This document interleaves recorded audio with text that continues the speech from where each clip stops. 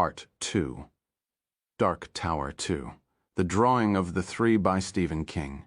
Series, The Dark Tower, Book 2. Chapter 4. Detta on the Other Side. "You must be on your guard," the gunslinger said, and Eddie had agreed, but the gunslinger knew Eddie didn't know what he was talking about. The whole back half of Eddie's mind, where survival is or isn't, didn't get the message. The gunslinger saw this. It was a good thing for Eddie he did. In the middle of the night, Detta Walker's eyes sprang open. They were full of starlight and clear intelligence.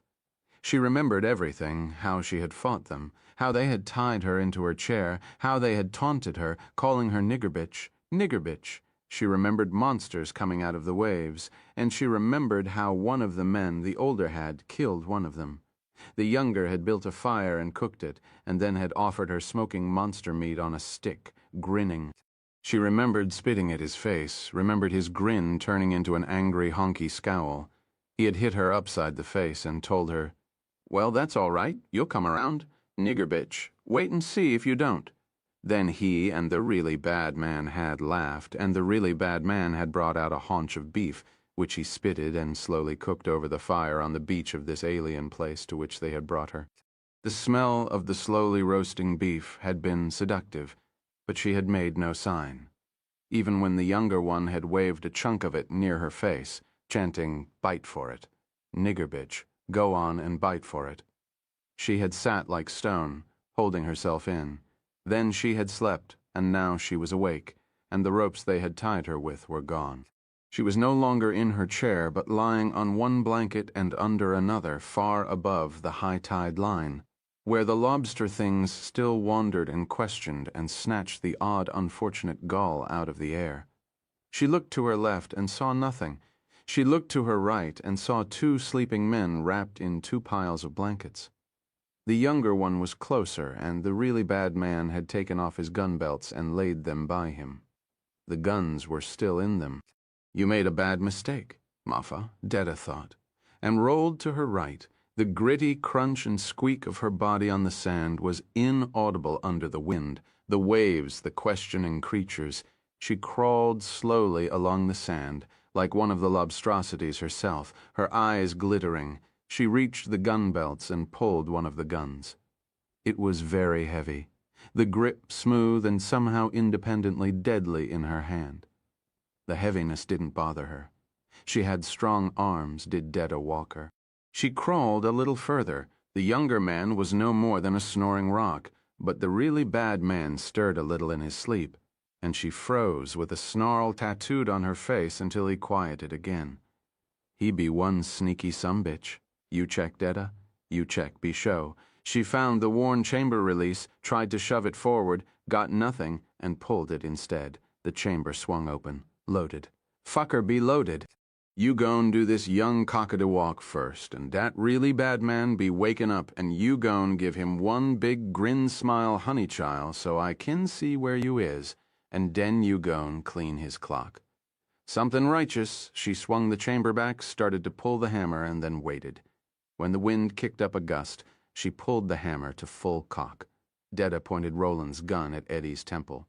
The gunslinger watched all this from one half-open eye. The fever was back, but not bad yet. Not so bad that he must mistrust himself. So he waited. That one half-open eye, the finger on the trigger of his body, the body which had always been his revolver when there was no revolver at hand. She pulled the trigger. Click, of course, click. When he and Eddie had come back with the waterskins from their palaver, Odetta Holmes had been deeply asleep in her wheelchair, slumped to one side. They had made her the best bed they could on the sand, and carried her gently from her wheelchair to the spread blankets. Eddie had been sure she would awake, but Roland knew better. He had killed, Eddie had built a fire, and they had eaten, saving a portion aside for Odetta in the morning. Then they had talked, and Eddie had said something which burst upon Roland like a sudden flare of lightning. It was too bright and too brief to be total understanding, but he saw much, the way one may discern the lay of the land in a single lucky stroke of lightning. He could have told Eddie then, but did not. He understood that he must be Eddie's court, and when one of Court's pupils was left hurt and bleeding by some unexpected blow, Court's response had always been the same. A child doesn't understand a hammer until he's mashed his finger at a nail. "Get up and stop whining, maggot! You have forgotten the face of your father." So Eddie had fallen asleep even though Roland had told him he must be on his guard, and when Roland was sure they both slept, he had waited longer for the lady, who could, he thought, be sly. He had reloaded his guns with spent casings, unstrapped them, that caused a pang, and put them by Eddie. Then he waited. 1 hour, 2, 3. Halfway through the 4th hour, as his tired and feverish body tried to drowse, he sensed rather than saw the lady come awake and came fully awake himself. He watched her roll over, he watched her turn her hands into claws and pull herself along the sand to where his gun belts lay. He watched her take one of them out, come closer to Eddie, and then pause, her head cocking, her nostrils swelling and contracting, doing more than smelling the air, tasting it. Yes, this was the woman he had brought across when she glanced toward the gunslinger. He did more than feign sleep, because she would have sensed sham. He went to sleep. When he sensed her gaze shift away, he awoke and opened that single eye again. He saw her begin to raise the gun. She did this with less effort than Eddie had shown the first time Roland saw him do the same thing, and point it toward Eddie's head. Then she paused, her face filled with an inexpressible cunning. In that moment she reminded him of Martin. She fiddled with the cylinder, getting it wrong at first, then swinging it open, she looked at the heads of the shells. Roland tensed, waiting first to see if she would know the firing pins had already been struck, waiting next to see if she would turn the gun, look into the other end of the cylinder, and see there was only emptiness there instead of lead. He had thought of loading the guns with cartridges which had already misfired, but only briefly. Court had taught them that every gun is ultimately ruled by Old Man Splitfoot, and a cartridge which misfires once may not do so a second time. If she did that, he would spring at once. But she swung the cylinder back in, began to cock the hammer, and then paused again. Paused for the wind to mask the single low click. He thought, here's another. God, she's evil, this one, and she's legless. But she's a gunslinger as surely as Eddie is one. He waited with her. The wind gusted. She pulled the hammer to full cock and placed it 1/2 inch from Eddie's temple, with a grin that was a ghoul's grimace. She pulled the trigger. Click. He waited. She pulled it again and again and again. Click, click, click. "Ma fash!" she screamed, and reversed the gun with liquid grace. Roland coiled but did not leap. A child doesn't understand a hammer until he's mashed his finger at a nail. If she kills him, she kills you. Doesn't matter, the voice of Court answered inexorably. Eddie stirred, and his reflexes were not bad. He moved fast enough to avoid being driven unconscious or killed. Instead of coming down on the vulnerable temple, the heavy gun butt cracked the side of his jaw. What? Jesus. Maffa. Honky. Maffa. Detta screamed, and Roland saw her raise the gun a second time. And even though she was legless and Eddie was rolling away, it was as much as he dared. If Eddie hadn't learned the lesson now, he never would. The next time the gunslinger told Eddie to be on his guard, Eddie would be, and besides, the bitch was quick. It would not be wise to depend further than this on either Eddie's quickness or the lady's infirmity. He uncoiled, flying over Eddie and knocking her backward, ending up on top of her. "You want it, Maffa?" she screamed at him, simultaneously rolling her crotch against his groin and raising the arm which still held the gun above his head. "You want it? I gon' give you what you want, show, Eddie," he shouted again, not just yelling now, but commanding. For a moment, Eddie just went on squatting there. Eyes wide, blood dripping from his jaw, it had already begun to swell. Staring, eyes wide. "Move, can't you move?" he thought. Or is it that you don't want to? His strength was fading now, and the next time she brought that heavy gun butt down, she was going to break his arm with it. That was if he got his arm up in time. If he didn't, she was going to break his head with it. Then Eddie moved. He caught the gun on the downswing, and she shrieked, turning toward him, biting at him like a vampire. cursing him in a gutter patois so darkly southern that even Eddie couldn't understand it. To Roland, it sounded as if the woman had suddenly begun to speak in a foreign language. But Eddie was able to yank the gun out of her hand, and with the impending bludgeon gone, Roland was able to pin her. She did not quit even then, but continued to buck and heave and curse, sweat standing out all over her dark face. Eddie stared, mouth opening and closing like the mouth of a fish. He touched tentatively at his jaw, winced, pulled his fingers back, examined them and the blood on them. She was screaming that she would kill them both. They could try and rape her, but she would kill them with her cunt. They would see that was one bad son of a bitching cave with teeth around the entrance, and if they wanted to try and explore it, they would find out. "What in the hell?" Eddie said stupidly. "One of my gun belts," the gunslinger panted harshly at him. "Get it. I'm going to roll her over on top of me, and you're going to grab her arms and tie her hands behind her. You ain't Neva." Detta shrieked and sunfished her legless body with such sudden force that she almost bucked Roland off. He felt her trying to bring the remainder of her right thigh up again and again, wanting to drive it into his balls. She. Move, God, curse your father's face." Roland roared, and at last Eddie moved. They almost lost control of her twice during the tying and binding. But Eddie was at last able to slip-knot one of Roland's gun belts around her wrists when Roland, using all his force, finally brought them together behind her, all the time drawing back from her lunging bites like a mongoose from a snake. The bites he avoided, but before Eddie had finished, the gunslinger was drenched with spittle, and then Eddie dragged her off, holding the short leash of the makeshift slip-knot to do it. He did not want to hurt this thrashing, screaming, cursing thing.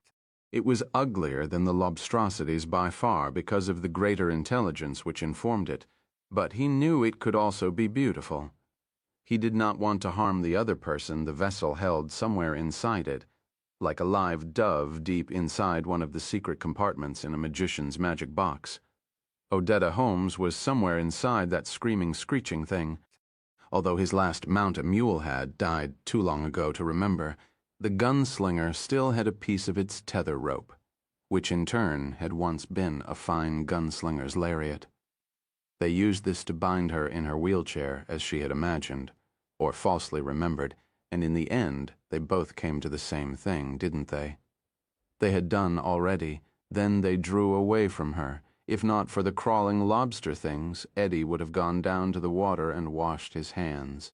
"I feel like I'm going to vomit," he said in a voice that jig-jagged up and down the scale like the voice of an adolescent boy. "Why don't you go on and eat each other's cocks?" the struggling thing in the chair screeched. "Why don't you just go on and do dat if you 'fraid of a black woman's cunny? You just go on show, suck on yo each one's candles. Do it while you got a chance, 'cause Detta Walker gone, get outen dis chair and cut dem skinny ol' white candles off and feed 'em to those walkin' buzzsaws down there. She's the woman I was in. Do you believe me now?" "I believed you before," Eddie said. "I told you that. You believed you believed. You believed on the top of your mind. Do you believe it all the way down now, all the way to the bottom?" Eddie looked at the shrieking, convulsing thing in the chair and then looked away, white except for the slash on his jaw, which was still dripping a little. That side of his face was beginning to look a little like a balloon. "Yes," he said. "God, yes. This woman is a monster." Eddie began to cry. The gunslinger wanted to comfort him, could not commit such a sacrilege. He remembered Jake too well and walked off into the dark with his new fever burning and aching inside him. Much earlier on that night, while Odetta still slept, Eddie said he thought he might understand what was wrong with her. Might? The gunslinger asked what he meant. She could be a schizophrenic. Roland only shook his head. Eddie explained what he understood of schizophrenia, gleanings from such films as The Three Faces of Eve and various TV programs, mostly the soap operas he and Henry had often watched while stoned. Roland had nodded, yes. The disease Eddie described sounded about right. A woman with two faces, one light and one dark. A face like the one the man in black had shown him on the 5th tarot card. And they don't know, these schizophrenics, that they have another? No, Eddie said, but he trailed off moodily, watching the lobstrosities crawl and question and crawl. But what? I'm no shrink, Eddie said, so I don't really know. Shrink, what is a shrink? Eddie tapped his temple. A head doctor, a doctor for your mind. They're really called psychiatrists. Roland nodded. He liked shrink better, because this lady's mind was too large, twice as large as it needed to be. But I think schizos almost always know something is wrong with them, Eddie said, because there are blanks. Maybe I'm wrong, but I always got the idea that they were usually two people who thought they had partial amnesia because of the blank spaces in their memories when the other personality was in control. She says she remembers everything. She really thinks she remembers everything. I thought you said she didn't believe any of this was happening. Yeah, Eddie said. But forget that for now. I'm trying to say that no matter what she believes, what she remembers goes right from her living room where she was sitting in her bathrobe watching the midnight news to here with no break at all. She doesn't have any sense that some other person took over between then and when you grabbed her in Macy's. Hell, that might have been the next day or even weeks later. I know it was still winter, because most of the shoppers in that store were wearing coats. The gunslinger nodded. Eddie's perceptions were sharpening. That was good. He had missed the boots and scarves, the gloves sticking out of coat pockets, but it was still a start. But otherwise, it's impossible to tell how long Odetta was that other woman because she doesn't know. I think she's in a situation she's never been in before, and her way of protecting both sides is this story about getting cracked over the head. Roland nodded, and the rings, seeing those, really shook her up. She tried not to show it, but it showed all right. Roland asked if these two women don't know they exist in the same body, and if they don't even suspect that something may be wrong, if each has her own separate chain of memories, partly real, but partly made up to fit the times the other is there, what are we to do with her? How are we even to live with her? Eddie had shrugged. Don't ask me.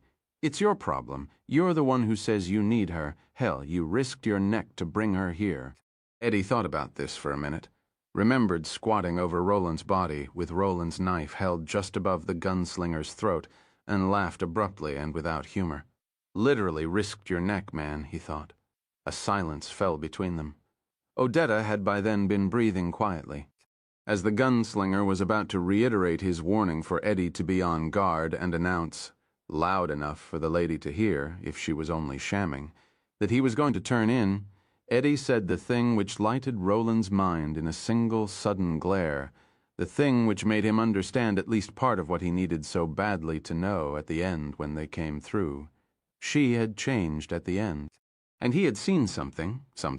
Tell you what, Eddie said, moodily stirring the remains of the fire with a split claw from this night's kill. When you brought her through, I felt like I was a schizo. Why? Eddie thought, then shrugged. It was too hard to explain. Or maybe he was just too tired. It's not important.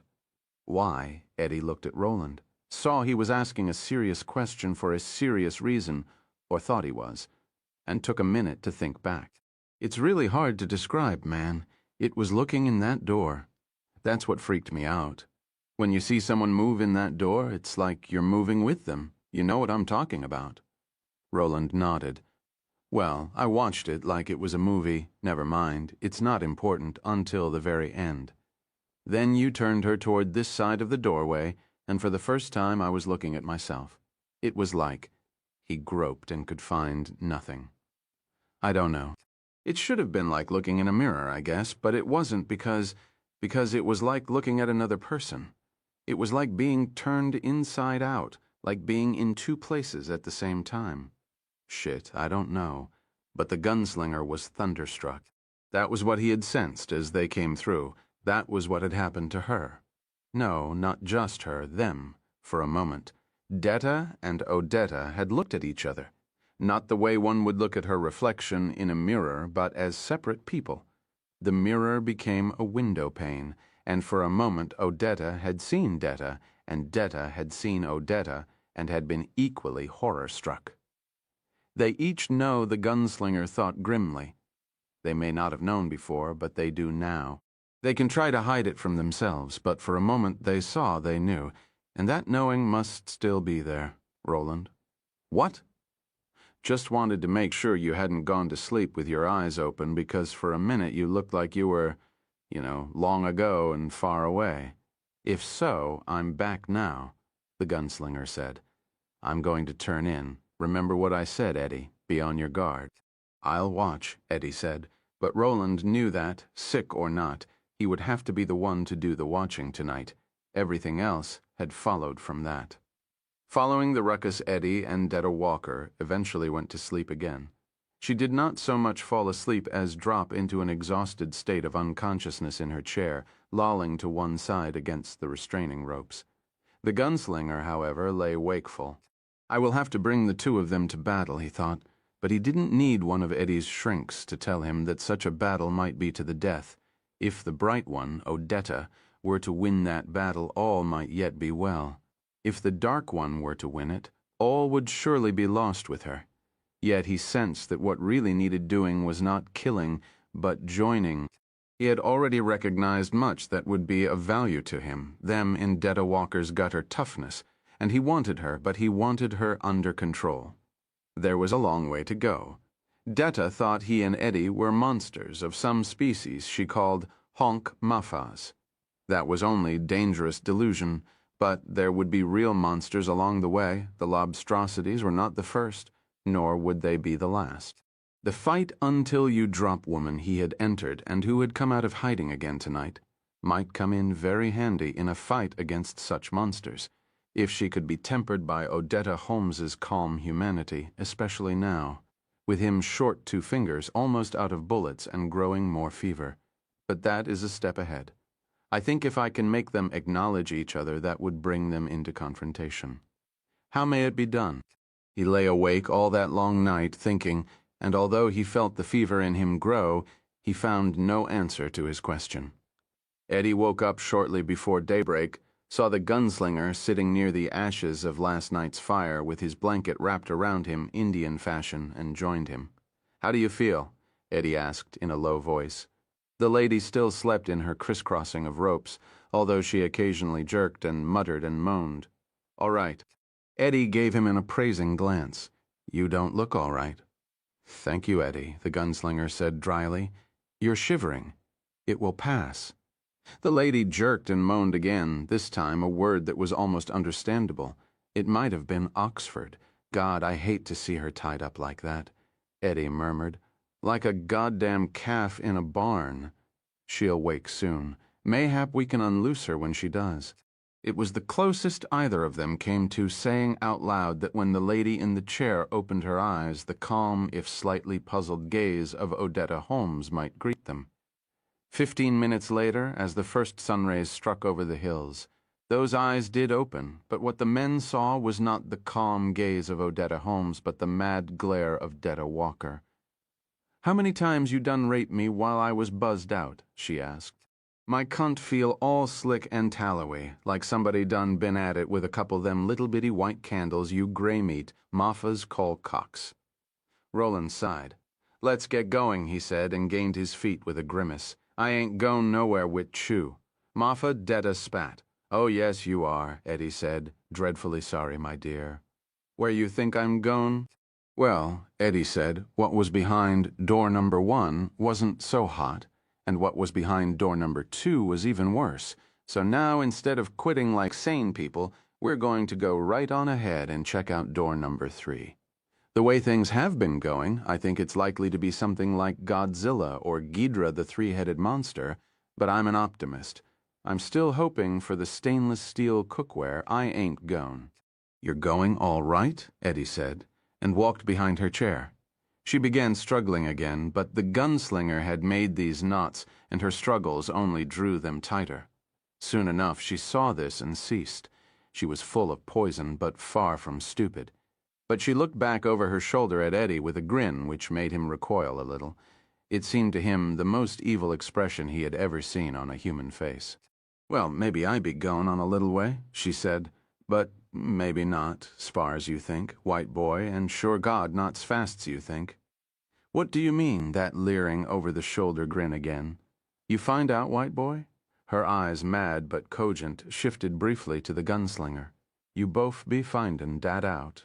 Eddie wrapped his hands around the bicycle grips at the ends of the push handles on the back of her wheelchair, and they began north again, now leaving not only footprints, but the twin tracks of the lady's chair as they moved up the seemingly endless beach. The day was a nightmare. It was hard to calculate distance traveled when you were moving along a landscape which varied so little, but Eddie knew their progress had slowed to a crawl, and he knew who was responsible. Oh, yeah. "You both be findin' dat out," Detta had said, and they hadn't been on the move more than half an hour before the finding out began. Pushing. That was the first thing.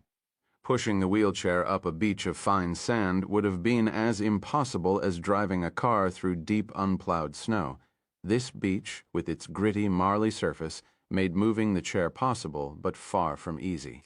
It would roll along smoothly enough for a while, crunching over shells and popping little pebbles to either side of its hard rubber tires, and then it would hit a dip where finer sand had drifted, and Eddie would have to shove, grunting, to get it and its solid, unhelpful passenger through it. The sand sucked greedily at the wheels. You had to simultaneously push and throw your weight against the handles of the chair in a downward direction, or it and its bound occupant would tumble over face first onto the beach. Detta would cackle as he tried to move her without upending her. "You having a good time back, dear honey child?" she asked, each time the chair ran into one of these dry bogs when the gunslinger moved over to help. Eddie motioned him away. "You'll get your chance," he said. "We'll switch off. But I think my turns are going to be a hell of a lot longer than his." A voice in his head spoke up. "The way he looks, he's going to have his hands full, just keeping himself moving before much longer, let alone moving the woman in this chair." "No, Sir Eddie, I'm afraid this bud's for you. It's God's revenge. You know it? All those years you spent as a junkie, and guess what? You're finally the pusher." He uttered a short, out-of-breath laugh. "What's so funny, white boy?" Detta asked, and although Eddie thought she meant to sound sarcastic, it came out sounding just a tiny bit angry. Ain't supposed to be any laughs in this for me, he thought. None at all. Not as far as she's concerned. You wouldn't understand, babe. Just let it lie. I be lettin' you lie before this be all over, she said. Be lettin' you and yo badass buddy there lie in pieces all over dis beach show. Meantime, you better save yo brief to do yo pushin' with. You already sound like you gettin' a little short-winded. Well, you talk for both of us, then, Eddie panted. You never seem to run out of wind. I go'n break wind, gray meat? Go'n break it over yo dead face? Promises, promises. Eddie shoved the chair out of the sand and onto relatively easier going for a while, at least. The sun was not yet fully up, but he had already worked up a sweat. This is going to be an amusing and informative day, he thought. I can see that already, stopping. That was the next thing. They had struck a firm stretch of beach. Eddie pushed the chair along faster, thinking vaguely that if he could keep this bit of extra speed, he might be able to drive right through the next sand trap he happened to strike on pure impetus. All at once, the chair stopped. Stopped dead. The crossbar on the back hit Eddie's chest with a thump. He grunted. Roland looked around, but not even the gunslinger's cat-quick reflexes could stop the lady's chair from going over exactly as it had threatened to do in each of the sand traps. It went, and Detta went with it, tied and helpless, but cackling wildly. She still was when Roland and Eddie finally managed to right the chair again. Some of the ropes had drawn so tight they must be cutting cruelly into her flesh, cutting off the circulation to her extremities. Her forehead was slashed and blood trickled into her eyebrows. She went on cackling just the same. The men were both gasping, out of breath by the time the chair was on its wheels again. The combined weight of it and the woman in it must have totaled 250 pounds, most of it chair. It occurred to Eddie that if the gunslinger had snatched Detta from his own, when, 1987, the chair might have weighed as much as 60 pounds less. Detta giggled, snorted, blinked blood out of her eyes. "Looky here, you boys done opsot me," she said. "Call your lawyer," Eddie muttered. "Sue us." and got yoselfs all tuckered out, gettin' me back on top again. Must have taken you 10 minutes, too. The gunslinger took a piece of his shirt, enough of it was gone now, so the rest didn't much matter, and reached forward with his left hand to mop the blood away from the cut on her forehead. She snapped at him, and from the savage click those teeth made when they came together, Eddie thought that, if Roland had been only 1 instant slower in drawing back, Detta Walker would have evened up the number of fingers on his hands for him again. She cackled and stared at him with meanly merry eyes, but the gunslinger saw fear hidden far back in those eyes. She was afraid of him. Afraid because he was the really bad man. Why was he the really bad man? Maybe because on some deeper level she sensed what he knew about her. "Almost got you, gray meat," she said. "Almost got you that time," and cackled witch-like. "Hold her head," the gunslinger said evenly. "She bites like a weasel." Eddie held it while the gunslinger carefully wiped the wound clean. It wasn't wide and didn't look deep, but the gunslinger took no chances. He walked slowly down to the water, soaked the piece of shirting in the salt water, and then came back. She began to scream as he approached. "Doan you be touchin' me wid dat thing. Doan you be touchin' me wid no water from where them poison things come from. Get it away! Get it away!" "Hold her head," Roland said in the same even voice. She was whipping it from side to side. "I don't want to take any chances." Eddie held it and squeezed it when she tried to shake free. She saw he meant business and immediately became still, showing no more fear of the damp rag. It had been only sham after all. She smiled at Roland as he bathed the cut, carefully washing out the last clinging particles of grit. "In fact, you look mo than jest tuckered out," Detta observed. "You look sick, gray meat. I don't think you ready fo no long trip. I don't think you ready fo nothing like dat." Eddie examined the chair's rudimentary controls.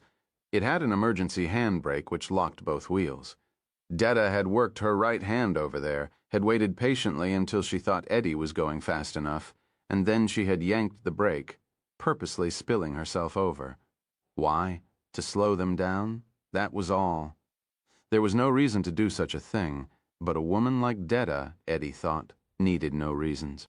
A woman like Detta was perfectly willing to do such things out of sheer meanness.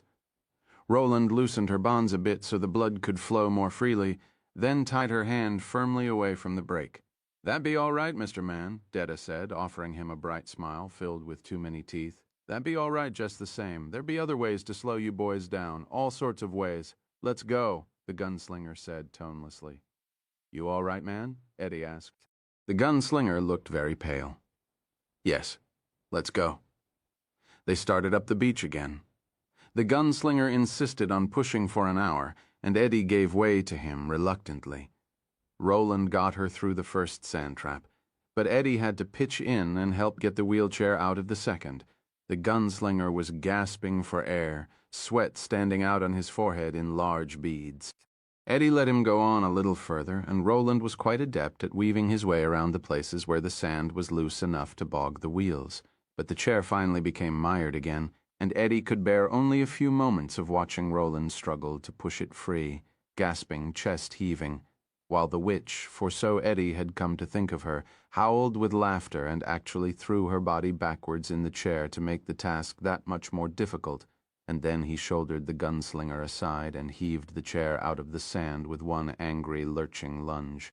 The chair tottered, and now he sensed her shifting forward, as much as the ropes would allow, doing this with a weird prescience at the exactly proper moment, trying to topple herself again.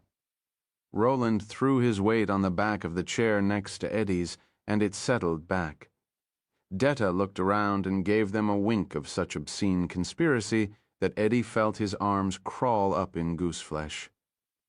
"You almost opsot me again, boys," she said. "You want to look out for me now. I ain't new thin, but a old crippled lady, so you want to have a care for me now." She laughed fit to split. Although Eddie cared for the woman that was the other part of her, was near to loving her just on the basis of the brief time he had seen her and spoken with her, he felt his hands itch to close around her windpipe and choke that laugh, choke it until she could never laugh again. She peered around again, saw what he was thinking, as if it had been printed on him in red ink, and laughed all the harder. Her eyes dared him. Go on, Greymeat. Go on, you want to do it? Go on and do it. In other words, don't just tip the chair, tip the woman, Eddie thought. Tip her over for good. That's what she wants. For Detta, being killed by a white man may be the only real goal she has in life. Come on, he said, and began pushing again. We are gonna tour the seacoast, sweet thang, like it or not. Fuck you, she spat. Cram it, babe.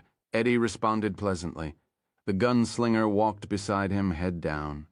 They came to a considerable outcropping of rocks when the sun said it was about 11, and here they stopped for nearly an hour, taking the shade as the sun climbed toward the roof peak of the day. Eddie and the gunslinger ate leftovers from the previous night's kill.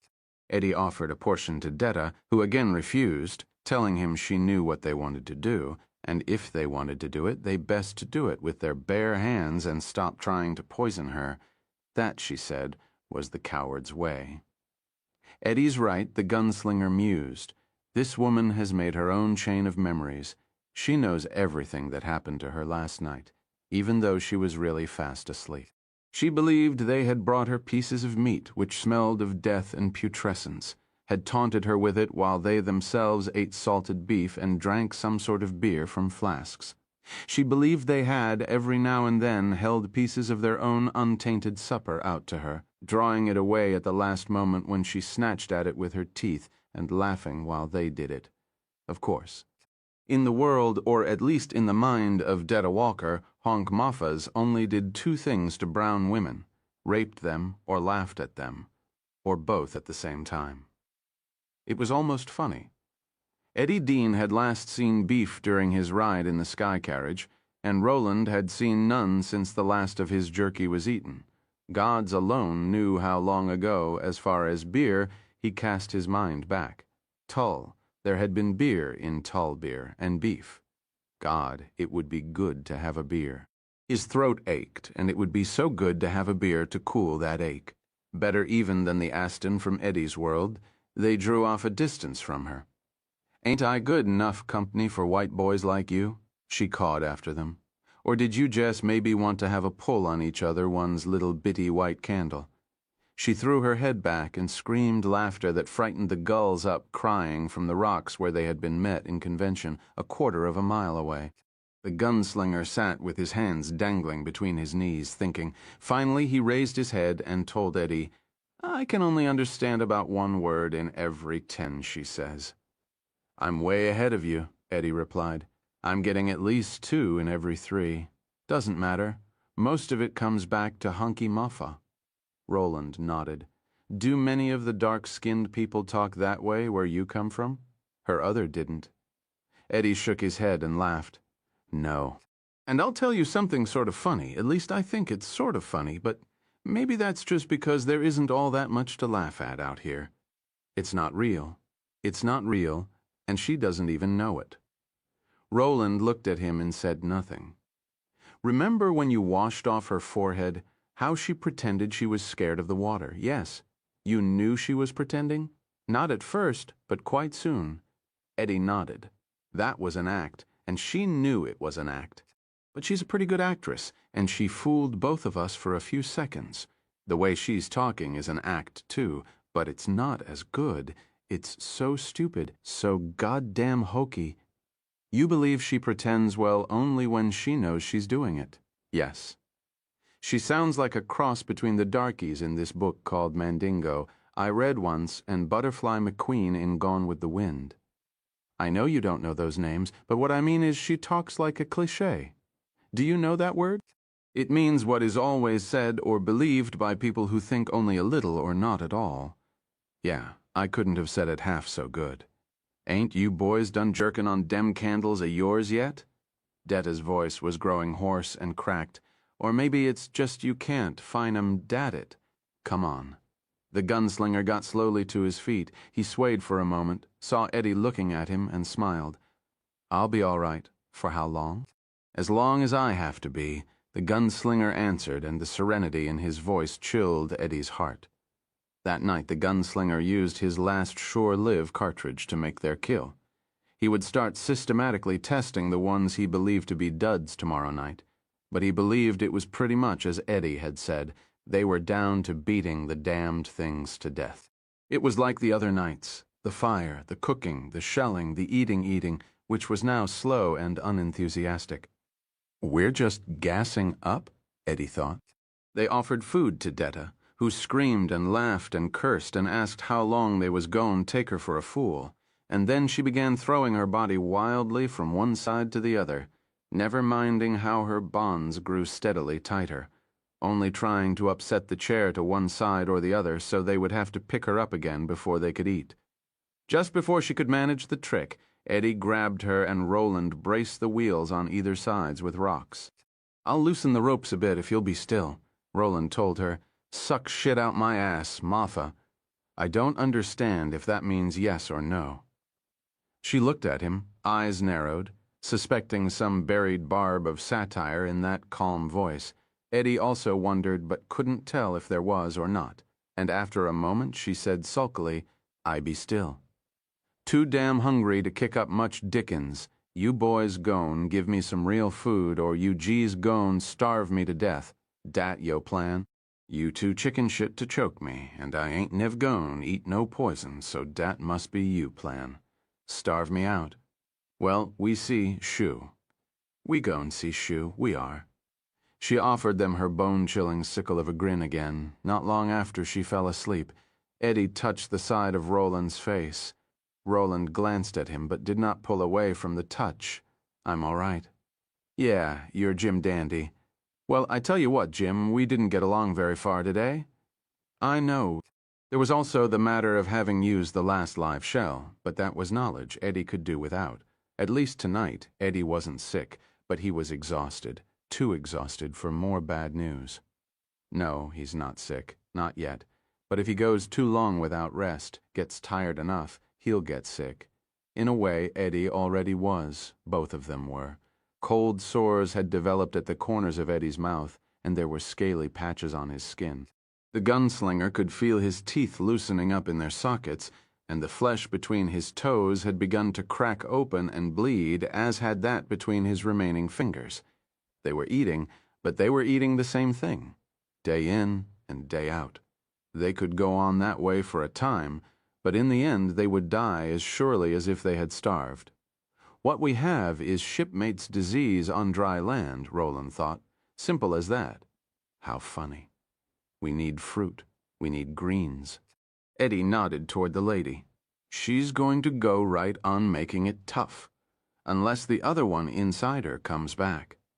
That would be nice, but we can't count on it, Eddie said. He took a piece of blackened claw and began to scrawl aimless patterns in the dirt. Any idea how far the next door might be? Roland shook his head. I only ask because if the distance between number 2 and number 3 is the same as the distance between number 1 and number 2, we could be in deep shit. We're in deep shit right now. Neck deep, Eddie agreed moodily. I just keep wondering how long I can tread water. Roland clapped him on the shoulder, a gesture of affection so rare it made Eddie blink. There's one thing that lady doesn't know, he said. Oh, what's that? We honk moffas can tread water a long time. Eddie laughed at that, laughed hard, smothering his laughter against his arm so he wouldn't wake Detta up. He'd had enough of her for one day, please and thank you. The gunslinger looked at him, smiling. I'm going to turn in, he said. Be on my guard. Yeah, I will. Screaming was next. Eddie fell asleep the moment his head touched the bunched bundle of his shirt, and it seemed only 5 minutes later when Detta began screaming. He was awake at once, ready for anything. Some king lobster arisen from the deep to take revenge for its slain children, or a horror down from the hills. It seemed he was awake at once anyway, but the gunslinger was already on his feet, a gun in his left hand. When she saw they were both awake, Detta promptly quit screaming. Jess thought I'd see if you boys on yo toes, she said. Might be woofs. Looks likely enough country for 'em. Wanted to make show if I saw me a woof creepin' up, I could get you on yo feet in time. but there was no fear in her eyes. They glinted with mean amusement. Christ, Eddie said groggily. The moon was up, but barely risen. They had been asleep less than 2 hours. The gunslinger holstered his gun. Don't do it again, he said to the lady in the wheelchair. What you gon' do if I do rape me? If we were going to rape you, you would be one well-raped woman by now, the gunslinger said evenly. Don't do it again. He lay down again, pulling his blanket over him. Christ, dear Christ, Eddie thought. What a mess this is. What a fuck. And that was as far as the thought went before trailing off into exhausted sleep again, and then she was splintering the air with fresh shrieks, shrieking like a fire bell, and Eddie was up again, his body flaming with adrenaline, hands clenched, and then she was laughing, her voice hoarse and raspy. Eddie glanced up and saw the moon had advanced less than 10 degrees since she had awakened them the first time. She means to keep on doing it, he thought wearily. She means to stay awake and watch us, and when she's sure we're getting down into deep sleep, that place where you recharge, she's going to open her mouth and start bellowing again. She'll do it and do it and do it until she doesn't have any voice left to bellow with. Her laughter stopped abruptly. Roland was advancing on her, a dark shape in the moonlight. You just stay away from me, Greymeat, Detta said, but there was a quiver of nerves in her voice. You ain't gon' do nothing to me. Roland stood before her, and for a moment Eddie was sure, completely sure, that the gunslinger had reached the end of his patience and would simply swat her like a fly. Instead, astoundingly, he dropped to one knee before her like a suitor about to propose marriage. Listen, he said, and Eddie could scarcely credit the silky quality of Roland's voice. He could see much the same deep surprise on Detta's face, only there fear was joined to it. Listen to me, Odetta. Who you callin', Odetta? That ain't my name. Shut up, bitch, the gunslinger said in a growl, and then, reverting to that same silken voice, if you hear me, and if you can control her at all, why you talkin' at me dat way? Why you talkin' like you was talkin' to somebody else? You quit dat honky jive, you jeez quit it now, you hear me. Keep her shut up. I can gag her, but I don't want to do that. A hard gag is a dangerous business. People choke. You quit it, you hunky bullshit voodoo mafa, Odetta. His voice was a whisper, like the onset of rain. She fell silent, staring at him with huge eyes. Eddie had never in his life seen such hate and fear combined in human eyes. I don't think this bitch would care if she did die on a hard gag. She wants to die, but maybe even more she wants you to die. But you haven't died, not so far, and I don't think Detta is brand new in your life. She feels too at home in you, so maybe you can hear what I'm saying, and maybe you can keep some control over her even if you can't come out yet. Don't let her wake us up a third time, Odetta. I don't want to gag her. But if I have to, I will. He got up, left without looking back, rolled himself into his blanket again, and promptly fell asleep. She was still staring at him, eyes wide, nostrils flaring. Honky voodoo bullshit, she whispered. Eddie lay down, but this time it was a long time before sleep came to claim him, in spite of his deep tiredness. He would come to the brink, anticipate her screams, and snap back. 3 hours or so later, with the moon now going the other way, he finally dropped off. Detta did no more screaming that night, either because Roland had frightened her, or because she wanted to conserve her voice for future alarums and excursions, or possibly, just possibly, because Odetta had heard and had exercised the control the gunslinger had asked of her. Eddie slept at last, but awoke sodden and unrefreshed. He looked toward the chair, hoping against hope that it would be Odetta. Please God, let it be Odetta this morning. Mawnin', white bread, Detta said and grinned her shark-like grin at him. Thought you was goin' sleep till noon. You can't be doin' nothin' like dat, can you? We got to bus us some miles here, ain't dat fact of de matter? Sho, and I think you the one gon' have to do most of de bustin', cause dat other fella, one with de voodoo eyes, he lookin' mo peaky all de time. I declare he do. Yes. I don't think he gon' be eatin' anythin' much longer. Not even dat fancy smoked meat you white bread boys keep fo when you done joikin' on each other one's little bitty white candles. So let's go, white bread. Detta don't want to be down keeping you. Her lids and her voice both dropped a little. Her eyes peeked at him slyly from their corners. Not fum startin' out, leastways. Dis gon' be a day you 'member, white bread, those sly eyes promised.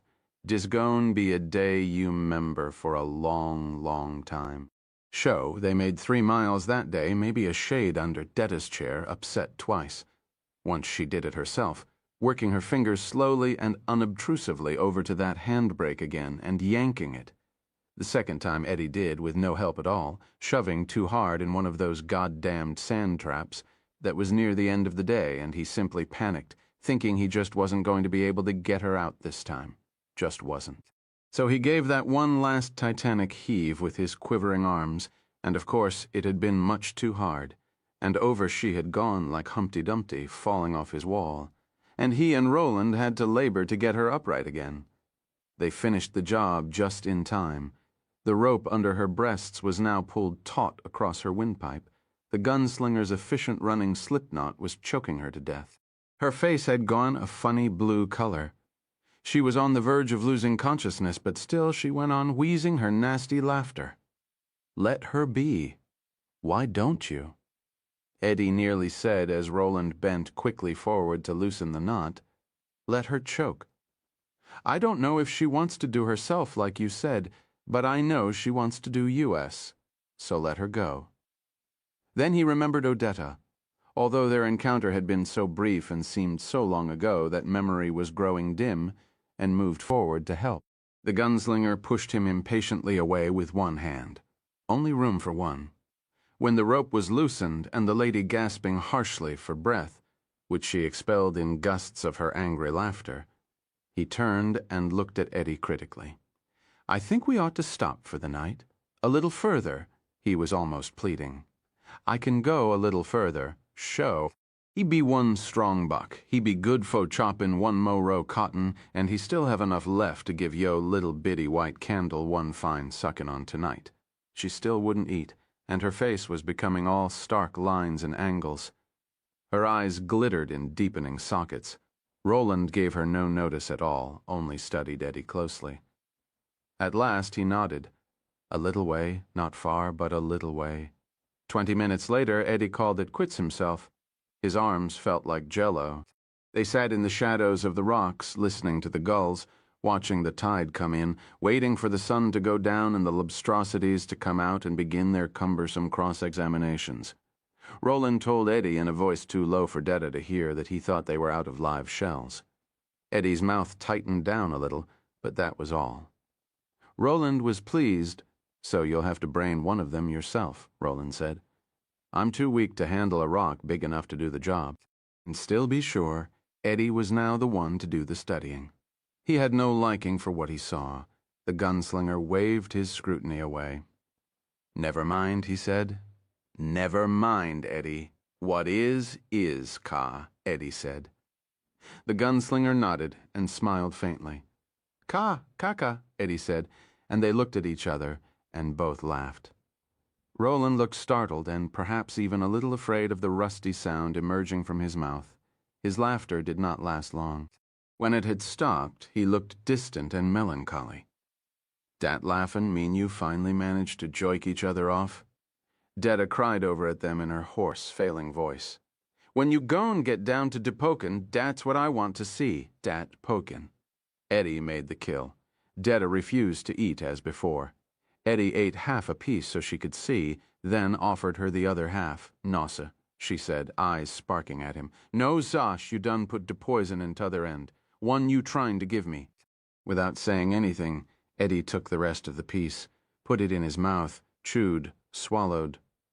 Doan mean a thing, Detta said sulkily. Leave me alone, gray meat. Eddie wouldn't. He brought her another piece. You tear it in half, give me whichever you want, I'll eat it. Then you eat the rest.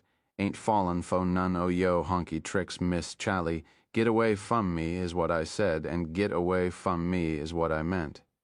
She did not scream in the night, but she was still there the next morning. That day they made only 2 miles. Although Detta made no effort to upset her chair, Eddie thought she might be growing too weak for acts of attempted sabotage, or perhaps she had seen there was really no need for them.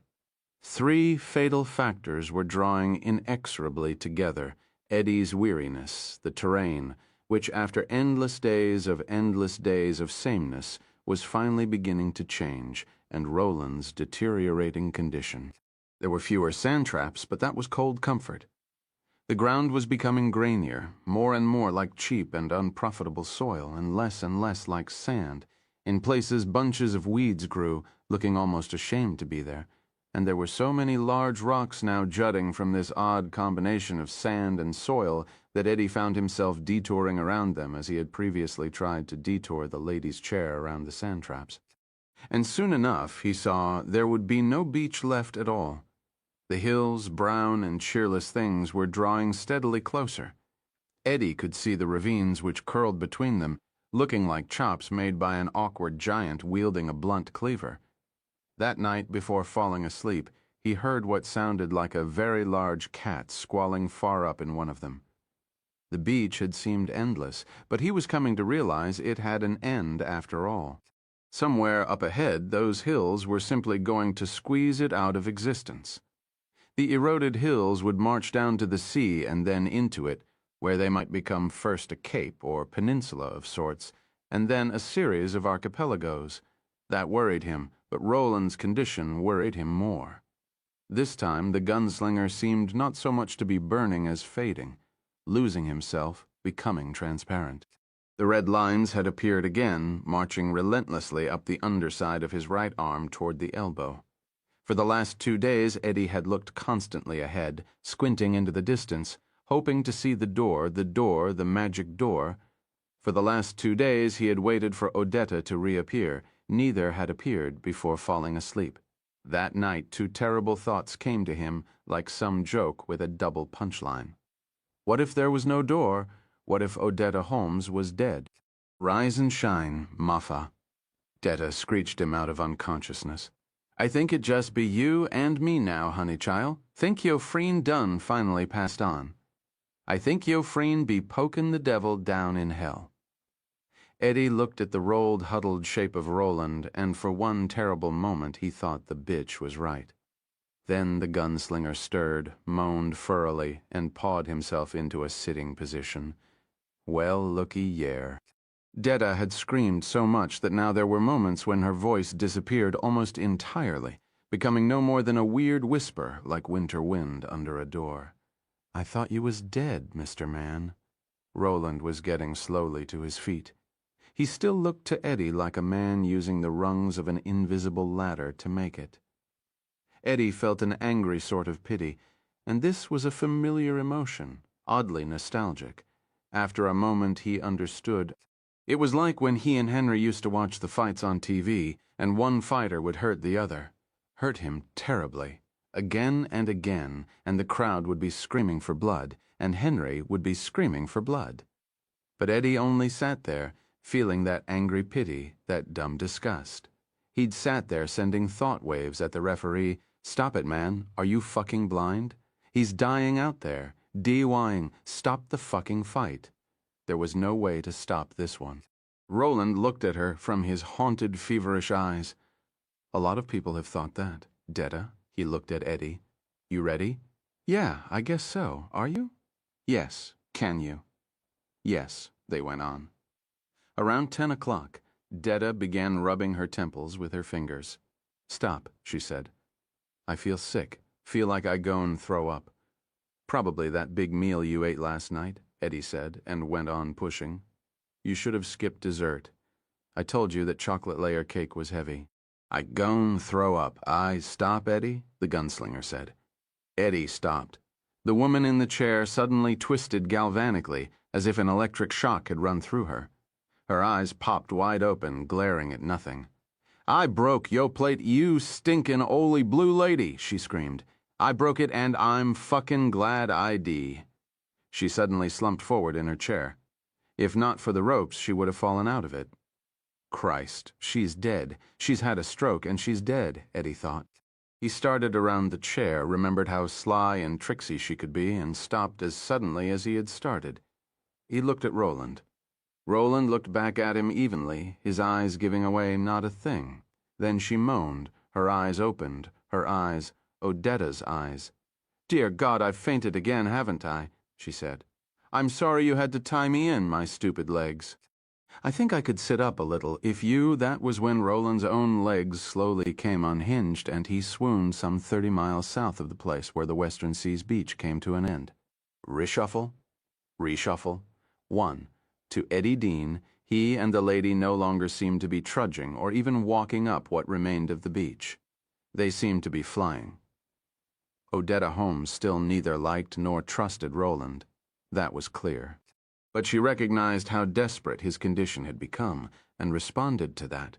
Now, instead of pushing a dead clump of steel and rubber to which a human body just happened to be attached, Eddie felt almost as if he were pushing a glider. Go with her. Before I was watching out for you, and that was important. Now I'll only slow you down. He came to realize how right the gunslinger was almost at once. Eddie pushed the chair, Odetta pumped it. One of the gunslinger's revolvers was stuck in the waistband of Eddie's pants. "Do you remember when I told you to be on your guard, and you weren't?" "Yes. I'm telling you again. Be on your guard every moment. If her other comes back, don't wait even a second, brain her. What if I kill her? Then it's the end. But if she kills you, that's the end too. And if she comes back, she'll try. She'll try." Eddie hadn't wanted to leave him. It wasn't just that cat scream in the night, although he kept thinking about it. It was simply that Roland had become his only touchstone in this world. He and Odetta didn't belong here. Still, he realized that the gunslinger had been right. "Do you want to rest?" he asked Odetta. "There's more food, a little." "Not yet," she answered, although her voice sounded tired. "Soon. All right, but at least stop pumping. You're weak. Your stomach, you know. All right." She turned, her face gleaming with sweat, and favored him with a smile that both weakened and strengthened him. He could have died for such a smile, and thought he would if circumstances demanded. He hoped to Christ circumstances wouldn't, but it surely wasn't out of the question. Time had become something so crucial it screamed. She put her hands in her lap, and he went on pushing. The tracks the chair left behind were now dimmer. The beach had become steadily firmer, but it was also littered with rubble that could cause an accident. You wouldn't have to help one happen at the speed they were going. A really bad accident might hurt Odetta, and that would be bad. Such an accident could also wreck the chair, and that would be bad for them and probably worse for the gunslinger, who would almost surely die alone. And if Roland died, they would be trapped in this world forever. With Roland too sick and weak to walk, Eddie had been forced to face one simple fact. There were 3 people here, and 2 of them were cripples. So what hope? What chance was there? The chair was the hope, the whole hope, and nothing but the hope. So help them, God. 2. The gunslinger had regained consciousness shortly after Eddie dragged him into the shade of a rock outcropping. His face, where it was not ashy, was a hectic red. His chest rose and fell rapidly. His right arm was a network of twisting red lines. "Feed her," he croaked at Eddie. "You, never mind me, I'll be all right. Feed her, she'll eat now, I think, and you'll need her strength." "Roland, what if she's just pretending to be?" The gunslinger gestured impatiently. "She's not pretending to be anything except alone in her body." "I know it, and you do too. It's in her face. Feed her for the sake of your father, and while she eats, come back to me. Every minute counts now. Every second." Eddie got up, and the gunslinger pulled him back with his left hand. Sick or not, his strength was still there. And say nothing about the other. Whatever she tells you, however she explains, don't contradict her. Why? I don't know. I just know it's wrong. Now do as I say, and don't waste any more time. Odetta had been sitting in her chair, looking out at the sea with an expression of mild and bemused amazement. When Eddie offered her the chunks of lobster left over from the previous night, she smiled ruefully. "I would, if I could," she said, "but you know what happens?" Eddie, who had no idea what she was talking about, could only shrug and say, "It wouldn't hurt to try again, Odetta. You need to eat, you know. We've got to go as fast as we can." She laughed a little and touched his hand. He felt something like an electric charge jump from her to him, and it was her Odetta. He knew it as well as Roland did. "I love you, Eddie. You have tried so hard, been so patient." So has he? She nodded toward the place where the gunslinger lay propped against the rocks watching. "But he is a hard man to love." "Yeah. Don't I know it? I'll try one more time." "For you," she smiled, and he felt all the world move for her, because of her, and he thought, "Please, God, I have never had much, so please don't take her away from me again, please." She took the chunks of lobster meat, wrinkled her nose in a rueful comic expression, and looked up at him. "Must I?" "Just give it a shot," he said. "I never ate scallops again," she said. "Pardon? I thought I told you." "You might have," he said, and gave a little nervous laugh. What the gunslinger had said about not letting her know about the other loomed very large inside his mind just then. "We had them for dinner one night when I was 10 or 11. I hated the way they tasted, like little rubber balls, and later I vomited them up. I never ate them again. But," she sighed, "as you say, I'll give it a shot." She put a piece in her mouth like a child taking a spoonful of medicine she knows will taste nasty. She chewed slowly at first, then more rapidly. She swallowed. Took another piece. Chewed. Swallowed. Another. Now she was nearly wolfing it. "Whoa, slow down," Eddie said. "It must be another kind." "That's it. Of course it is." She looked at Eddie shiningly. "We've moved further up the beach, and the species has changed. I'm no longer allergic, it seems. It doesn't taste nasty like it did before, and I did try to keep it down, didn't I?" She looked at him nakedly. "I tried very hard. Yeah." To himself, he sounded like a radio broadcasting a very distant signal. "She thinks she's been eating every day and then upchucking everything. She thinks that's why she's so weak. Christ almighty. Yeah, you tried like hell." It tastes, these words were hard to pick up because her mouth was full. "It tastes so good," she laughed. The sound was delicate and lovely. "It's going to stay down. I'm going to take nourishment. I know it. I feel it. Just don't overdo it," he cautioned, and gave her one of the water skins. "You're not used to it." All that he swallowed, and there was an audible to him at least, click in his throat. All that throwing up. "Yes, yes.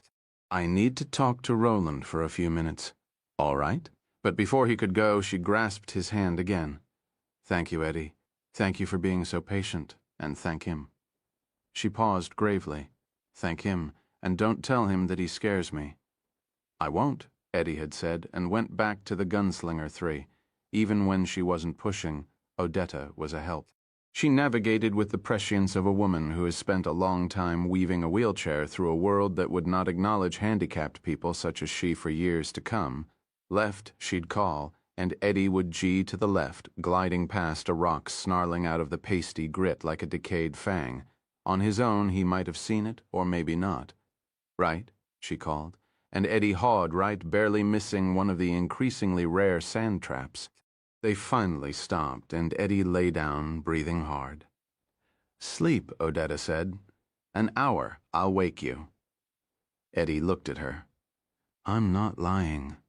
I observed your friend's condition, Eddie. He's not exactly my friend, and I know how important time is. I won't let you sleep longer than an hour out of a misguided sense of mercy. I can tell the sun quite well. You won't do that man any good by wearing yourself out, will you?" "No," he said, thinking, "but you don't understand. If I sleep and Detta Walker comes back—" "Sleep, Eddie?" she said. And since Eddie was too weary and too much in love to do other than trust her, he did. He slept, and she woke him when she said she would, and she was still Odetta. And they went on, and now she was pumping again, helping. They raced up the diminishing beach toward the door Eddie kept frantically looking for and kept not seeing. For, when he left Odetta eating her first meal in days and went back to the gunslinger, Roland seemed a little better. "Hunker down," he said to Eddie. Eddie hunkered. Leave me the skin that's half full, all I need, take her to the door. What if I don't? Find it, you'll find it. The first two were there, this one will be too. If you get there before sundown tonight, wait for dark and then kill double. You'll need to leave her food and make sure she's sheltered as well as she can be. If you don't reach it tonight, kill triple here. He handed over one of his guns. Eddie took it with respect, surprised as before by how heavy it was. I thought the shells were all losers. Probably are, but I've loaded with the ones I believe were wetted least 3 from the buckle side of the left belt, 3 from the buckle side of the right. 1 may fire. 2, if you're lucky, don't try them on the crawlies. His eyes considered Eddie briefly. There may be other things out there? You heard it too, didn't you? If you mean something yowling in the hills, yes. If you mean the bugger man, as your eyes say, no. I heard a wildcat in the breaks, that's all. Maybe with a voice 4 times the size of its body. It may be nothing you can't drive off with a stick, but there's her to think about. If her other comes back, you may have to. I won't kill her. If that's what you're thinking, you may have to wing her. You understand? Eddie gave a reluctant nod. Goddamn shells probably wouldn't fire anyway, so there was no sense getting his panties in a bunch about it. When you get to the door, leave her, shelter her as well as you can, and come back to me with the chair. And the gun? The gunslinger's eyes blazed so brightly that Eddie snapped his head back, as if Roland had thrust a flaming torch in his face. Gods, yes, leave her with a loaded gun when her other might come back at any time? Are you insane? The shells? Fuck the shells. The gunslinger cried, and a freak drop in the wind allowed the words to carry. Odetta turned her head, looked at them for a long moment, then looked back toward the sea. Leave it with her not. Eddie kept his voice low in case the wind should drop again. What if something comes down from the breaks while I'm on my way back here? Some kind of cat 4 times bigger than its voice instead of the other way around. Something you can't drive off with a stick? Give her a pile of stones, the gunslinger said. Stones, Jesus wept. Man, you are such a fucking shit, I'm thinking. The gunslinger said, something you seem unable to do. I gave you the gun so you could protect her from the sort of danger you're talking about for half of the trip you must make. Would it please you if I took the gun back then? Perhaps you could die for her? Would that please you? Very romantic. Except then, instead of just her, all 3 of us would go down. Very logical. You're still a fucking shit, however. Go or stay. Stop calling me names. You forgot something, Eddie said furiously. What was that? You forgot to tell me to grow up. That's what Henry always used to say. Oh, grow up, kid. The gunslinger had smiled, a weary, oddly beautiful smile. I think you have grown up. Will you go or stay? I'll go, Eddie said. What are you going to eat? She scarfed the leftovers. The fucking shit will find a way. The fucking shit has been finding one for years. Eddie looked away. I guess I'm sorry I called you that, Roland. It's been, he laughed suddenly, shrilly. It's been a very trying day, Roland smiled again. Yes, he said. It has 5. They made the best time of the entire trek that day, but there was still no door in sight when the sun began to spill its gold track across the ocean. Although she told him she was perfectly capable of going on for another half an hour, he called a halt and helped her out of the chair. He carried her to an even patch of ground that looked fairly smooth, got the cushions from the back of the chair and the seat, and eased them under her. Lord, it feels so good to stretch out, she sighed, but her brow clouded. I keep thinking of that man back there, Roland, all by himself, and I can't really enjoy it. Eddie, who is he? What is he? And almost as an afterthought, and why does he shout so much? Just his nature, I guess, Eddie said, and abruptly went off to gather rocks. Roland hardly ever shouted. He guessed some of it was this morning, fuck the shells, but that the rest of it was false memory, the time she thought she had been Odetta. He killed triple, as the gunslinger had instructed, and was so intent on the last that he skipped back from a 4th which had been closing in on his right with only an instant to spare. He saw the way its claws clicked on the empty place which had been occupied by his foot and leg a moment before, and thought of the gunslinger's missing fingers. He cooked over a dry wood fire. The encroaching hills and increasing vegetation made the search for good fuel quicker and easier. That was one thing, while the last of the daylight faded from the western sky. "Look, Eddie," she cried, pointing up. He looked and saw a single star gleaming on the breast of the night. "Isn't it beautiful?" "Yes," he said, and suddenly, for no reason, his eyes filled with tears. Just where had he been all of his goddamned life? Where had he been? What had he been doing? Who had been with him while he did it? And why did he suddenly feel so grimy and abysmally beshitted? Her lifted face was terrible in its beauty, irrefutable in this light. But the beauty was unknown to its possessor, who only looked at the star with wide, wondering eyes and laughed softly. "Star light, star bright," she said, and stopped. She looked at him. "Do you know it, Eddie?" "Yeah." Eddie kept his head down. His voice sounded clear enough, but if he looked up, she would see he was weeping. "Then help me. But you have to look, okay?" He wiped the tears into the palm of one hand and looked up at the star with her star light. She looked at him and he joined her. Star bright, her hand reached out, groping, and he clasped it, one the delicious brown of light chocolate, the other the delicious white of a dove's breast. "First star I see tonight," they spoke solemnly in unison. Boy and girl for this now, not man and woman as they would be later. When the dark was full and she called to ask him if he was asleep, and he said no, and she asked if he would hold her because she was cold. Wish I may. Wish I might. They looked at each other, and he saw that tears were streaming down her cheeks. His own came again, and he let them fall in her sight. This was not a shame, but an inexpressible relief. They smiled at each other. "Have the wish I wish tonight," Eddie said, and thought, "Please, always you, have the wish I wish tonight," she echoed, and thought, "If I must die in this odd place, please let it not be too hard, and let this good young man be with me." "I'm sorry I cried," she said, wiping her eyes. "I don't usually, but it's been a very trying day," he finished for her. "Yes, and you need to eat, Eddie. You do too. I just hope it doesn't make me sick again." He smiled at her. "I don't think it will." 6 later, with strange galaxies turning in slow gavotte overhead, neither thought the act of love had ever been so sweet, so full. 7, they were off with the dawn racing, and by 9, Eddie was wishing he had asked Roland what he should do if they came to the place where the hills cut off the beach and there was still no door in sight. It seemed a question of some importance, because the end of the beach was coming, no doubt about that. The hills marched ever closer, running in a diagonal line toward the water. The beach itself was no longer a beach at all, not really. The soil was now firm and quite smooth.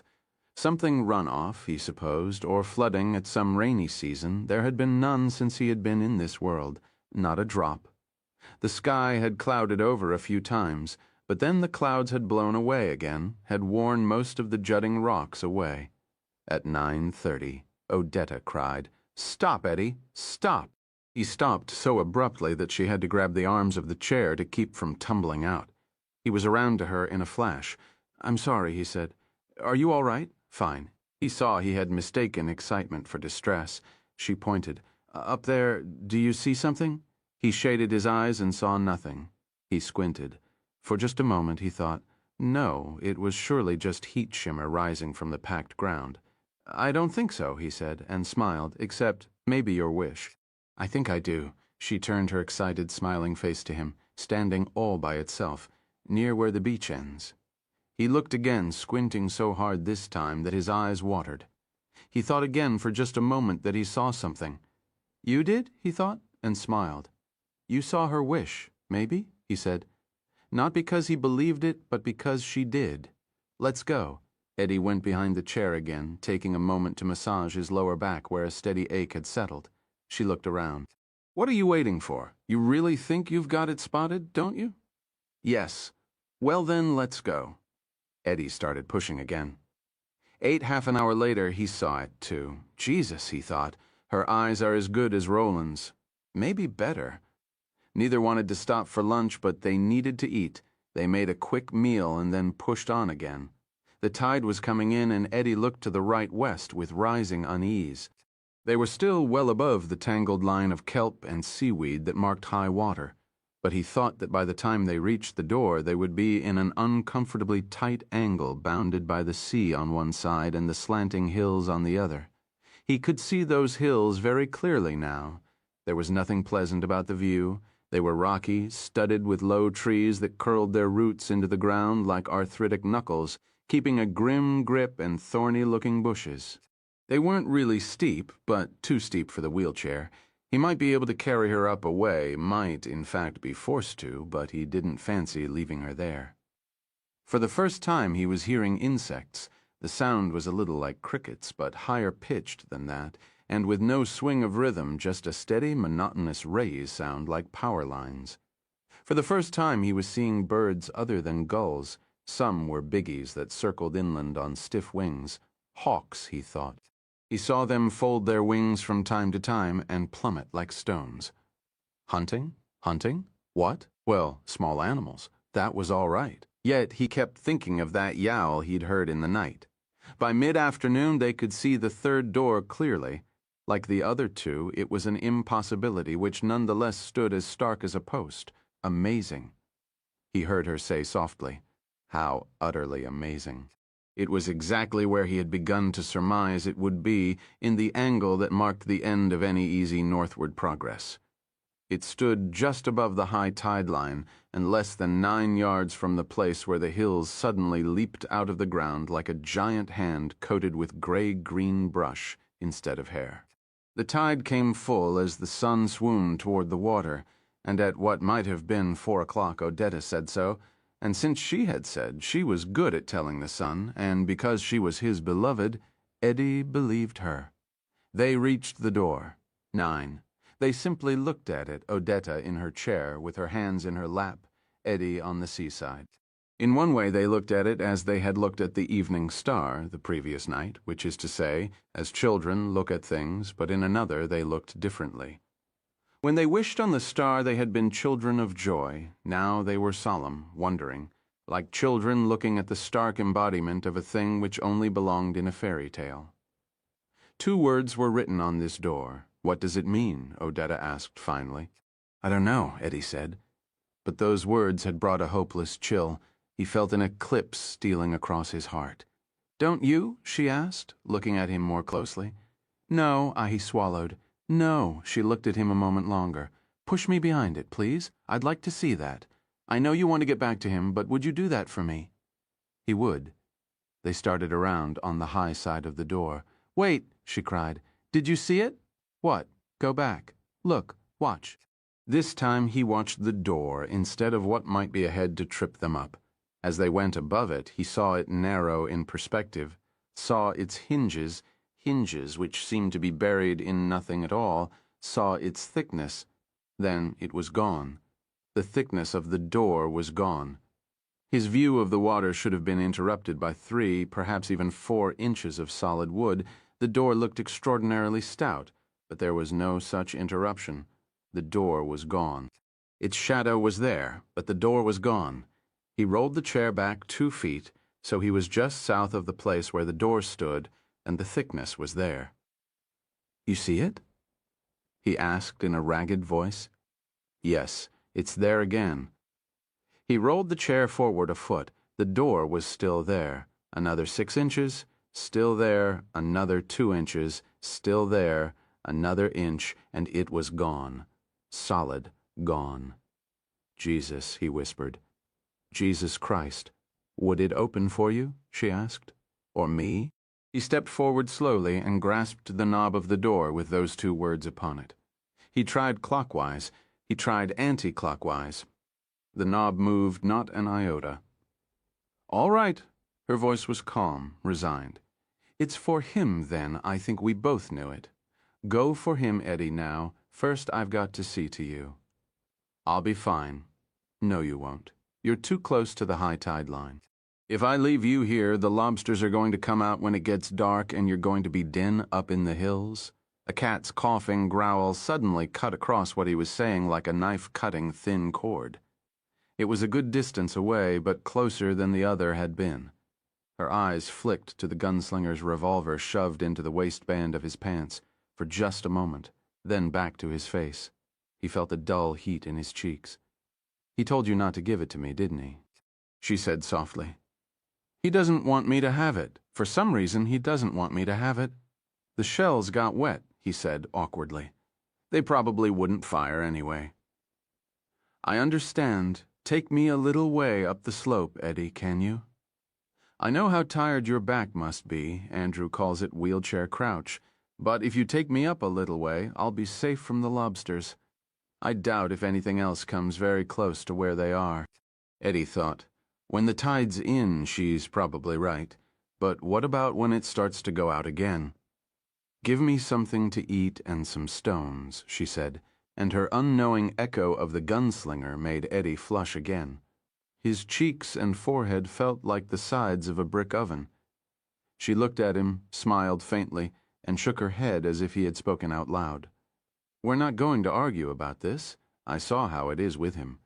His time is very, very short. There's no time for discussion.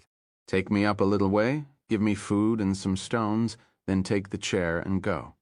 10. He got her fixed as quickly as he could, then pulled the gunslinger's revolver and held it out to her butt first. But she shook her head. "He'll be angry with both of us. Angry with you for giving, angrier at me for taking." "Crap," Eddie yelled. "What gave you that idea?" "I know," she said, and her voice was impervious. "Well, suppose that's true. Just suppose. I'll be angry with you if you don't take it. Put it back." "I don't like guns. I don't know how to use them. If something came at me in the dark, the first thing I'd do is wet my pants. The second thing I'd do is point it the wrong way and shoot myself." She paused, looking at Eddie solemnly. "There's something else, and you might as well know it. I don't want to touch anything that belongs to him. Not anything. For me, I think his things might have what my ma used to call a hoodoo. I like to think of myself as a modern woman. But I don't want any hoodoo on me when you're gone and the dark lands on top of me." He looked from the gun to Odetta, and his eyes still questioned. "Put it back," she said, stern as a schoolteacher. Eddie burst out laughing and obeyed. "Why are you laughing?" "Because when you said that you sounded like Miss Hathaway, she was my third-grade teacher." She smiled a little, her luminous eyes never leaving his. She sang softly, sweetly, "Heavenly shades of night are falling. It's twilight time." She trailed off, and they both looked west, but the star they had wished on the previous evening had not yet appeared, although their shadows had drawn long. "Is there anything else, Odetta?" He felt an urge to delay and delay. He thought it would pass once he was actually headed back, but now the urge to seize any excuse to remain seemed very strong. "A kiss I could do with that, if you don't mind." He kissed her long, and when their lips no longer touched, she caught his wrist and stared at him intently. "I never made love with a white man before last night," she said. "I don't know if that's important to you or not. I don't even know if it's important to me. But I thought you should know." He considered. "Not to me," he said. "In the dark, I think we were both gray. I love you, Odetta." She put a hand over his. "You're a sweet young man, and perhaps I love you too. Although it's too early for either of us at that moment." As if given a cue, a wildcat growled in what the gunslinger had called the brakes. It still sounded 4 or 5 miles away, but that was still 4 or 5 miles closer than the last time they heard it, and it sounded big. They turned their heads toward the sound. Eddie felt hackles trying to stand up on his neck. They couldn't quite make it. "Sorry, hackles," he thought stupidly. "I guess my hair's just a little too long now." The growl rose to a tortured scream that sounded like a cry of some being suffering a horrid death. It might actually have signaled no more than a successful mating. It held for a moment, almost unbearable, and then it wound down, sliding through lower and lower registers until it was gone or buried beneath the ceaseless cry of the wind. They waited for it to come again, but the cry was not repeated. As far as Eddie was concerned, that didn't matter. He pulled the revolver out of his waistband again and held it out to her. Take it, and don't argue. If you should need to use it, it won't do shit. That's how stuff like this always works, but take it anyway. Do you want an argument? Oh, you can argue. You can argue all you want. After a considering look into Eddie's almost hazel eyes, she smiled a little wearily. I won't argue, I guess. She took the gun. Please be as quick as you can. I will. He kissed her again, hurriedly this time, and almost told her to be careful. But seriously, folks, how careful could she be with the situation what it was? He picked his way back down the slope through the deepening shadows. The lobstrosities weren't out yet, but they would be putting in their nightly appearance soon, and looked at the words written upon the door again. The same chill rose in his flesh. They were apt. Those words, God, they were so apt.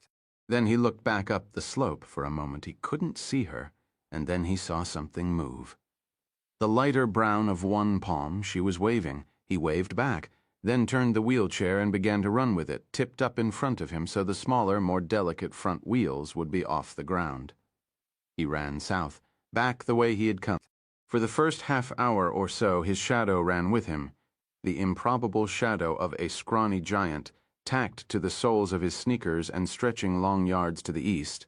Then the sun went down, his shadow was gone, and the lobstrosities began to tumble out of the waves. It was 10 minutes or so after he heard the first of their buzzing cries when he looked up and saw the evening star glowing calmly against the dark blue velvet of the sky. Heavenly shades of night are falling. It's twilight time. Let her be safe.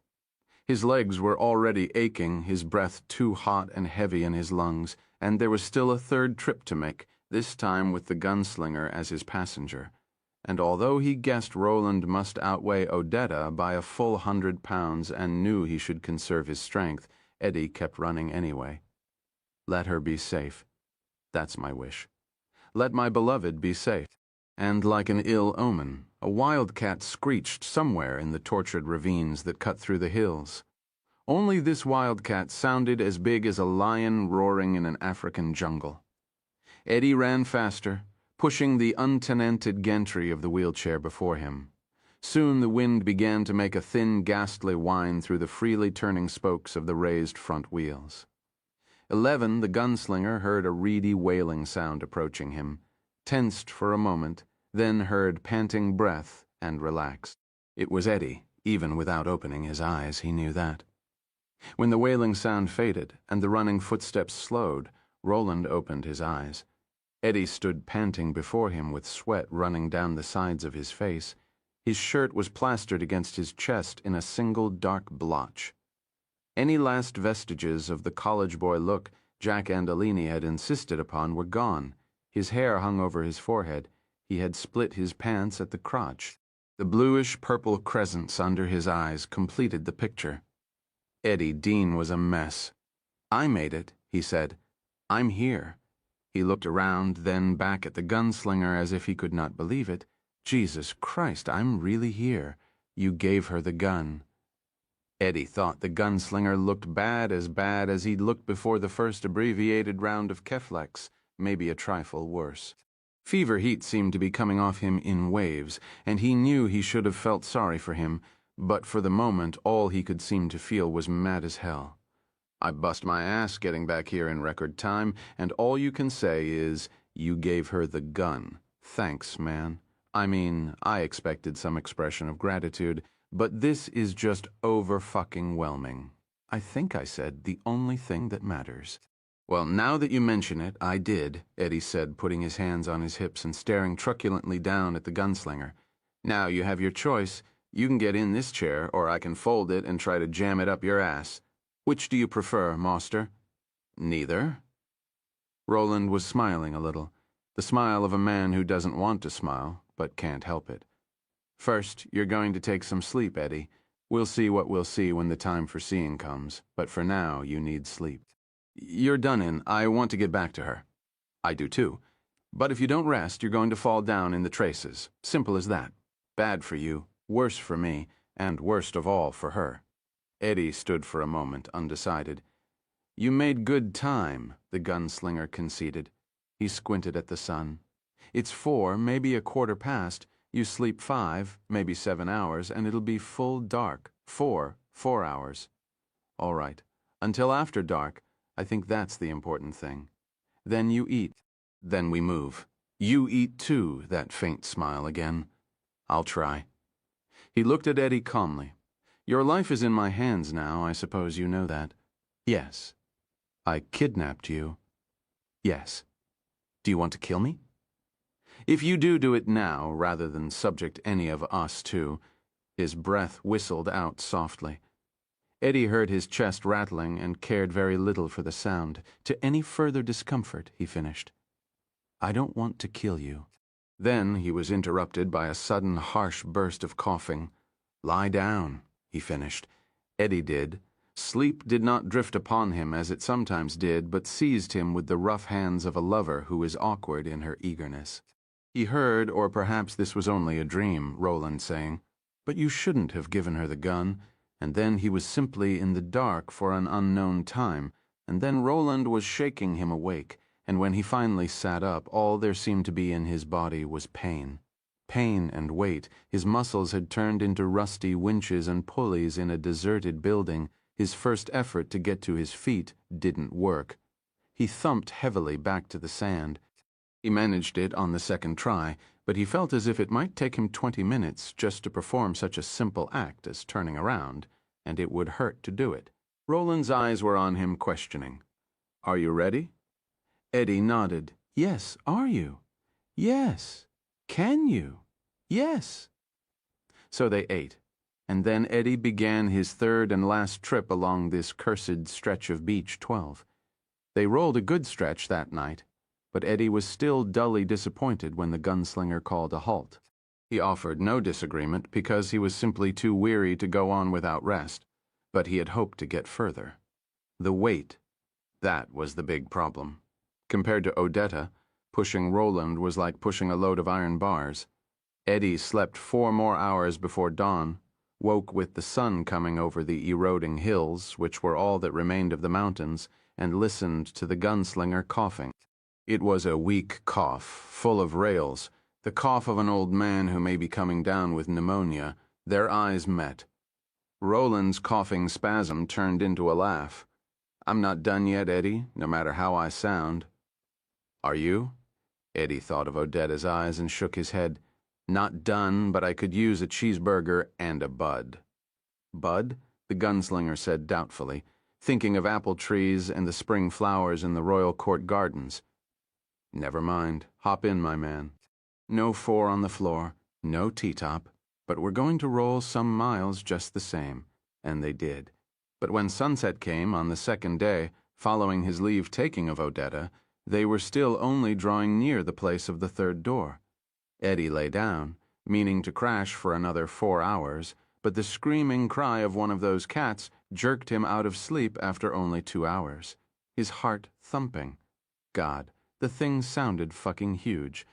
He saw the gunslinger up on one elbow, his eyes gleaming in the dark. You ready? Eddie asked. He got slowly to his feet, grinning with pain. Are you? Roland asked again, very softly.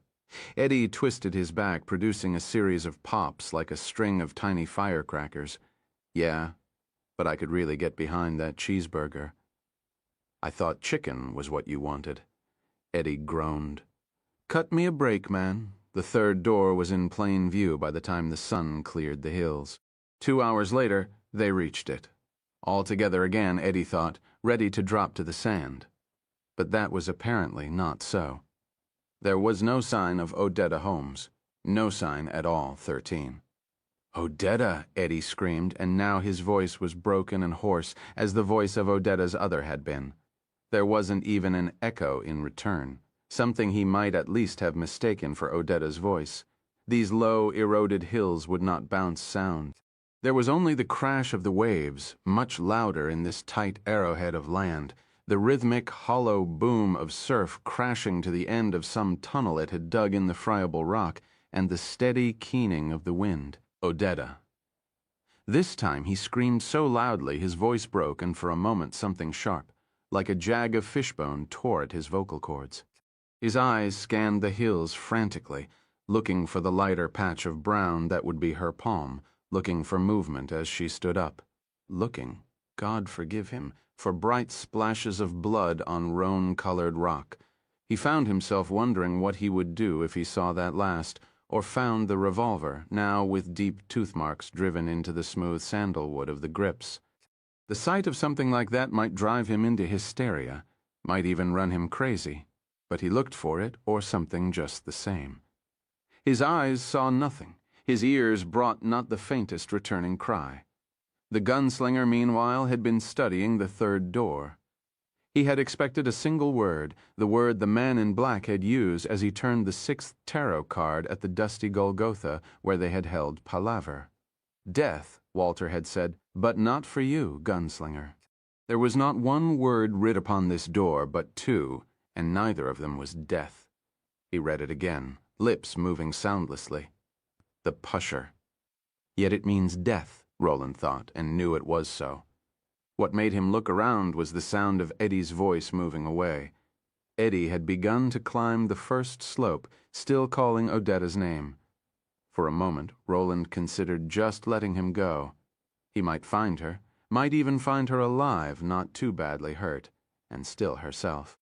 He supposed the two of them might even make a life of sorts for themselves here, that Eddie's love for Odetta and hers for him might somehow smother the nightshade who called herself Detta Walker. Yes, between the two of them he supposed it was possible that Detta might simply be squeezed to death. He was a romantic in his own harsh way, yet he was also realist enough to know that sometimes love actually did conquer all. As for himself, even if he was able to get the drugs from Eddie's world which had almost cured him before, would they be able to cure him this time? Or even make a start? He was now very sick, and he found himself wondering if perhaps things hadn't gone too far. His arms and legs ached, his head thudded, his chest was heavy and full of snot. When he coughed, there was a painful grating in his left side, as if ribs were broken there. His left ear flamed. Perhaps, he thought, the time had come to end it, to just cry off. At this, everything in him rose up in protest. "Eddie?" he cried. And there was no cough now. His voice was deep and powerful. Eddie turned one foot on raw dirt, the other braced on a jutting spar of rock. "Go on," he said, and made a curious little sweeping gesture with his hand, a gesture that said he wanted to be rid of the gunslinger so he could be about his real business, the important business, the business of finding Odetta and rescuing her if rescue were necessary. "It's all right. Go on through and get the stuff you need. We'll both be here when you get back."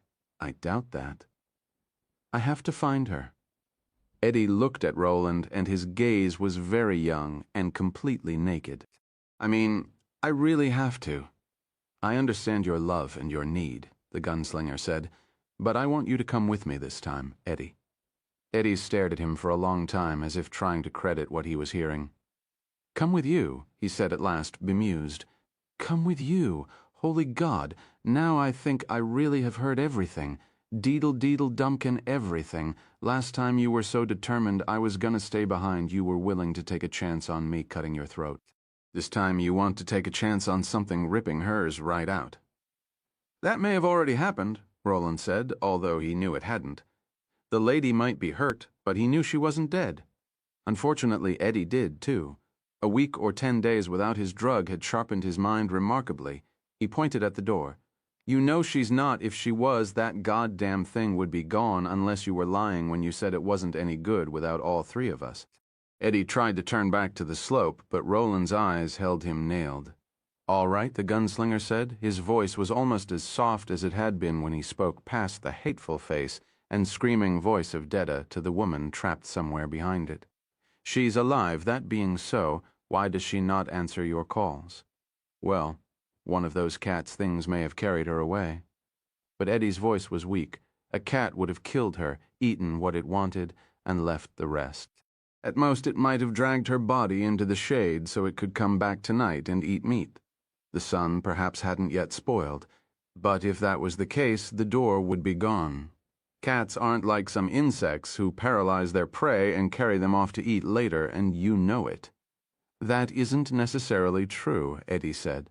For a moment he heard Odetta saying, "You should have been on the debate team, Eddie," and pushed the thought aside. Could be a cat came for her, and she tried to shoot it, but the first couple of shells in your gun were misfires. Hell, maybe even the first 4 or 5. The cat gets to her, mauls her, and just before it can kill her, bang! Eddie smacked a fist against his palm, seeing all this so vividly that he might have witnessed it. The bullet kills the cat, or maybe just wounds it, or maybe just scares it off. What about that, mildly? Roland said. We would have heard a gunshot. For a moment, Eddie could only stand, mute, able to think of no counter-argument. Of course they would have heard it. The first time they had heard one of the cats yowling, it had to have been 15, maybe 20 miles away. A pistol shot. He looked at Roland with sudden cunning. Maybe you did, he said. Maybe you heard a gunshot while I was asleep. It would have woken you.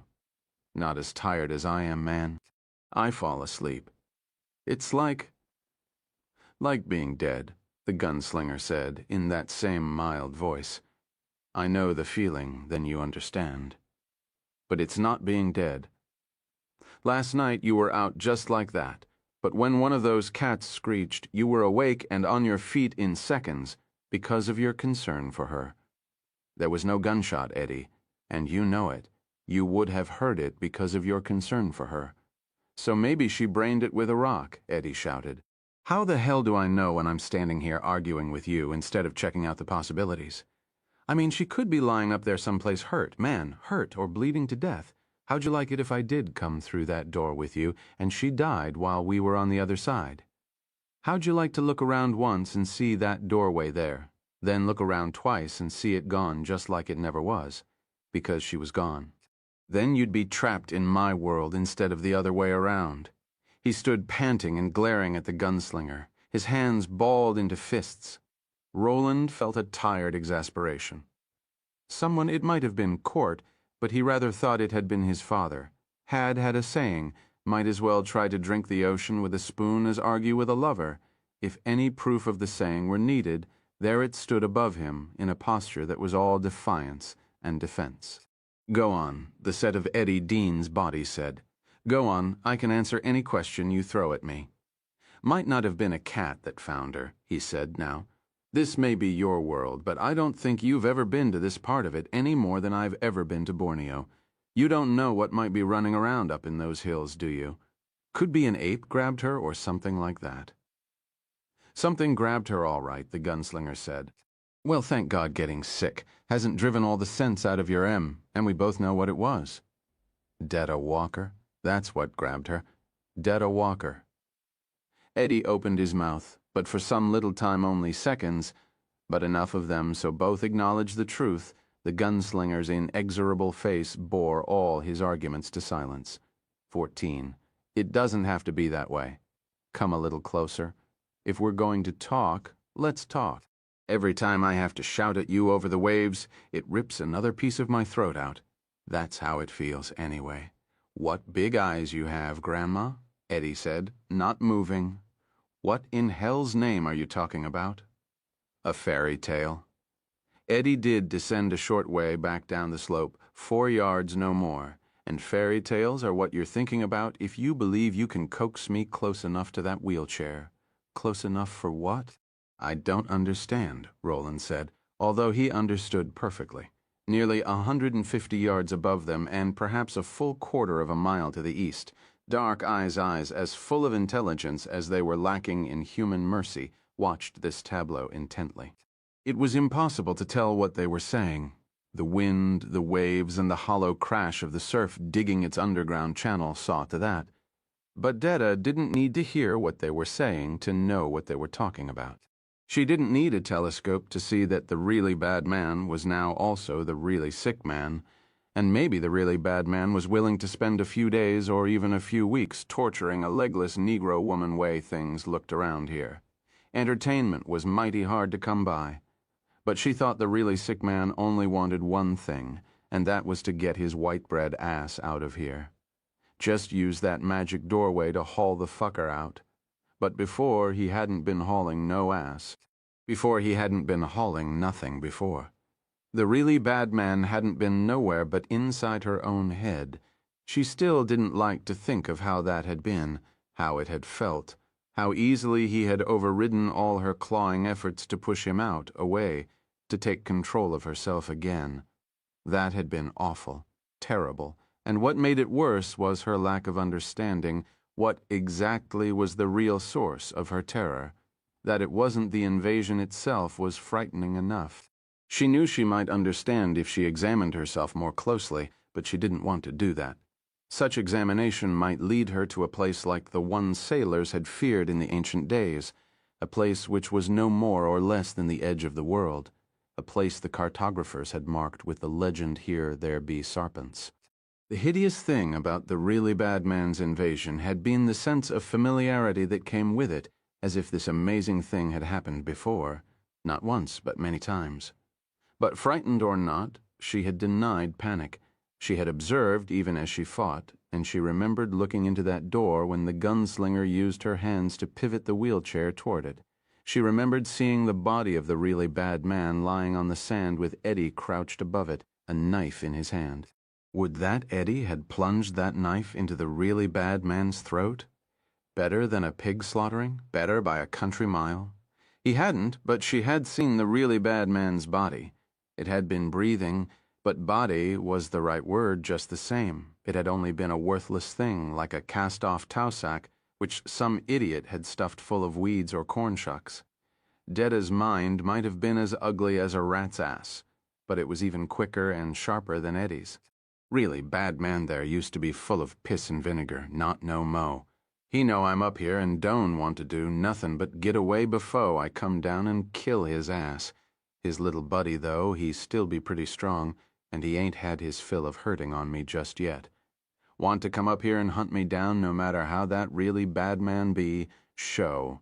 He be thinkin' one black bitch without legs no match fo' a big ol' swingin' dick like me. I don't want run. I want to be huntin' that black quiff down. I give her a poke or two. Den we kin go like you want. That what he be thinkin', and that be all right. That be jest fine gray meat. You think you can take Deda Walker. You jest come on up here in these drawers and give her a try. You gon' find out when you fuckin' with me. You fuckin' with the best honey bunch. You gon' find out. But she was jerked from the rat run of her thoughts by a sound that came to her clearly in spite of the surf and wind, the heavy crack of a pistol shot. 15. I think you understand better than you let on, Eddie said. A whole hell of a lot better. You'd like for me to get in grabbing distance? That's what I think. He jerked his head toward the door without taking his eyes from Roland's face. Unaware that not far away someone was thinking exactly the same thing, he added, I know you're sick, all right, but it could be you're pretending to be a lot weaker than you really are. Could be you're laying back in the tall grass just a little bit. Could be I am, Roland said, unsmiling, and added, but I'm not. He was, though, a few more steps wouldn't hurt, though, would it? I'm not going to be able to shout much longer. The last syllable turned into a frog's croak as if to prove his point. And I need to make you think about what you're planning to do. If I can't persuade you to come with me, maybe I can at least put you on your guard again. For your precious tower, Eddie sneered, but he did come skid-ding halfway down the slope of ground he had climbed, his tattered tennies kicking up listless clouds of maroon dust. For my precious tower and your precious health, the gunslinger said, not to mention your precious life. He slipped the remaining revolver from the left holster and looked at it with an expression both sad and strange. If you think you can scare me with that, I don't. You know I can't shoot you, Eddie. But I think you do need an object lesson in how things have changed. How much things have changed. Roland lifted the gun, its muzzle pointing not toward Eddie but toward the empty surging ocean, and thumbed the hammer. Eddie steeled himself against the gun's heavy crack. No such thing, only a dull click. Roland thumbed the hammer back again. The cylinder rotated. He squeezed the trigger, and again there was nothing but a dull click. Never mind, Eddie said. Where I come from, the Defense Department would have hired you after the first misfire. You might as well quit. But the heavy kablam of the revolver cut off the word's end as neatly as Roland had cut small branches from trees as a target shooting exercise when he had been a student. Eddie jumped. The gunshot momentarily silenced the constant rii of the insects in the hills. They only began to tune up again, slowly, cautiously, after Roland had put the gun in his lap. What in hell does that prove? I suppose that all depends on what you'll listen to and what you refuse to hear, Roland said, a trifle sharply. It's supposed to prove that not all the shells are duds. Furthermore, it strongly suggests that some, maybe even all of the shells in the gun you gave Odetta maybe live. Bullshit, Eddie paused. Why? Because I loaded the gun I just fired with shells from the backs of my gun belts, with shells that took the worst wetting, in other words. I did it just to pass the time while you were gone. Not that it takes much time to load a gun, even shy a pair of fingers, you understand. Roland laughed a little, and the laugh turned into a cough he muzzled with an abridged fist. When the cough had subsided, he went on. But after you've tried to fire wets, you have to break the machine and clean the machine. Break the machine, clean the machine, you maggots. It was the first thing, Court, our teacher drummed into us. I didn't know how long it would take me to break down my gun, clean it, and put it back together with only a hand and a half. But I thought that if I intended to go on living, and I do, Eddie, I do, I'd better find out. Find out and then learn to do it faster, don't you think so? Come a little closer, Eddie. Come a little closer for your father's sake. All the better to see you with my child, Eddie said, but did take a couple of steps closer to Roland. Only a couple. When the first slug I pulled the trigger on fired, I almost filled my pants, the gunslinger said. He laughed again, shocked. Eddie realized the gunslinger had reached the edge of delirium. The first slug. But believe me when I say it was the last thing I had expected. Eddie tried to decide if the gunslinger was lying about the gun and lying about his condition as well. Cat was sick. Yeah, but was he really this sick? Eddie didn't know. If Roland was acting, he was doing a great job. As for guns, Eddie had no way of telling because he had no experience with them. He had shot a pistol maybe 3 times in his life before suddenly finding himself in a firefight at Balazar's place. Henry might have known, but Henry was dead, a thought which had a way of constantly surprising Eddie into grief. None of the others fired, the gunslinger said, so I cleaned the machine, reloaded, and fired around the chamber again. This time I used shells a little further toward the belt buckles, ones which would have taken even less of a wetting. The loads we used to kill our food, the dry loads, were the ones closest to the buckles. He paused to cough dryly into his hand, then went on. Second time around, I hit 2 live rounds. I broke my gun down again, cleaned it again, then loaded a 3rd time. You just watched me drop the trigger on the first 3 chambers of that 3rd loading. He smiled faintly. You know, after the first 2 clicks, I thought it would be my damned luck to have filled the cylinder with nothing but wets. That wouldn't have been very convincing, would it? Can you come a little closer, Eddie? Not very convincing at all, Eddie said, and I think I'm just as close to you as I'm going to come. Thanks. What lesson am I supposed to take from all this, Roland? Roland looked at him as one might look at an imbecile. I didn't send you out here to die, you know. I didn't send either of you out here to die. Great gods, Eddie, where are your brains? She's packing live iron. His eyes regarded Eddie closely. She's someplace up in those hills. Maybe you think you can track her, but you're not going to have any luck if the ground is as stony as it looks from here. She's lying up there, Eddie. Not Odetta, but Detta, lying up there with live iron in her hand. If I leave you and you go after her, she'll blow your guts out of your asshole. Another spasm of coughing set in. Eddie stared at the coughing man in the wheelchair, and the waves pounded, and the wind blew its steady idiot's note.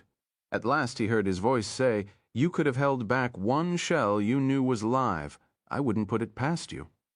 And with that said, he knew it to be true. He wouldn't put that or anything else past Roland, his tower. His god-damned tower, and the slyness of putting the saved shell in the 3rd cylinder. It provided just the right touch of reality, didn't it? Made it hard not to believe. We've got a saying in my world, Eddie said. That guy could sell Frigidaires to the Eskimos. That's the saying. What does it mean? It means go pound sand. The gunslinger looked at him for a long time and then nodded. You mean to stay all right? As Detta, she's safer from whatever wildlife there may be around here than she would have been as Odetta, and you'd be safer away from her, at least for the time being, but I can see how it is. I don't like it, but I've no time to argue with a fool. Does that mean, Eddie asked politely, that no one ever tried to argue with you about this dark tower you're so set on getting to? Roland smiled tiredly. A great many did, as a matter of fact. I suppose that's why I recognize you'll not be moved. One fool knows another. At any rate, I'm too weak to catch you. You're obviously too wary to let me coax you close enough to grab you, and time's grown too short to argue. All I can do is go and hope for the best. I'm going to tell you one last time before I do go, and hear me, Eddie. Be on your guard. Then Roland did something that made Eddie ashamed of all his doubts. Although no less solidly set in his own decision, he flicked open the cylinder of the revolver with a practiced flick of his wrist, dumped all the loads and replaced them with fresh loads from the loops closest to the buckles. He snapped the cylinder back into place with another flick of his wrist. No time to clean the machine now, he said, but 'twant matter, I reckon. Now catch clean don't dirty the machine any more than it is already. There aren't many machines left in my world that work anymore. He threw the gun across the space between them. In his anxiety, Eddie almost did drop it. Then he had it safely tucked into his waistband. The gunslinger got out of the wheelchair, almost fell when it slid backward under his pushing hands, then tottered to the door. He grasped its knob in his hand. It turned easily. Eddie could not see the scene the door opened upon, but he heard the muffled sound of traffic. Roland looked back at Eddie, his blue bull-shooter's eyes gleaming out of a face which was ghastly pale. 16, Detta watched all of this from her hiding place with hungrily gleaming eyes. 17, remember, Eddie, he said in a hoarse voice, and then stepped forward.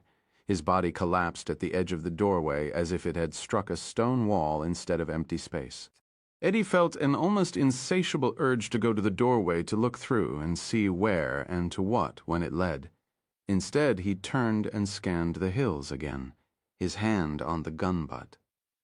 I'm going to tell you one last time. Suddenly scanning the empty brown hills, Eddie was scared. Be on your guard. Nothing up there was moving. Nothing he could see, at least. He sensed her all the same. Not Odetta. The gunslinger was right about that. It was Detta, he sensed. He swallowed and heard a click in his throat.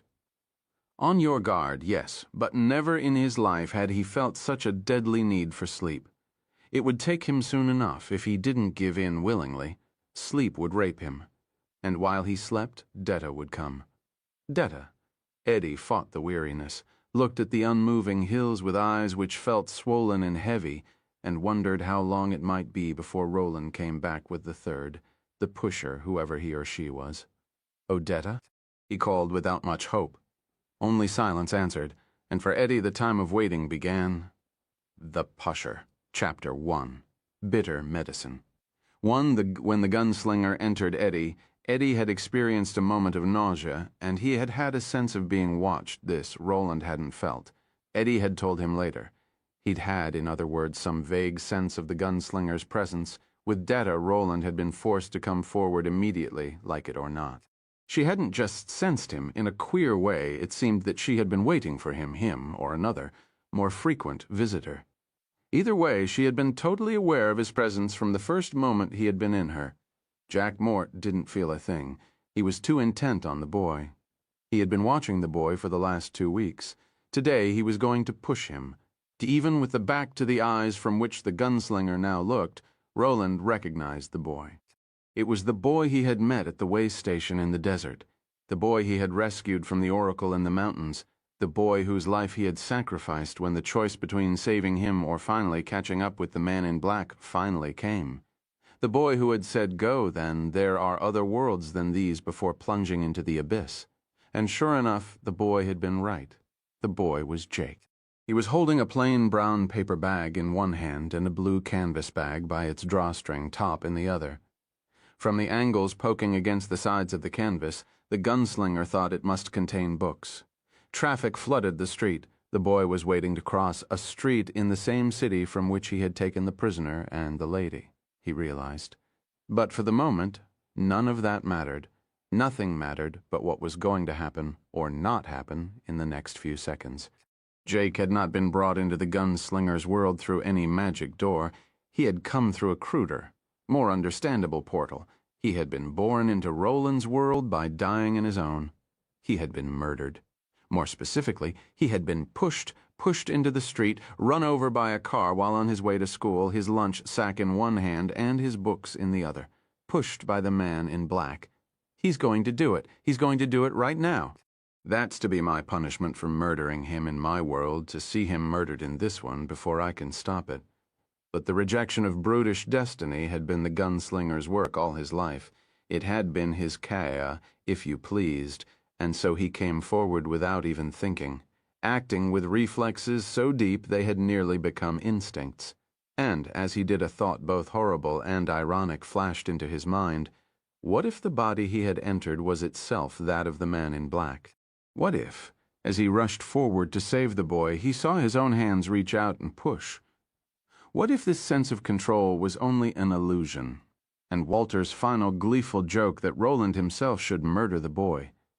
For one single moment, Jack Mort lost the thin, strong arrow of his concentration on the edge of leaping forward and shoving the kid into the traffic. He felt something which his mind mistranslated, just as the body may refer pain from one part of itself to another. When the gunslinger came forward, Jack thought some sort of bug had landed on the back of his neck. Not a wasp or a bee, nothing that actually stung, but something that bit and itched. Mosquito, maybe? It was on this that he blamed his lapse in concentration at the crucial moment. He slapped at it and returned to the boy. He thought all this happened in a bare wink. Actually, 7 seconds passed. He sensed neither the gunslinger's swift advance nor his equally swift retreat, and none of the people around him going to work people, most from the subway station on the next block, their faces still puffy with sleep, their half-dreaming eyes turned inward. Noticed Jack's eyes turn from their usual deep blue to a lighter blue behind the prim gold-rimmed glasses he wore. No one noticed those eyes darken to their normal cobalt color either, but when it happened and he refocused on the boy, he saw with frustrated fury, as sharp as a thorn, that his chance was gone. The light had changed. He watched the boy crossing with the rest of the sheep, and then Jack himself turned back the way he had come and began shoving himself upstream against the tidal flow of pedestrians. Hey, mister, watch? Oh, some curd-faced teenaged girl he barely saw. Jack shoved her aside, hard, not looking back at her caw of anger as her own armload of schoolbooks went flying. He went walking on down Fifth Avenue and away from 43rd, where he had meant for the boy to die today. His head was bent, his lips pressed together so tightly he seemed to have no mouth at all, but only the scar of a long-healed wound above his chin.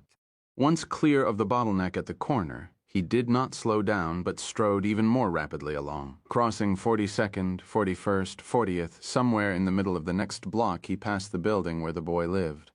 He gave it barely a glance. Although he had followed the boy from it every school morning for the last 3 weeks, followed him from the building to the corner 3.5 blocks, further up 5th, the corner he thought of simply as the pushing place. The girl he bumped was screaming after him, but Jack Mort didn't notice. An amateur lepidopterist would have taken no more notice of a common butterfly. Jack was, in his way, much like an amateur lepidopterist. By profession, he was a successful CPA. Pushing was only his hobby. 4. The gunslinger returned to the back of the man's mind and fainted there. If there was relief, it was simply that this man was not the man in black, was not Walter. All the rest was utter horror and utter realization, divorced of his body, his mind, his kawas, as healthy and acute as ever. But the sudden knowing struck him like a chisel blow to the temple. The knowing didn't come when he went forward, but when he was sure the boy was safe and slipped back again. He saw the connection between this man and Odetta, too, fantastic and yet too hideously apt to be coincidental, and understood what the real drawing of the three might be and who they might be. The third was not this man, this pusher. The third, named by Walter, had been Death. Death? But not for you. That was what Walter, clever as Satan even at the end, had said, a lawyer's answer. So close to the truth that the truth was able to hide in its shadow. Death was not for him. Death was become him. The prisoner, the lady. Death was the third. He was suddenly filled with the certainty that he himself was the third. 5 Roland came forward as nothing but a projectile, a brainless missile programmed to launch the body he was in at the man in black the instant he saw him. Thoughts of what might happen if he stopped the man in black from murdering Jake did not come until later, the possible paradox, the fistula in time and dimension which might cancel out everything that had happened after he had arrived at the way station. For surely if he saved Jake in this world, there would have been no Jake for him to meet there, and everything which had happened thereafter would change. What changes? Impossible even to speculate on them. That one might have been the end of his quest, never entered the gunslinger's mind. And surely such after-the-fact speculations were moot. If he had seen the man in black, no consequence, paradox, or ordained course of destiny could have stopped him from simply lowering the head of this body he inhabited and pounding it straight through Walter's chest. Roland would have been as helpless to do otherwise as a gun is helpless to refuse the finger that squeezes the trigger and flings the bullet on its flight. If it sent all to hell, the hell with it. He scanned the people clustered on the corner quickly. Seeing each face, he scanned the women as closely as the men, making sure there wasn't one only pretending to be a woman. Walter wasn't there. Gradually he relaxed, as a finger curled around a trigger may relax at the last instant. No, Walter was nowhere around the boy, and the gunslinger somehow felt sure that this wasn't the right when. Not quite. That when was close 2 weeks away. A week, maybe even a single day, but it was not quite yet, so he went back on the way he saw 6. And fell senseless with shock. This man into whose mind the third door opened had once sat waiting just inside the window of a deserted tenement room in a building full of abandoned rooms abandoned, that was, except for the winos and crazies who often spent their nights here. You knew about the winos because you could smell their desperate sweat and angry piss. You knew about the crazies because you could smell the stink of their deranged thoughts. The only furniture in this room was 2 chairs. Jack Mort was using both, one to sit in, one as a prop to keep the door opening on the hallway closed. He expected no sudden interruptions, but it was best not to take chances. He was close enough to the window to look out, but far enough behind the slanted shadow line to be safe from any casual viewer. He had a crumbly red brick in his hand. He had pried it from just outside the window, where a good many were loose. It was old, eroded at the corners, but heavy. Chunks of ancient mortar clung to it like barnacles. The man meant to drop the brick on someone. He didn't care who, when it came to murder. Jack Mort was an equal opportunity employer. After a bit, a family of 3 came along the sidewalk below. Man, woman, little girl. The girl had been walking on the inside, presumably to keep her safely away from the traffic. There was quite a lot of it this close to the railway station, but Jack Mort didn't care about the auto traffic. What he cared about was the lack of buildings directly opposite him. These had already been demolished, leaving a jumbled wasteland of splintered board, broken brick, glinting glass. He would only lean out for a few seconds, and he was wearing sunglasses over his eyes and an out-of-season knit cap over his blonde hair. It was like the chair under the doorknob. Even when you were safe from expected risks, there was no harm in reducing those unexpected ones which remained. He was also wearing a sweatshirt much too big for him, one that came almost down to mid-thigh. This bag of a garment would help confuse the actual size and shape of his body. He was quite thin, should he be observed. It served another purpose as well. Whenever he depth-charged someone, for that was how he always thought of it, as depth-charging, he came in his pants. The baggy sweatshirt also covered the wet spot which invariably formed on his jeans. Now they were closer. Don't jump the gun. Wait. Just wait. He shivered at the edge of the window, brought the brick forward, drew it back to his stomach, brought it forward again, withdrew it again, but this time only halfway, and then leaned out, totally cool now. He always was at the penultimate moment. He dropped the brick and watched it fall. It went down, swapping one end for the other. Jack saw the clinging barnacles of mortar clearly in the sun. At these moments, as at no others, everything was clear. Everything stood out with exact and geometrically perfect substance. Here was a thing which he had pushed into reality as a sculptor swings a hammer against a chisel to change stone and create some new substance from the brute caldera. Here was the world's most remarkable thing, logic, which was also ecstasy. Sometimes he missed or struck a slant, as the sculptor may carve badly or in vain, but this was a perfect shot. The brick struck the girl in the bright gingham dress squarely on the head. He saw blood. It was brighter than the brick, but would eventually dry to the same maroon color splash up. He heard the start of the mother's scream. Then he was moving. Jack crossed the room and threw the chair, which had been under the knob, into a far corner. He'd kicked the one he'd sat in while waiting, aside as he crossed the room. He yanked up the sweatshirt and pulled a bandana from his back pocket. He used it to turn the knob. No fingerprints allowed, only don't bees left fingerprints. He stuffed the bandana into his back pocket again, even as the door was swinging open as he walked down the hall. He assumed a faintly drunken gait. He didn't look around. Looking around was also only for don't bees. Do bees knew that trying to see if someone was noticing you was a sure way to accomplish just that. Looking around was the sort of thing a witness might remember after an accident. Then some smart-ass cop might decide it was a suspicious accident, and there would be an investigation. All because of one nervous glance around. Jack didn't believe anyone could connect him with the crime, even if someone decided the accident was suspicious, and there was an investigation, but take only acceptable risks. Minimize those which remain. In other words, always prop a chair under the doorknob. So he walked down the powdery corridor where patches of lathing showed through the plastered walls. He walked with his head down, mumbling to himself like the vags you saw on the street. He could still hear the woman, the mother of the little girl, he supposed screaming, but that sound was coming from the front of the building. It was faint and unimportant.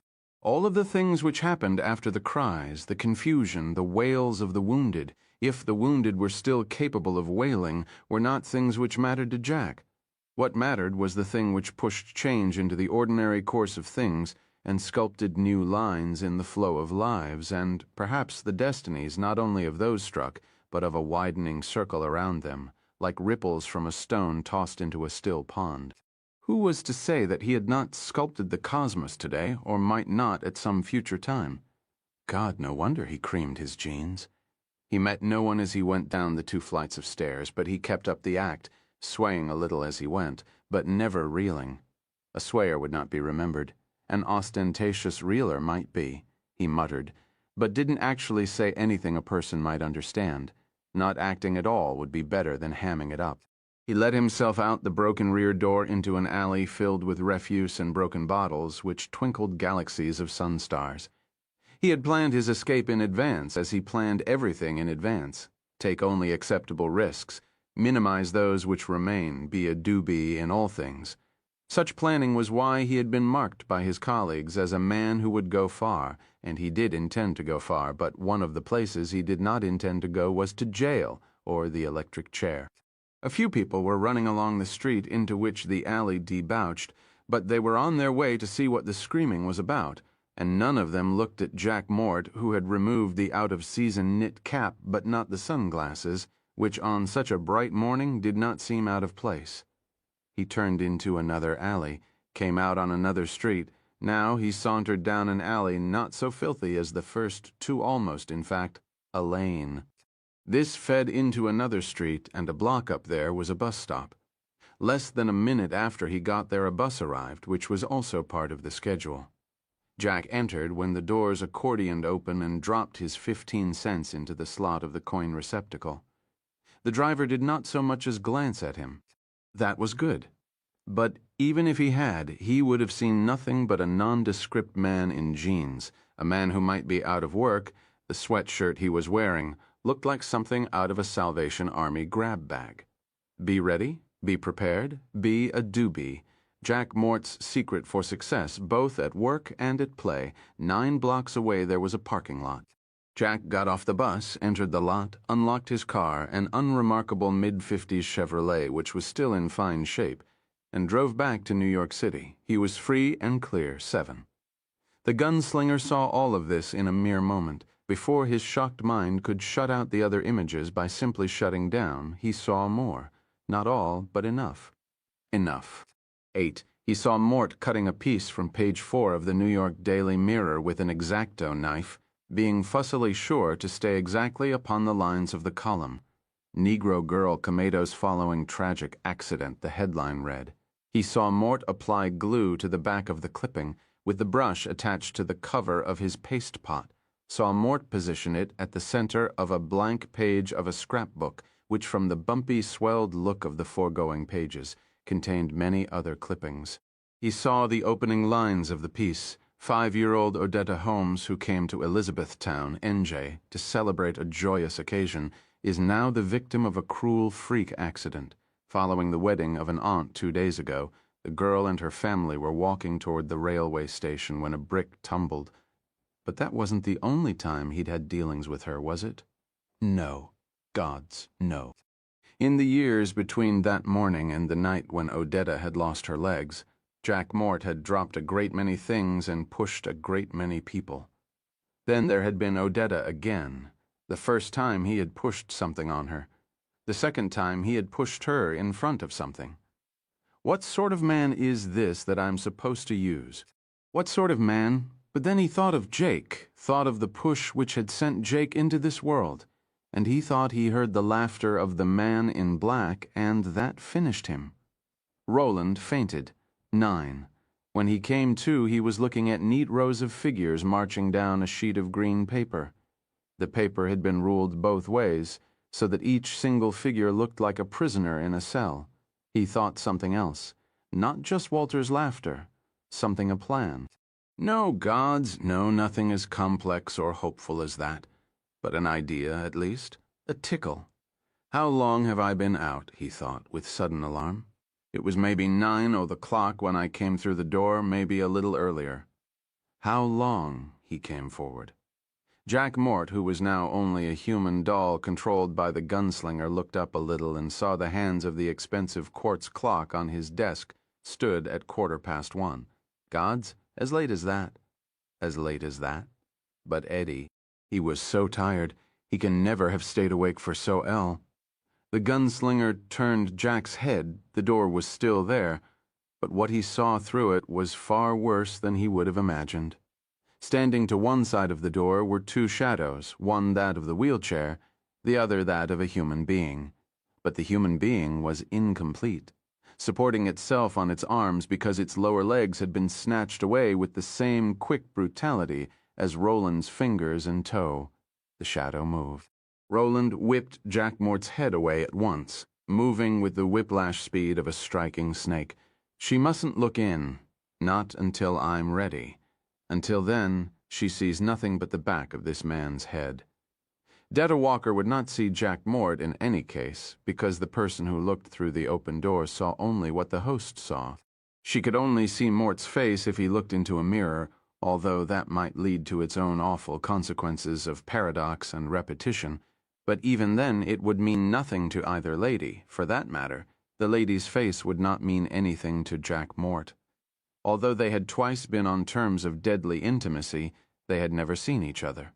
What the gunslinger didn't want was for the lady to see the lady. Not yet, at least. The spark of intuition grew closer to a plan. But it was late over there. The light had suggested to him that it must be 3 in the afternoon, perhaps even 4. How long until sunset brought the lobstrosities and the end of Eddie's life? 3 hours? 2. He could go back and try to save Eddie, but that was exactly what Detta wanted. She had laid a trap, just as villagers who fear a deadly wolf may stake out a sacrificial lamb to draw it into bowshot. he would go back into his diseased body, but not for long. The reason he had seen only her shadow was because she was lying beside the door with one of his revolvers curled in her fist.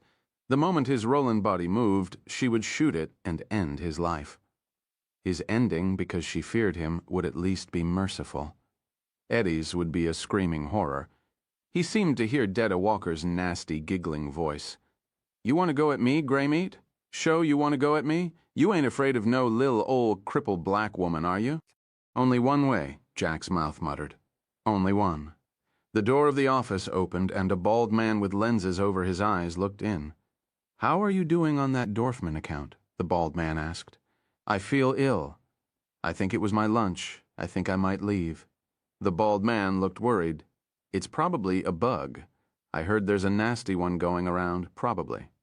"Well, as long as you get the Dorfman stuff finished by 5 tomorrow afternoon." "Yes, because you know what a dong he can be." "Yes," the bald man, now looking a little uneasy, nodded. "Yes, go home. You don't seem like your usual self at all." "I'm not." The bald man went out the door in a hurry. He sensed me, the gunslinger thought. That was part of it, but not all. They're afraid of him. They don't know why, but they're afraid of him, and they're right to be afraid.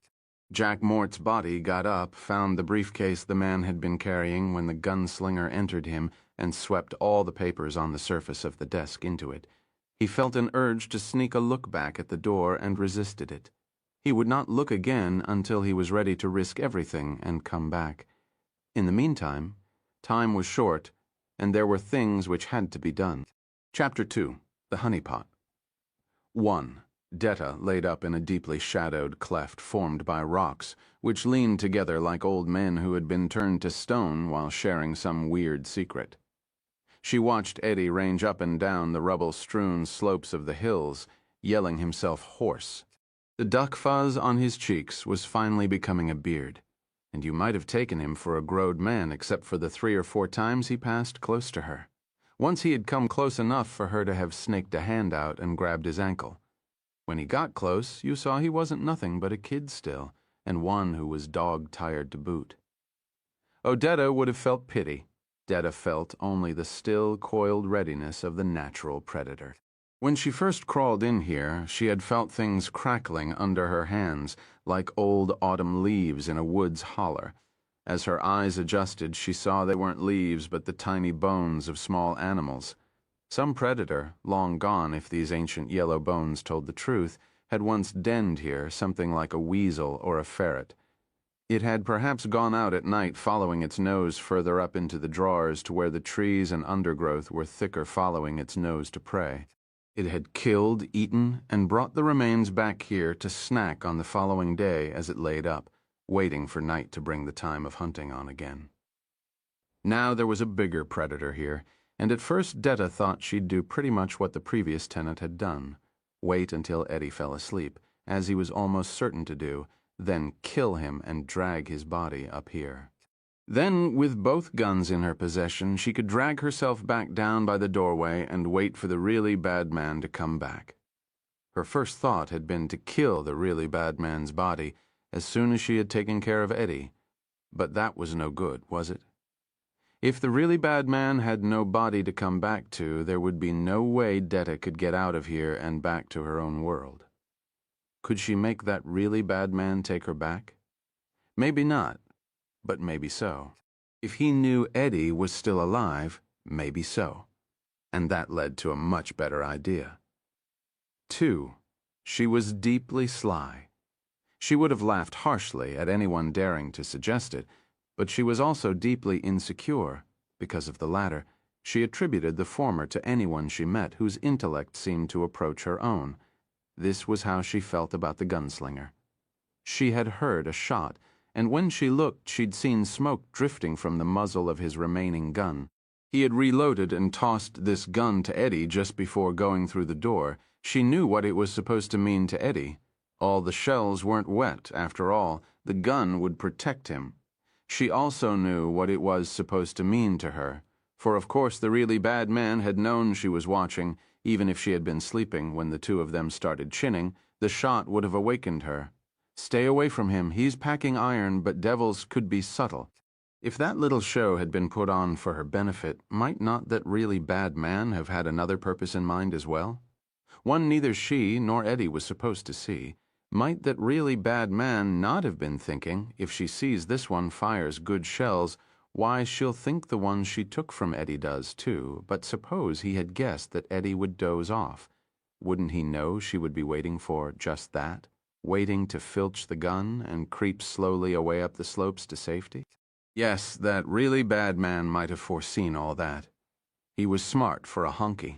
Smart enough, anyway, to see that Detta was bound to get the best of that little white boy. So just maybe that really bad man had purposely loaded this gun with bad shells. He had fooled her once, why not again? This time she had been careful to check that the chambers were loaded with more than empty casings, and yes, they appeared to be real bullets. But that didn't mean they were. He didn't even have to take the chance that one of them might be dry enough to fire, now did he? He could have fixed them somehow. After all, guns were the really bad man's business. Why would he do that? Why? To trick her into showing herself, of course. Then Eddie could cover her with a gun that really did work, and he would not make the same mistake twice, tired or not. He would, in fact, be especially careful not to make the same mistake twice, because he was tired. Nice try, honky, Detta thought in her shadowy den, this tight but somehow comforting dark place whose floor was carpeted with the softened and decaying bones of small animals. Nice try, but I ain't going for dat shit. She didn't need to shoot Eddie, after all. She only needed to wait. 3. Her one fear was that the gunslinger would return before Eddie fell asleep, but he was still gone. The limp body at the base of the door did not stir. Maybe he was having some trouble getting the medicine he needed, some other kind of trouble, for all she knew. Men like him seemed to find trouble easy as a bitch in heat finds a randy hound. 2 hours passed while Eddie hunted for the woman he called Odetta. Oh, how she hated the sound of that name, ranging up and down the low hills and yelling until he had no voice left to yell with. At last, Eddie did what she had been waiting for. He went back down to the little angle of beach and sat by the wheelchair, looking around disconsolately. He touched one of the chair's wheels, and the touch was almost a caress. Then his hand dropped away, and he fetched him a deep sigh. This sight brought a steely ache to Detta's throat. Pain bolted across her head from one side to the other, like summer lightning, and she seemed to hear a voice calling or demanding. No, you don't, she thought, having no idea who she was thinking about or speaking to. No, you don't. Not this time. Not now. Not now, maybe not ever again. That bolt of pain ripped through her head again, and she curled her hands into fists. Her face made its own fist, twisting itself into a sneer of concentration, an expression remarkable and arresting in its mixture of ugliness and almost beatific determination. That bolt of pain did not come again. Neither did the voice which sometimes seemed to speak through such pains. She waited.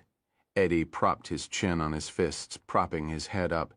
Soon it began to droop anyway, the fists sliding up his cheeks. Detta waited, black eyes gleaming, Eddie's head jerked up. He struggled to his feet, walked down to the water, and splashed his face with it. "Dat's right, white boy, cryin' shame there, ain't any. No doze in this whirl, or you be takin' dat too. Ain't dat right?" Eddie sat down in the wheelchair this time, but evidently found that just a little too comfortable. So after a long look through the open door, what you seein' in dare white boy Detta give a $20 bill to know dat, he plopped his ass down on the sand again, propped his head with his hands again. Soon his head began to slip down again. This time there was no stopping it. His chin lay on his chest, and even over the surf she could hear him snoring. Pretty soon he fell over on his side and curled up. She was surprised, disgusted, and frightened to feel a sudden stab of pity for the white boy down there. He looked like nothing so much as a little squirt who had tried to stay up until midnight on New Year's Eve and lost the race. Then she remembered the way he and the really bad man had tried to get her to eat poisoned food and teased her with their own, always snatching away at the last second, at least until they got scared she might die. If they were scared you might die, why'd they try to get you to eat poison in the first place? The question scared her the way that momentary feeling of pity had scared her. She wasn't used to questioning herself, and furthermore, the questioning voice in her mind didn't seem like her voice at all. Wasn't meanin' to kill me wid dat poison food. Jess wanted to make me sick, set there and laugh while I puked and moaned, I 'spect. She waited 20 minutes and then started down toward the beach, pulling herself with her hands and strong arms, weaving like a snake, eyes never leaving Eddie. She would have preferred to have waited another hour, even another half. It would be better to have the little Maffa 10 miles asleep instead of 1 or 2. But waiting was a luxury she simply could not afford. That really bad man might come back any time. As she drew near the place where Eddie lay, he was still snoring. Sounded like a buzzsaw in a sawmill about to go tits up. She picked up a chunk of rock that was satisfyingly smooth on one side and satisfyingly jagged on the other. She closed her palm over the smooth side and continued her snake crawl to where he lay, the flat sheen of murder in her eyes. For what Detta planned to do was brutally simple: smash Eddie with the jagged side of the rock until he was as dead as the rock itself. Then she'd take the gun and wait for Roland to come back. When his body sat up, she would give him a choice: take her back to her world or refuse and be killed. You gon' be quits wid me either way. Toots, she would say, and wit yo boyfriend dead ain't nothin' more you can do like you said you wanted to. If the gun the really bad man had given Eddie didn't work, it was possible. She had never met a man she hated and feared as much as Roland, and she put no depth of slyness past him. She would do him just the same. She would do him with the rock or with her bare hands. He was sick and shy, 2 fingers to boot. She could take him, but as she approached Eddie, a disquieting thought came to her. It was another question, and again it seemed to be another voice that asked it. What if he knows? What if he knows what you did? The second you kill Eddie, he ain't gon' know nothin'. He be too busy gettin' his medicine. Gettin' hisself laid, too, for all I know. The alien voice did not respond, but the seed of doubt had been planted. She had heard them talking when they thought she was asleep. The really bad man needed to do something. She didn't know what it was. Had something to do with a tower was all Detta knew. Could be the really bad man thought this tower was full of gold or jewels or something like that. He said he needed her, and Eddie, and some other one to get there. And Detta guessed maybe he did. Why else would these doors be here? If it was magic and she killed Eddie, he might know. If she killed his way to the tower, she thought she might be killing the only thing Grey Meat Maffa was living for. And if he knew he had nothing to live for, Maffa might do anything, because the Maffa wouldn't give a bug turd for nothing no more. The idea of what might happen if the really bad man came back like that made Detta shiver. But if she couldn't kill Eddie, what was she going to do? She could take the gun while Eddie was asleep, but when the really bad man came back, could she handle both of them? She just didn't know. Her eyes touched on the wheelchair, started to move away, then moved back again, fast. There was a deep pocket in the leather backrest. Poking out of this was a curl of the rope they had used to tie her into the chair. Looking at it, she understood how she could do everything. Detta changed course and began to crawl toward the gunslinger's inert body. She meant to take what she needed from the knapsack he called his purse, then get the rope fast as she could. But for a moment she was held frozen by the door like Eddie. She interpreted what she was seeing in terms of the movies. Only this looked more like some TV crime show. The setting was a drugstore. She was seeing a druggist who looked scared, silly, and Detta didn't blame him. There was a gun pointing straight into the druggist's face. The druggist was saying something, but his voice was distant, distorted, as if heard through sound baffles. She couldn't tell what it was. She couldn't see who was holding the gun either. But then she didn't really need to see the stick-up man, did she? She knew who it was, show. It was the really bad man. Might not look like him over there, might look like some tubby little sack of shit, might even look like a brother. But inside it be him, show.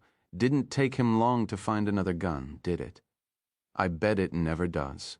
You get movin', Detta Walker. She opened Roland's purse, and the faint nostalgic aroma of tobacco long hoarded but now long gone drifted out. In one way, it was very much like a lady's purse, filled with what looked like so much random rick-rack at first glance. But a closer look showed you the traveling gear of a man prepared for almost any contingency. She had an idea. The really bad man had been on the road to his tower a good long time.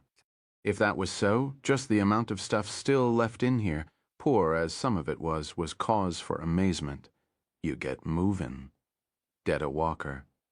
She got what she needed and worked her silent, snake-like way back to the wheelchair. When she got there, she propped herself on one arm and pulled the rope out of the pocket like a fisherwoman reeling in line. She glanced over at Eddie every now and then just to make sure he was asleep. He never stirred until Detta threw the noose around his neck and pulled it taut. 5. He was dragged backward at first, thinking he was still asleep, and this was some horrible nightmare of being buried alive or perhaps smothered. Then he felt the pain of the noose sinking into his throat, felt warm spit running down his chin as he gagged. This was no dream. He clawed at the rope and tried for his feet. She yanked him hard with her strong arms. Eddie fell on his back with a thud. His face was turning purple. "Quit on it," Detta hissed from behind him. "I ain't gon' kill you if you quit on it, but if you don't, I'm gon' choke you, dead."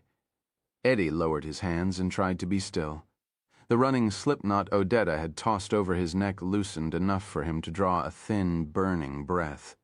All you could say for it was that it was better than not breathing at all. When the panicked beating of his heart had slowed a little, he tried to look around. The noose immediately drew tight again. "Nev mind. You just go on and take in dat ocean view. Gray meat. Dat's all you want to be looking at right now." He looked back at the ocean, and the knot loosened enough to allow him those miserly burning breaths again. His left hand crept surreptitiously down to the waistband of his pants, but she saw the movement, and although he didn't know it, she was grinning. There was nothing there. She had taken the gun. "She crept up on you while you were asleep, Eddie." It was the gunslinger's voice, of course. "It doesn't do any good to say I told you so now, but I told you so. This is what romance gets you. A noose around your neck and a crazy woman with 2 guns somewhere behind you. But if she was going to kill me, she already would have done it. She would have done it while I was asleep. And what is it you think she's going to do, Eddie? Hand you an all-expenses-paid trip for 2 to Disney World." "Listen," he said. "Odetta." The word was barely out of his mouth before the noose pulled savagely tight again. "You don't want to be calling me, Dad. Next time you be callin' me, Dad, be day last time you be callin' anyone anything. My name's Detta Walker, and if you want to keep drawin' brief into yo lungs, you little piece of whitewashed shit, you better 'member it." Eddie made choking, gagging noises and clawed at the noose.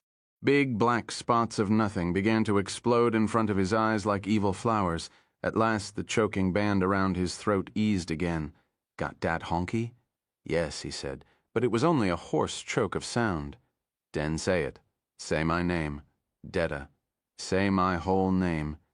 Dangerous hysteria wavered in her voice, and at that moment Eddie was glad he couldn't see her. Detta Walker. Good. The noose eased a little more. "Now you listen to me, white bread, and you do it good. If you want to live till sundown, you don't want to be trying to be cute, like I seen you just trying, T-snake down, and get dat gun I took off'n you while you was asleep. You don't want to cause Detta. She got the sight. See what you gon' try befo' you try it. Show you don't want to try nothin' cute, 'cause I ain't got no legs either. I have learned to do a lot of things since I lost 'em, and now I got both o' dat honky maffa's guns, and dat ought to go for something. You think so?" "Yeah," Eddie croaked. "I'm not feeling cute." "Well, good. That's real good." She cackled. "I been one busy bitch while you been sleepin'. Got dis business all figured out. Here's what I want you to do, white bread. Put yo hands behun you and feel around until you find a loop juice like doin'. I got round yo neck. There be 3 of 'em. I been braidin' while you been sleepin', lazy bones," she cackled again. "When you feel dat loop, you go and put yo wrists right one against t'other and slip 'em through it. Den you goin' feel my hand pullin' that runnin' knot tight, and when you feel dat, you goin' say, dis my chance to toin it around on dis yer nigger bitch right here, while she ain't got her good hold on dat jerk rope. But, here, Detta's voice became muffled as well as a southern darky caricature, you better take a look around befo' you go doin' anythin' rash. Eddie did. Detta looked more witch-like than ever, a dirty, matted thing that would have struck fear into hearts much stouter than his own. The dress she had been wearing in Macy's when the gunslinger snatched her was now filthy and torn. She'd used the knife she had taken from the gunslinger's purse, the one he and Roland had used to cut the masking tape away, to slash her dress in 2 other places, creating makeshift holsters just above the swell of her hips. The worn butts of the gunslinger's revolvers protruded from them. Her voice was muffled because the end of the rope was clenched in her teeth. A freshly cut end protruded from one side of her grin. The rest of the line, the part which led to the noose around his neck, protruded from the other side. There was something so predatory and barbaric about this image, the rope caught in the grin, that he was frozen, staring at her with a horror that only made her grin widen. You try to be cute while I be taking care of yo Hans, she said in her muffled voice. I gon' joik yo windpipe shut with my teeth, Greymeat. And dat time, I not be lettin' up again, you understand? He didn't trust himself to speak. He only nodded. Good. Maybe you be livin' a little bit longer after all. If I don't, Eddie croaked, you're never going to have the pleasure of shoplifting in Macy's again, Detta. Because he'll know, and then it'll be everybody out of the pool. Hush up, Detta said, almost crooned. You just hush up, leave the thinkin' to the folks dat kin do it. All you got to do is be feelin' around fo' dat next loop. 6, I been braidin' while you been sleepin', she had said, and with disgust and mounting alarm, Eddie discovered she meant exactly what she said. The rope had become a series of 3 running slip knots. The first she had noosed around his neck as he slept. The second secured his hands behind his back. Then she pushed him roughly over on his side and told him to bring his feet up until his heels touched his butt. He saw where this was leading and balked. She pulled one of Roland's revolvers from the slit in her dress, cocked it, and pressed the muzzle against Eddie's temple. You do it or I do it, Greymeat, she said in that crooning voice. Only if I do it, you gon' be dead when I do. I jest kick some sen over de brains dat squat out d'other side yo haid cover de hole wit yo hair. You think you be sleepin'? She cackled again. Eddie brought his feet up, and she quickly secured the 3rd running slip knot around his ankles. There. Trussed up just as neat as a calf at a rodeo. That described it as well as anything, Eddie thought. If he tried to bring his feet down from a position which was already growing uncomfortable, he would tighten the slip knot holding his ankles even more. That would tighten the length of rope between his ankles and his wrists, which would in turn tighten that slip knot and the rope between his wrists and the noose she'd put around his neck, and she was dragging him, somehow dragging him down the beach. Hey, what? He tried to pull back and felt everything tighten, including his ability to draw breath. He let himself go as limp as possible, and keep those feet up. Don't forget that, asshole, because if you lower your feet enough, you're going to strangle and let her drag him along the rough ground. A jag of rock peeled skin away from his cheek, and he felt warm blood begin to flow. She was panting harshly. The sound of the waves and the boom of surf ramming into the rock tunnel were louder. Drown me? Sweet Christ, is that what she means to do? No, of course not. He thought he knew what she meant to do even before his face plowed through the twisted kelp which marked the high tide line, dead salt-stinking stuff, as cold as the fingers of drowned sailors. He remembered Henry saying once, sometimes they'd shoot one of our guys. An American, they knew an Arvin was no good, because wasn't any of us that'd go after a gook in the bush. Not unless he was some fresh fish just over from the States. They'd gut-haul him, leave him screaming, then pick off the guys that tried to save him. They'd keep doing that until the guy died. You know what? They called a guy like that Eddie. Eddie had shaken his head, cold with the vision of it. They called him a honeypot. Henry had said something sweet, something to draw flies, or maybe even a bear. That's what Detta was doing, using him as a honeypot. She left him some 7 feet below the high tide line, left him without a word, left him facing the ocean. It was not the tide coming in to drown him that the gunslinger looking through the door was supposed to see, because the tide was on the ebb and wouldn't get up this far again for another 6 hours, and long before then. Eddie rolled his eyes up a little and saw the sun striking a long gold track across the ocean. What was it, 4 o'clock, about that? Sunset would come around 7. It would be dark long before he had to worry about the tide. And when dark came, the lobstrosities would come rolling out of the waves. They would crawl their questioning way up the beach to where he lay helplessly trussed, and then they would tear him apart.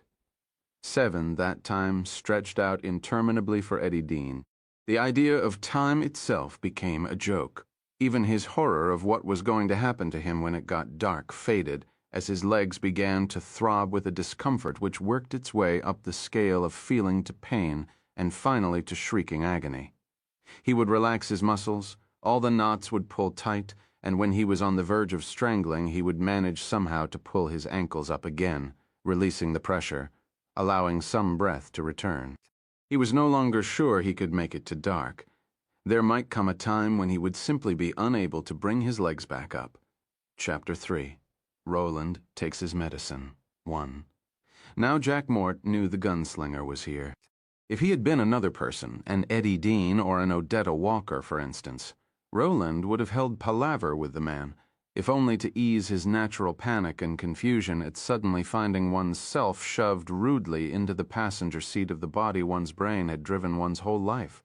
But because Mort was a monster worse than Detta Walker ever had been or could be, he made no effort to explain or speak at all. He could hear the man's clamorings. Who are you? What's happening to me? But disregarded them. The gunslinger concentrated on his short list of necessities, using the man's mind with no compunction at all. The clamorings became screams of terror. The gunslinger went right on, disregarding them. The only way he could remain in the worm pit which was this man's mind was to regard him as no more than a combination atlas and encyclopedia. Mort had all the information Roland needed.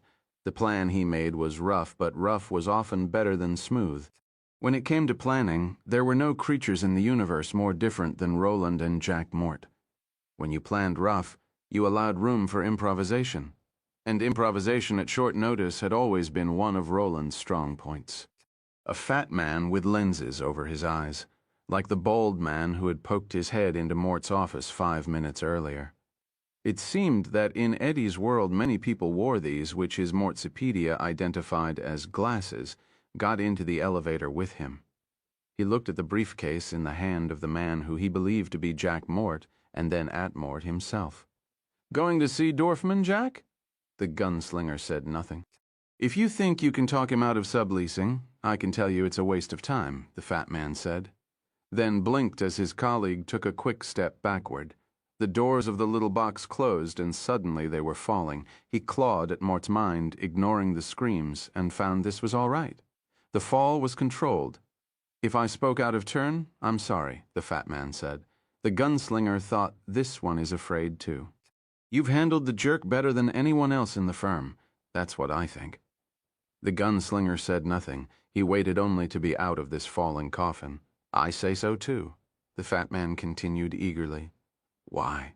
Just yesterday I was at lunch with..." Jack Mort's head turned, and behind Jack Mort's gold-rimmed glasses, eyes that seemed a somehow different shade of blue than Jack's eyes had ever been before, stared at the fat man. "Shut up," the gunslinger said tonelessly. Color fell from the fat man's face, and he took 2 quick steps backward. His flabby buttocks smacked the fake wood panels at the back of the little moving coffin, which suddenly stopped. The doors opened, and the gunslinger, wearing Jack Mort's body like a tight-fitting set of clothes, stepped out with no look back. The fat man held his finger on the door-open button of the elevator and waited inside until Mort was out of sight. Always did have a screw loose, the fat man thought. But this could be serious. This could be a breakdown. The fat man found that the idea of Jack Mort tucked safely away in a sanitarium somewhere was very comforting. The gunslinger wouldn't have been surprised. 3, somewhere between the echoing room which his Mortsopedia identified as a lobby, to wit, a place of entry and exit from the offices which filled this sky tower, and the bright sunshine of street, his Mortsopedia identified this street as both 6th Avenue and Avenue of the Americas. The screaming of Roland's host stopped. Mort had not died of fright. The gunslinger felt with a deep instinct which was the same as knowing that if Mort died, their Kaz would be expelled forever into that void of possibility which lay beyond all physical worlds. Not dead fainted at the overload of terror and strangeness, as Roland himself had done upon entering the man's mind and discovering its secrets and the crossing of destinies too great to be coincidence. He was glad Mort had fainted. As long as the man's unconsciousness hadn't affected Roland's access to the man's knowledge and memories, and it hadn't, he was glad to have him out of the way. The yellow cars were public conveyances called taxis or cabs or hacks. The tribes which drove them, the Mortsopedia told him, were 2, spics and mockeys. To make one stop, you held your hand up like a pupil in a classroom. Roland did this, and after several taxis, which were obviously empty save for their drivers, had gone by him, he saw that these had signs which read "Off Duty." Since these were great letters, the gunslinger didn't need Mort's help. He waited, then put his hand up again. This time the taxi pulled over. The gunslinger got into the back seat. He smelled old smoke, old sweat, old perfume. It smelled like a coach in his own world. Where to, my friend? The driver asked. Roland had no idea if he was of the Spics or Mockeys tribe, and had no intention of asking. It might be impolite in this world. I'm not sure, Roland said. This ain't no encounter group, my friend. Time is money. Tell him to put his flag down, the Mortsopedia told him. Put your flag down, Roland said. That ain't rolling nothing but time, the driver replied. Tell him you'll tip him $5, the Mortsopedia advised. I'll tip you $5, Roland said. Let's see it, the cabbie replied. Money talks, bullshit walks. Ask him if he wants his money or if he wants to go fuck himself. The Mortsopedia advised instantly. Do you want the money? Or do you want to go fuck yourself? Roland asked, in a cold, dead voice. The cabbie's eyes glanced apprehensively into the rearview mirror for just a moment, and he said no more. Roland consulted Jack Mort's accumulated store of knowledge more fully this time. The cabbie glanced up again, quickly. During the 15 seconds his fare spent simply sitting there with his head slightly lowered and his left hand spread across his brow as if he had an Excedrin headache. The cabbie had decided to tell the guy to get out, or he'd yell for a cop when the fare looked up and said mildly, I'd like you to take me to 7th Avenue and 49th Street. For this trip, I will pay you $10 over the fare on your taximeter, no matter what your tribe. A weirdo, the driver, a wasp from Vermont trying to break into showbiz, thought, but maybe a rich weirdo. He dropped the cab into gear.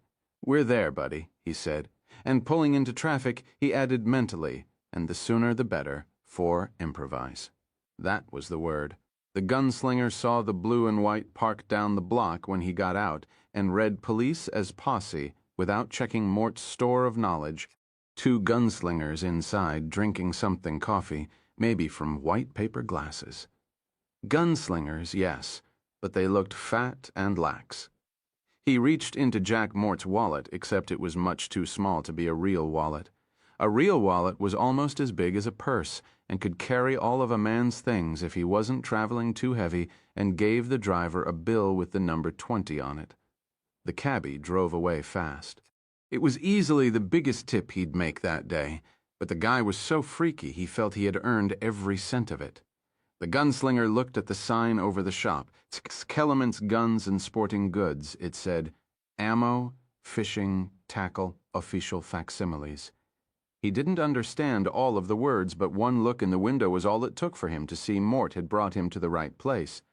There were wristbands on display, badges of rank, and guns. Rifles, mostly, but pistols as well. They were chained, but that didn't matter. He would know what he needed when, if he saw it. Roland consulted Jack Mort's mind, a mind exactly sly enough to suit his purposes, for more than a minute. 5. One of the cops in the blue and white elbowed the other. Now that, he said, is a serious comparison, shopper. His partner laughed. Oh, God, he said in an effeminate voice as the man in the business suit and gold-rimmed glasses finished his study of the merchandise on display and went inside. I think he just decided on the lavender handcuffs. The first cop choked on a mouthful of lukewarm coffee and sprayed it back into the styrofoam cup in a gust of laughter. 6. A clerk came over almost at once and asked if he could be of help. I wonder, the man in the conservative blue suit replied. If you have a paper. He paused, appeared to think deeply, and then looked up. A chart, I mean, which shows pictures of revolver ammunition. You mean a caliber chart? The clerk asked. The customer paused, then said, Yes, my brother has a revolver. I have fired it, but it's been a good many years. I think I will know the bullets if I see them. Well, you may think so, the clerk replied, but it can be hard to tell. Was it a 22, a 38, or maybe? If you have a chart, I'll know, Roland said. Just a sec. The clerk looked at the man in the blue suit doubtfully for a moment, then shrugged. Fuck. The customer was always right, even when he was wrong. If he had the dough to pay, that was money talked, bullshit walked. I got a shooter's Bible, maybe that's what you want to look at. Yes. He smiled. Shooter's Bible. It was a noble name for a book. The man rummaged under the counter and brought out a well-thumbed volume as thick as any book the gunslinger had ever seen in his life, and yet this man seemed to handle it as if it were no more valuable than a handful of stones. He opened it on the counter and turned it around. Take a look. Although if it's been years, you're shootin' in the dark. He looked surprised, then smiled. Pardon my pun. Roland didn't hear. He was bent over the book, studying pictures which seemed almost as real as the things they represented. Marvelous pictures the Mortsopedia identified as photographs. He turned the pages slowly. No. He had almost lost hope when he saw it. He looked up at the clerk with such blazing excitement that the clerk felt a little afraid. There, he said. There, right there. The photograph he was tapping was one of a Winchester .45 pistol shell. It was not exactly the same as his own shells because it hadn't been hand-thrown or hand-loaded, but he could see without even consulting the figures, which would have meant almost nothing to him anyway, that it would chamber and fire from his guns. Well, all right, I guess you found it, the clerk said. But don't cream your jeans, fella. I mean, they're just bullets. You have them? Sure. How many boxes do you want? How many in a box? 50. The clerk began to look at the gunslinger with real suspicion. If the guy was planning to buy shells, he must know he'd have to show a permit to carry photo ID, no PC, no ammo, not for handguns. It was the law in the borough of Manhattan, and if this dude had a handgun permit, how come he didn't know how many shells came in a standard box of ammo? 50. Now the guy was staring at him with slack-jawed surprise. He was off the wall. All right. The clerk edged a bit to his left, a bit nearer the cash register, and, not so coincidentally, a bit nearer to his own gun, a .357 mag, which he kept fully loaded in a spring clip under the counter. 50, the gunslinger repeated. He had expected 5, 10, perhaps as many as a dozen. But this, how much money do you have? He asked the Mortsopedia. The Mortsopedia didn't know, not exactly, but thought there was at least $60 in his wallet. And how much does a box cost? It would be more than $60, he supposed, but the man might be persuaded to sell him part of a box, or $17.50, the clerk said. But Mr. Jack Mort was an accountant, and this time there was no waiting. Translation and answer came simultaneously. 3, the gunslinger said, 3 boxes. He tapped the photograph of the shells with one finger, 150 rounds. Ye gods, what a mad storehouse of riches this world was. The clerk wasn't moving. You don't have that many, the gunslinger said. He felt no real surprise. It had been too good to be true. A dream. Oh, I got Winchester. 45s. I got 45s up the kazoo. The clerk took another step to the left, a step closer to the cash register and the gun. If the guy was a nut, something the clerk expected to find out for sure any second now, he was soon going to be a nut with an extremely large hole in his midsection. I got 45 ammo up the old yin-yang. What I want to know, mister, is if you got the card, a handgun permit with a photo. I can't sell you handgun ammo unless you can show me one. If you want to buy ammo without a PC, you're gonna have to. Go up to Westchester. The gunslinger stared at the man blankly. This was all gabble to him. He understood none of it. His Mortzipedia had some vague notion of what the man meant, but Mort's ideas were too vague to be trusted in this case. Mort had never owned a gun in his life. He did his nasty work in other ways. The man sidled another step to the left without taking his eyes from his customer's face, and the gunslinger thought, he's got a gun. He expects me to make trouble, or maybe he wants me to make trouble, wants an excuse to shoot me, improvise. He remembered the gunslingers sitting in their blue and white carriage down the street. Gunslingers, yes, peacekeepers, men charged with keeping the world from moving on. But these had looked, at least on a passing glance, to be nearly as soft and unobservant as everyone else in this world of lotus eaters. Just two men in uniforms and caps, slouched down in the seats of their carriage, drinking coffee. He might have misjudged. He hoped for all their sakes that he had not. "Oh, I understand," the gunslinger said, and drew an apologetic smile on Jack Mort's face. "I'm sorry. I guess I haven't kept track of how much the world has moved on changed since I last owned a gun." "No harm done," the clerk said, relaxing minutely. "Maybe the guy was all right, or maybe he was pulling a gag. I wonder if I could look at that cleaning kit." Roland pointed to a shelf behind the clerk. "Sure." The clerk turned to get it, and when he did, the gunslinger removed the wallet from Mort's inside jacket pocket. He did this with the flickering speed of a fast draw. The clerk's back was to him for less than 4 seconds. But when he turned back to Mort, the wallet was on the floor. "It's a beaut," the clerk said, smiling, having decided the guy was okay after all. Hell, he knew how lousy you felt when you made a horse's ass of yourself. He had done it in the Marines enough times, and you don't need a goddamn permit to buy a cleaning kit either. Ain't freedom wonderful?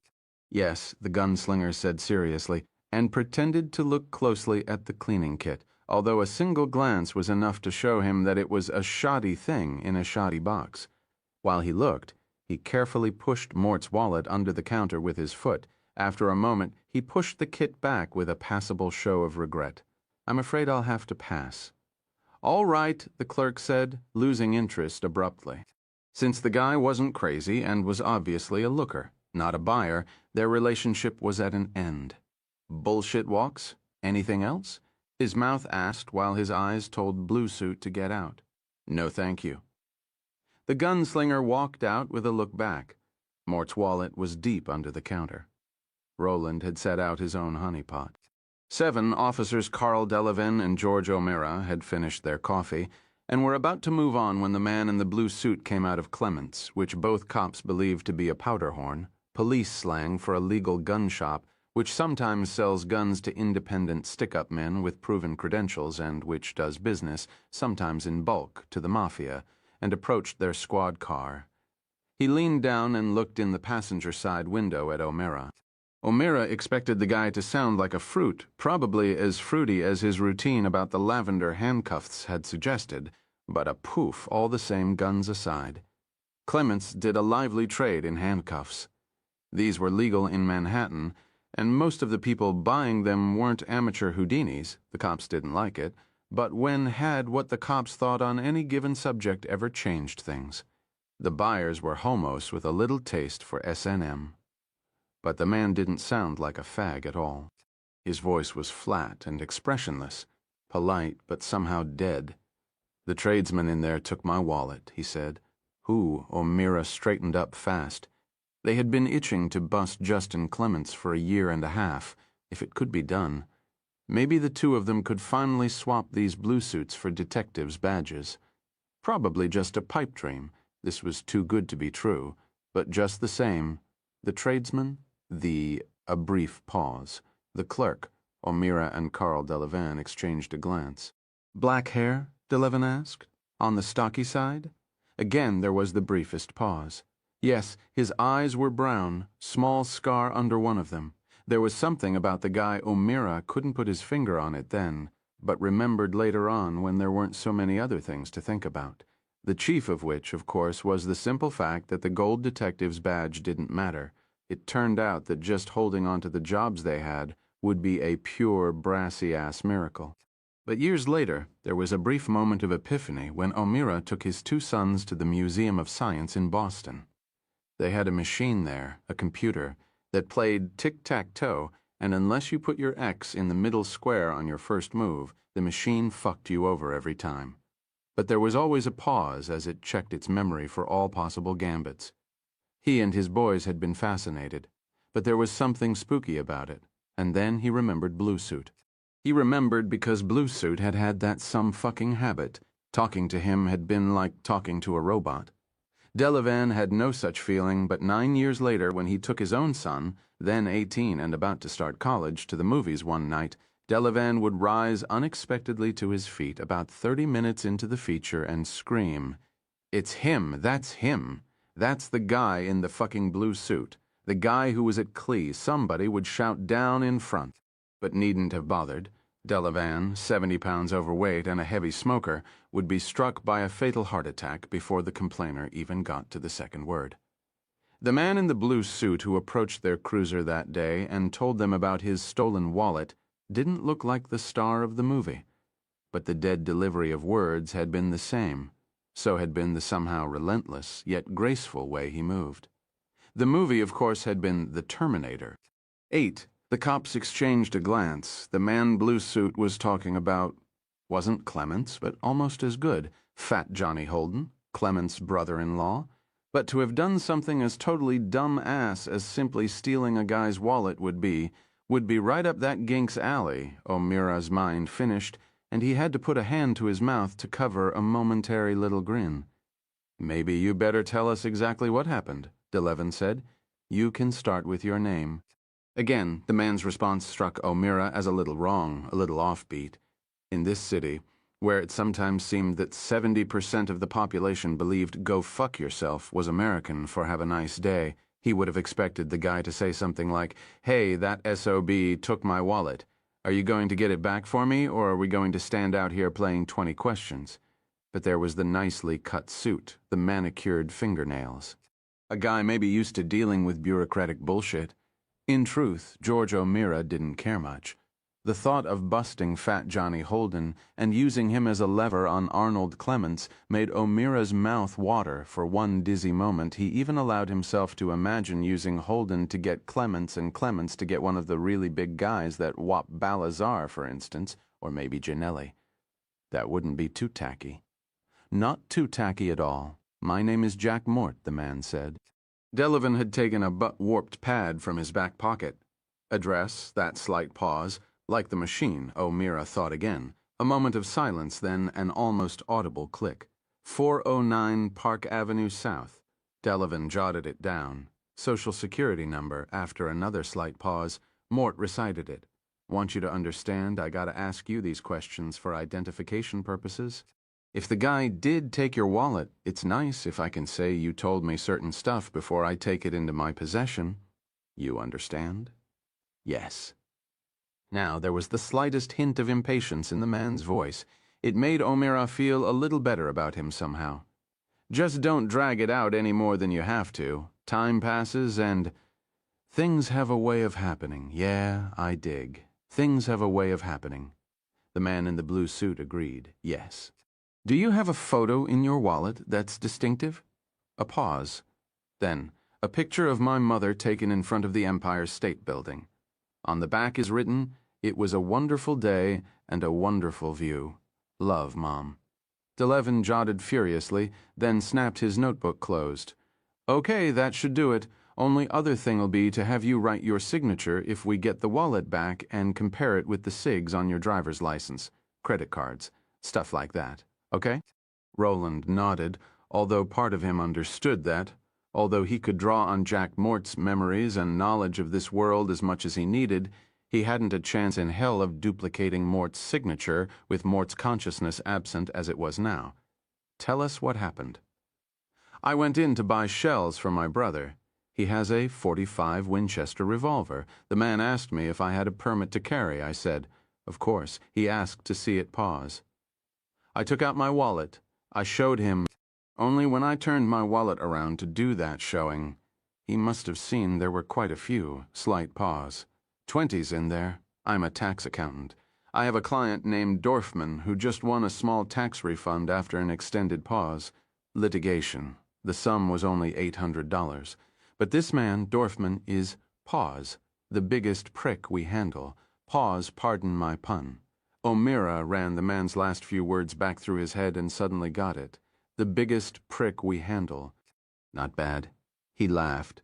Thoughts of robots and machines that played tic-tac-toe went out of his mind.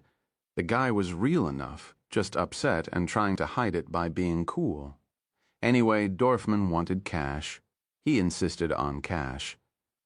You think Fat Johnny got a look at your client's dough? DeLevin said. He and O'Meara got out of the blue and white.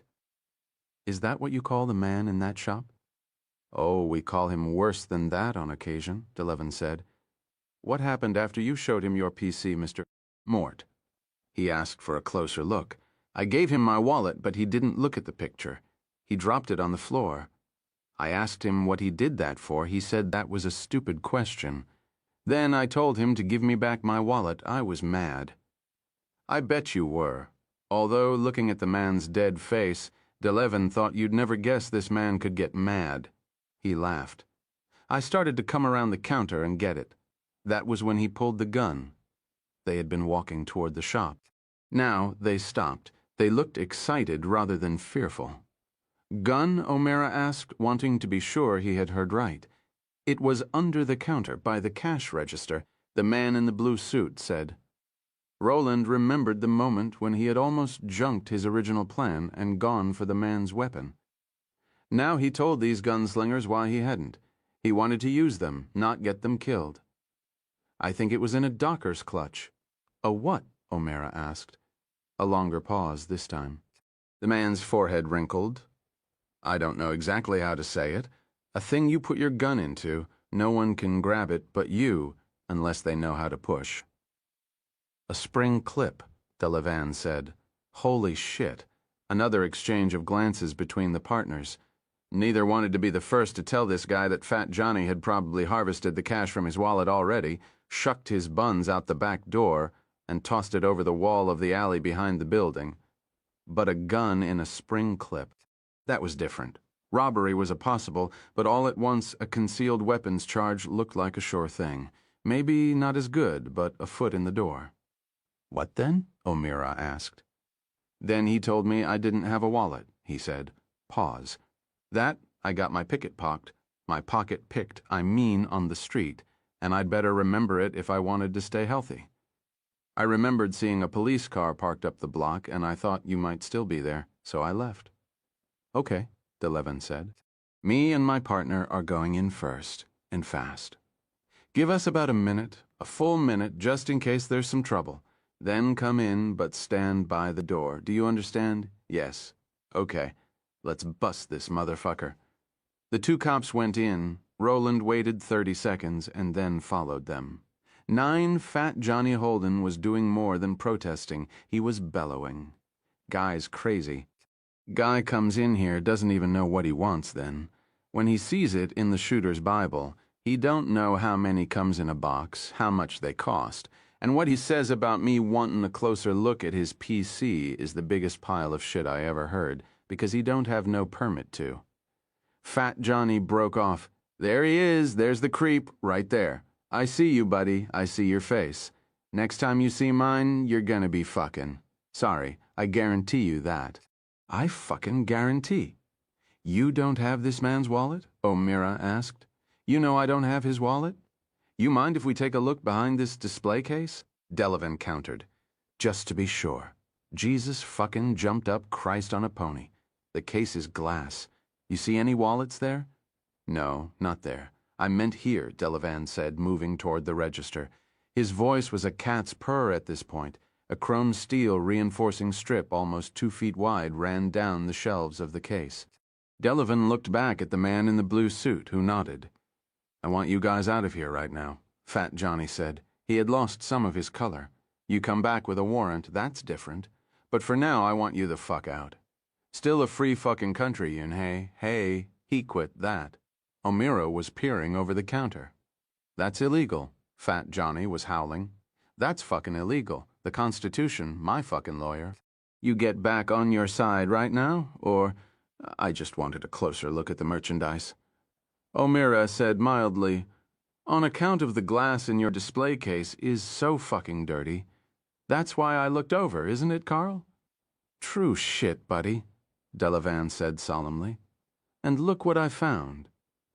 Roland heard a click, and suddenly the gunslinger in the blue uniform was holding an extremely large gun in his hand.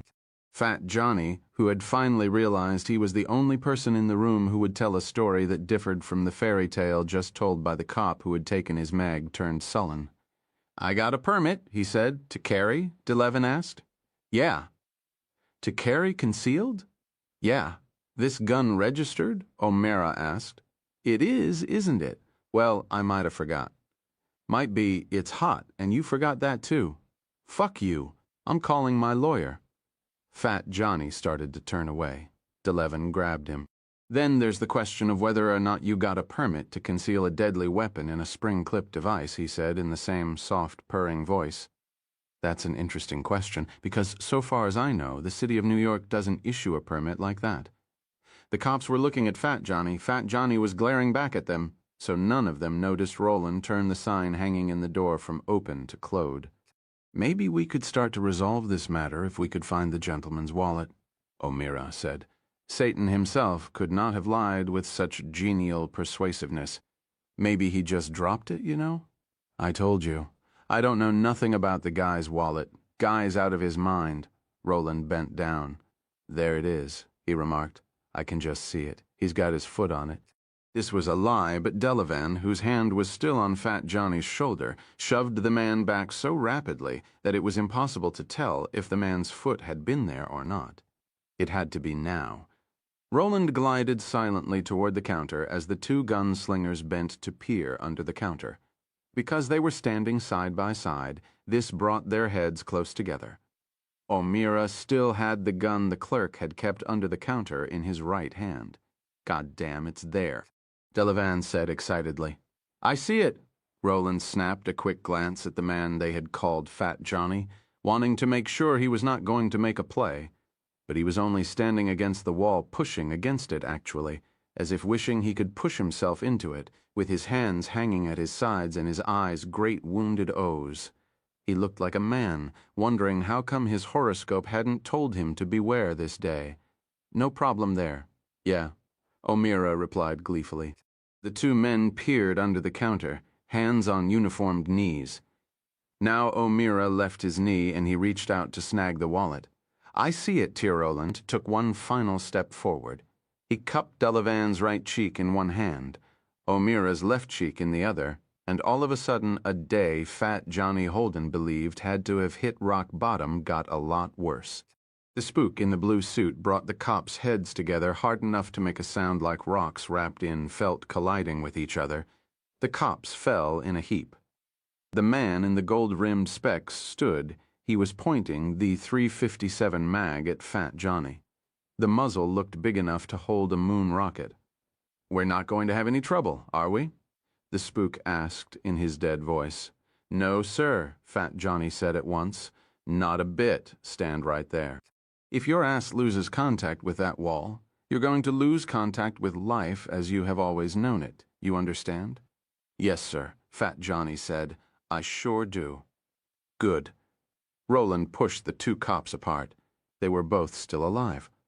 That was good. No matter how slow and unobservant they might be, they were gunslingers, men who had tried to help a stranger in trouble. He had no urge to kill his own, but he had done it before, hadn't he? Yes.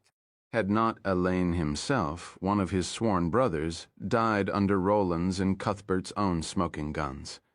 Without taking his eyes from the clerk, he felt under the counter with the toe of Jack Mort's Gucci loafer. He felt the wallet. He kicked it. It came spinning out from underneath the counter on the clerk's side. Fat Johnny jumped and shrieked like a goosey girl who spies a mouse. His ass actually did lose contact with the wall for a moment, but the gunslinger overlooked it. He had no intention of putting a bullet in this man. He would throw the gun at him and poleaxe him with it before firing a shot. A gun as absurdly big as this would probably bring half the neighborhood. "Pick it up," the gunslinger said, slowly. Fat Johnny reached down, and as he grasped the wallet, he farted loudly and screamed. With faint amusement, the gunslinger realized he had mistaken the sound of his own fart for a gunshot, and his time of dying had come. When Fat Johnny stood up, he was blushing furiously. There was a large wet patch on the front of his pants. Put the purse on the counter. Wallet, I mean? Fat Johnny did it. Now the shells, Winchester, 45 seconds. And I want to see your hands every second. I have to reach into my pocket for my keys. Roland nodded as Fat Johnny first unlocked and then slid open the case with the stacked cartons of bullets inside. Roland cogitated. "Give me 4 boxes," he said at last. He could not imagine needing so many shells, but the temptation to have them was not to be denied.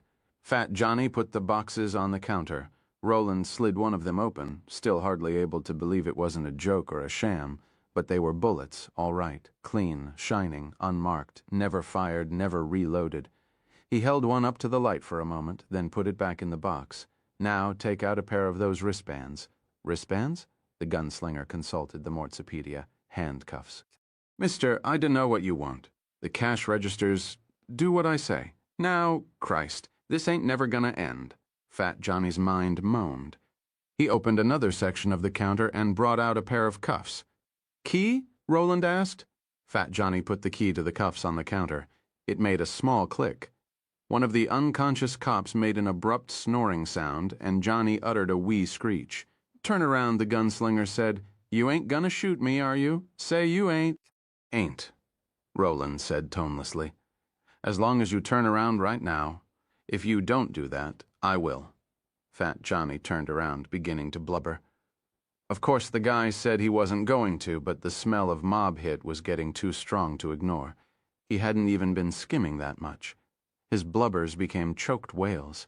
"Please, mister, for my mother's sake, don't shoot me. My mother's old. She's blind. She's cursed with a yellow-gut son," the gunslinger said dourly. "Wrists together." Mewling wet pants sticking to his crotch, Fat Johnny put them together. In a trice, the steel bracelets were locked in place. He had no idea how the spook had gotten over or around the counter so quickly, nor did he want to know. "Stand there and look at the wall until I tell you it's all right to turn around. If you turn around before then, I'll kill you." Hope lighted Fat Johnny's mind. Maybe the guy didn't mean to hit him after all. Maybe the guy wasn't crazy, just insane. "I won't. Swear to God. Swear before all of his saints. Swear before all his angels. Swear before all his arch. I swear, if you don't shut up, I'll put a slug through your neck," the spook said. Fat Johnny shut up. It seemed to him that he stood facing the wall for an eternity. In truth, it was about 20 seconds. The gunslinger knelt, put the clerk's gun on the floor, took a quick look to make sure the maggot was being good, then rolled the other 2 onto their backs. Both were good and out, but not dangerously hurt, Roland judged. They were both breathing regularly. A little blood trickled from the ear of the one called Delavan, but that was all. He took another quick glance at the clerk, then unbuckled the gunslinger's gun belts and stripped them off. Then he took off Mort's blue suit coat and buckled the belts on himself. They were the wrong guns, but it still felt good to be packing iron again. Damned good, better than he would have believed. 2 guns, one for Eddie, and one for Odetta, when and if Odetta was ready for a gun. He put on Jack Mort's coat again, dropped 2 boxes of shells into the right pocket, and 2 into the left. The coat, formerly impeccable, now bulged out of shape. He picked up the clerk's .357 mag and put the shells in his pants pocket. Then he tossed the gun across the room. When it hit the floor, Fat Johnny jumped, uttered another wee shriek, and squirted a little more warm water in his pants. The gunslinger stood up and told Fat Johnny to turn around 10. When Fat Johnny got another look at the geek in the blue suit and the gold-rimmed glasses, his mouth fell open. For a moment he felt an overwhelming certainty that the man who had come in here had become a ghost when Fat Johnny's back was turned. It seemed to Fat Johnny that through the man he could see a figure much more real, one of those legendary gunfighters they used to make movies and TV shows about when he was a kid. Wyatt Earp, Doc Holliday, Butch Cassidy, one of those guys. Then his vision cleared, and he realized what the crazy nut had done, taken the cops' guns and strapped them around his waist. With the suit and tie, the effect should have been ludicrous, but somehow it wasn't. The key to the wristbands is on the counter. When the possemen wake up, they'll free you. He took the wallet, opened it, and incredibly laid 4 $20 bills on the glass before stuffing the wallet back into his pocket. For the ammunition, Roland said, "I've taken the bullets from your own gun. I intend to throw them away when I leave your store. I think that, with an unloaded gun and no wallet, they may find it difficult to charge you with a crime." Fat Johnny gulped for one of the few times in his life he was speechless.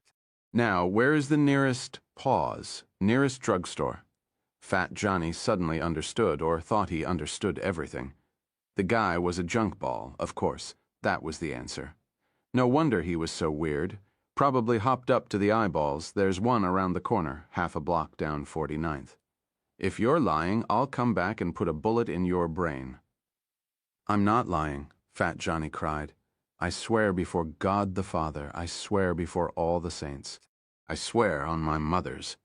But then the door was swinging shut. Fat Johnny stood for a moment in utter silence, unable to believe the nut was gone. Then he walked as rapidly as he could around the counter and to the door. He turned his back to it and fumbled around until he was able to grasp and turn the lock. He fumbled some more until he had managed to shoot the bolt as well. Only then did he allow himself to slide slowly into a sitting position, gasping and moaning and swearing to God and all his saints and angels that he would go to St. Anthony's this very afternoon as soon as one of those pigs woke up and let him out of these cuffs. As a matter of fact, he was going to make confession, do an act of contrition, and take communion. Fat Johnny Holden wanted to get right with God. This had just been too fucking close. 11, the setting sun became an arc over the western sea. It narrowed to a single bright line which seared Eddie's eyes. Looking at such a light for long could put a permanent burn on your retinas. This was just one of the many interesting facts you learned in school, facts that helped you get a fulfilling job like part-time bartender and an interesting hobby like the full-time search for street skag and the bucks with which to buy it. Eddie didn't stop looking. He didn't think it was going to matter much longer if he got eye-burned or not. He didn't beg the witch woman behind him. First, it wouldn't help. Second, begging would degrade him. He had lived a degrading life. He discovered that he had no wish to degrade himself further in the last few minutes of it. Minutes were all he had left now. That's all there would be before that bright line disappeared and the time of the lobstrosities came. He had ceased hoping that a miraculous change would bring Odetta back at the last moment, just as he ceased hoping that Detta would recognize that his death would almost certainly strand her in this world forever. He had believed until 15 minutes ago that she was bluffing. Now he knew better. Well, it'll be better than strangling an inch at a time, he thought, but after seeing the loathsome lobster things night after night, he really didn't believe that was true. He hoped he would be able to die without screaming. He didn't think this would be possible, but he intended to try. "They be comin' for you, honky," Detta screeched. "Be comin' any minute now. Goin' be the best dinner those daddies ever had." It wasn't just a bluff. Odetta wasn't coming back and the gunslinger wasn't either. This last hurt the most somehow. He had been sure he and the gunslinger had become, well, partners if not brothers during their trek up the beach, and Roland would at least make an effort to stand by him. But Roland wasn't coming. Maybe it isn't that he doesn't want to come. Maybe he can't come. Maybe he's dead, killed by a security guard in a drugstore shit. That'd be a laugh.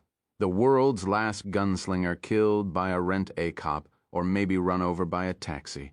Maybe he's dead and the door's gone. Maybe that's why she's not running a bluff. Maybe there's no bluff to run. Gon be any minute now, Detta screamed.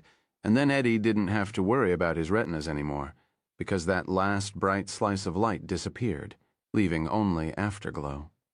He stared at the waves, the bright afterimage slowly fading from his eyes, and waited for the first of the lobstrosities to come rolling and tumbling out of the waves. 12. Eddie tried to turn his head to avoid the first one, but he was too slow. It ripped off a swatch of his face with one claw, splattering his left eye to jelly and revealing the bright gleam of bone in the twilight as it asked its questions, and the really bad woman laughed. "Stop it," Roland commanded himself. "Thinking such thoughts is worse than helpless. It is a distraction, and it need not be. There may still be time, and there still was, then." As Roland strode down 49th Street in Jack Mort's body, arms swinging, bull shooter's eyes fixed firmly upon the sign which read Deerugs, oblivious to the stares he was getting and the way people swerved to avoid him, the sun was still up in Roland's world. Its lower rim would not touch the place where sea met sky for another 15 minutes or so. If Eddie's time of agony was to come, it was still ahead. The gunslinger did not know this for a fact, however. He only knew it was later over there than here, and while the sun should still be up over there, the assumption that time in this world and his own ran at the same speed might be a deadly one. Especially for Eddie, who would die the death of unimaginable horror that his mind nevertheless kept trying to imagine. The urge to look back to see was almost insurmountable. Yet he dared not. Must not. The voice of Court interrupted the run of his thoughts sternly. "Control the things you can control, maggot. Let everything else take a flying fuck at you, and if you must go down with your guns blazing." Yes, but it was hard. Very hard sometimes. He would have seen and understood why people were staring at him and then veering away if he had been a little less savagely fixed on finishing his work in this world as soon as he could and getting the hell out. But it would have changed nothing. He strode so rapidly toward the blue sign where, according to the Mortsopedia, he could get the Keyflex stuff his body needed, that Mort's suit coat flapped out behind him in spite of the heavy lead waiting in each pocket. The gun belts buckled across his hips were clearly revealed. He wore them not as their owners had straight and neat, but as he wore his own, criss-cross, low hung on his hips. To the shoppers, boppers, and hawkers on 49th, he looked much as he had looked to Fat Johnny, like a desperado. Roland reached Katz's drugstore and went in. 13. The gunslinger had known magicians, enchanters, and alchemists in his time. Some had been clever charlatans, some stupid fakes in whom only people more stupid than they were themselves could believe, but there had never been a shortage of fools in the world. So even the stupid fakes survived, in fact, most actually thrived. And a small few actually able to do those things of which men whisper these few could call demons and the dead could kill with a curse or heal with strange potions. One of these men had been a creature the gunslinger believed to be a demon himself, a creature that pretended to be a man and called itself Flag.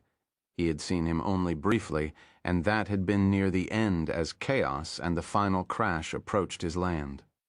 Hot on his heels had come two young men who looked desperate and yet grim, men named Dennis and Thomas.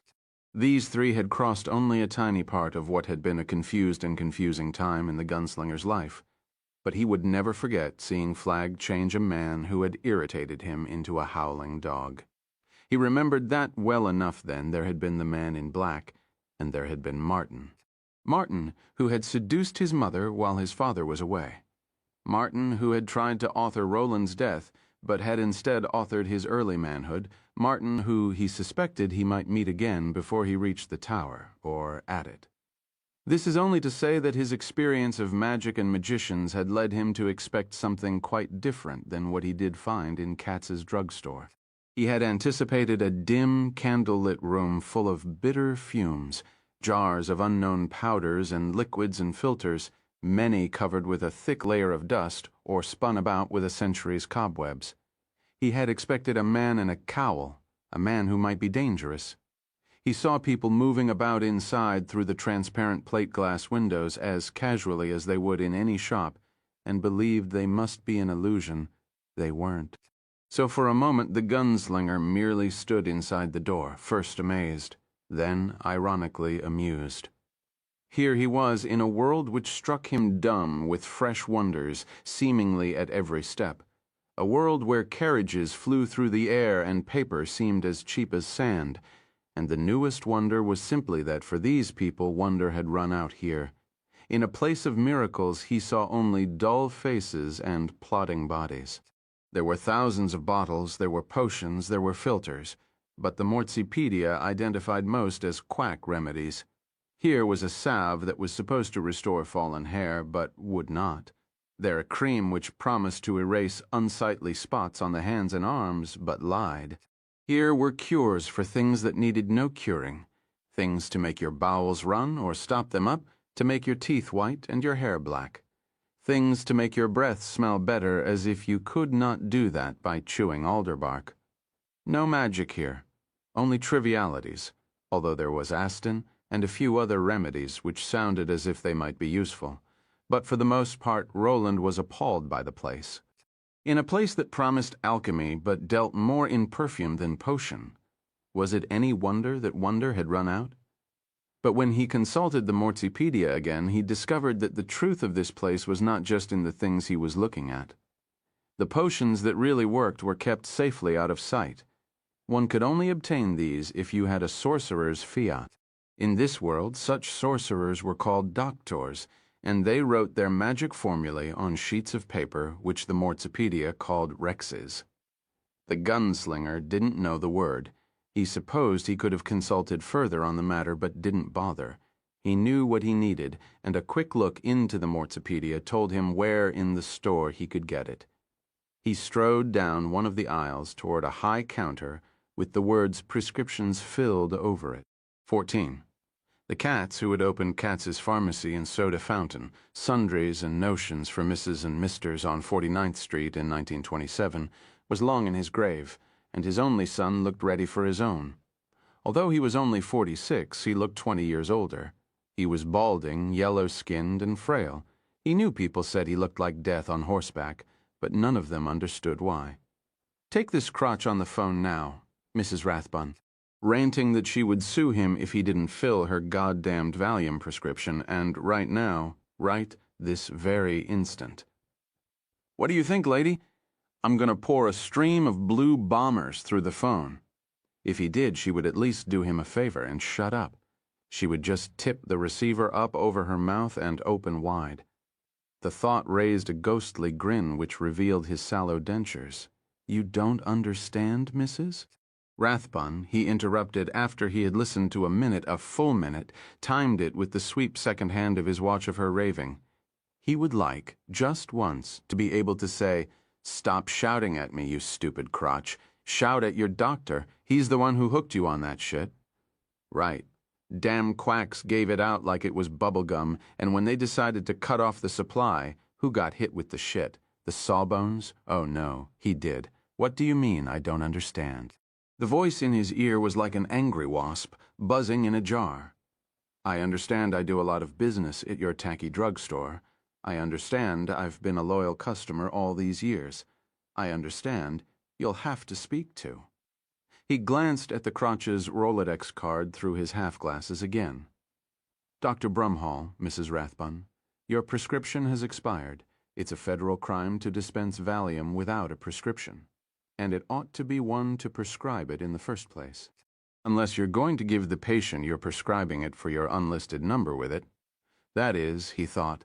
It was an oversight, the woman screamed. Now there was a raw edge of panic in her voice. Eddie would have recognized that tone at once.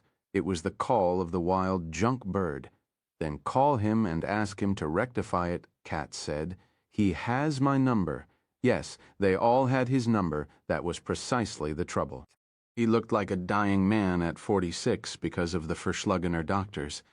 And all I have to do to guarantee that the last thin edge of profit I am somehow holding onto in this place will melt away is tell a few of these junky bitches to go fuck themselves. That's all.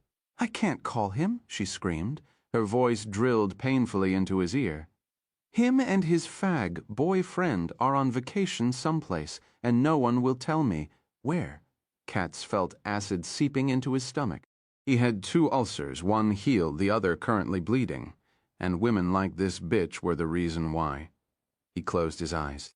Thus he did not see his assistant stare at the man in the blue suit and the gold-rimmed glasses approaching the prescription counter, nor did he see Ralph, the fat old security guard. Katz paid the man a pittance, but still bitterly resented the expense. His father had never needed a security guard, but his father, God rot him, had lived in a time when New York had been a city instead of a toilet bowl, suddenly come out of his usual dim days and reach for the gun on his hip. He heard a woman scream, but thought it was because she had just discovered all the Revlon was on sale. He'd been forced to put the Revlon on sale because that Putz Dollance up the street was undercutting him. He was thinking of nothing but Dollance and this bitch on the phone as the gunslinger approached like fated doom, thinking of how wonderful the 2 of them would look naked save for a coating of honey and staked out over anthills in the burning desert sun. His and hers anthills, wonderful. He was thinking this was the worst it could get. The absolute worst. His father had been so determined that his only son follow in his footsteps that he had refused to pay for anything but a degree in pharmacology, and so he had followed in his father's footsteps, and God rot his father, for this was surely the lowest moment in a life that had been full of low moments, a life which had made him old before his time. This was the absolute nadir, or so he thought with his eyes closed. "If you come by, Mrs. Rathbun, I could give you a dozen 5-milligram Valium. Would that be all right?" The man sees reason. Thank God the man sees reason. And she hung up. Just like that. Not a word of thanks. But when she saw the walking rectum that called itself a doctor again, she would just about fall down and polish the tips of his Gucci loafers with her nose. She would give him a blowjob. She would... "Mr. Katz," his assistant said in a voice that sounded strangely winded. "I think we have a prob." There was another scream. It was followed by the crash of a gun, startling him so badly he thought for a moment his heart was simply going to utter one monstrous clap in his chest and then stop forever. He opened his eyes and stared into the eyes of the gunslinger. Katz dropped his gaze and saw the pistol in the man's fist. He looked left and saw Ralph the guard nursing one hand and staring at the thief with eyes that seemed to be bugging out of his face.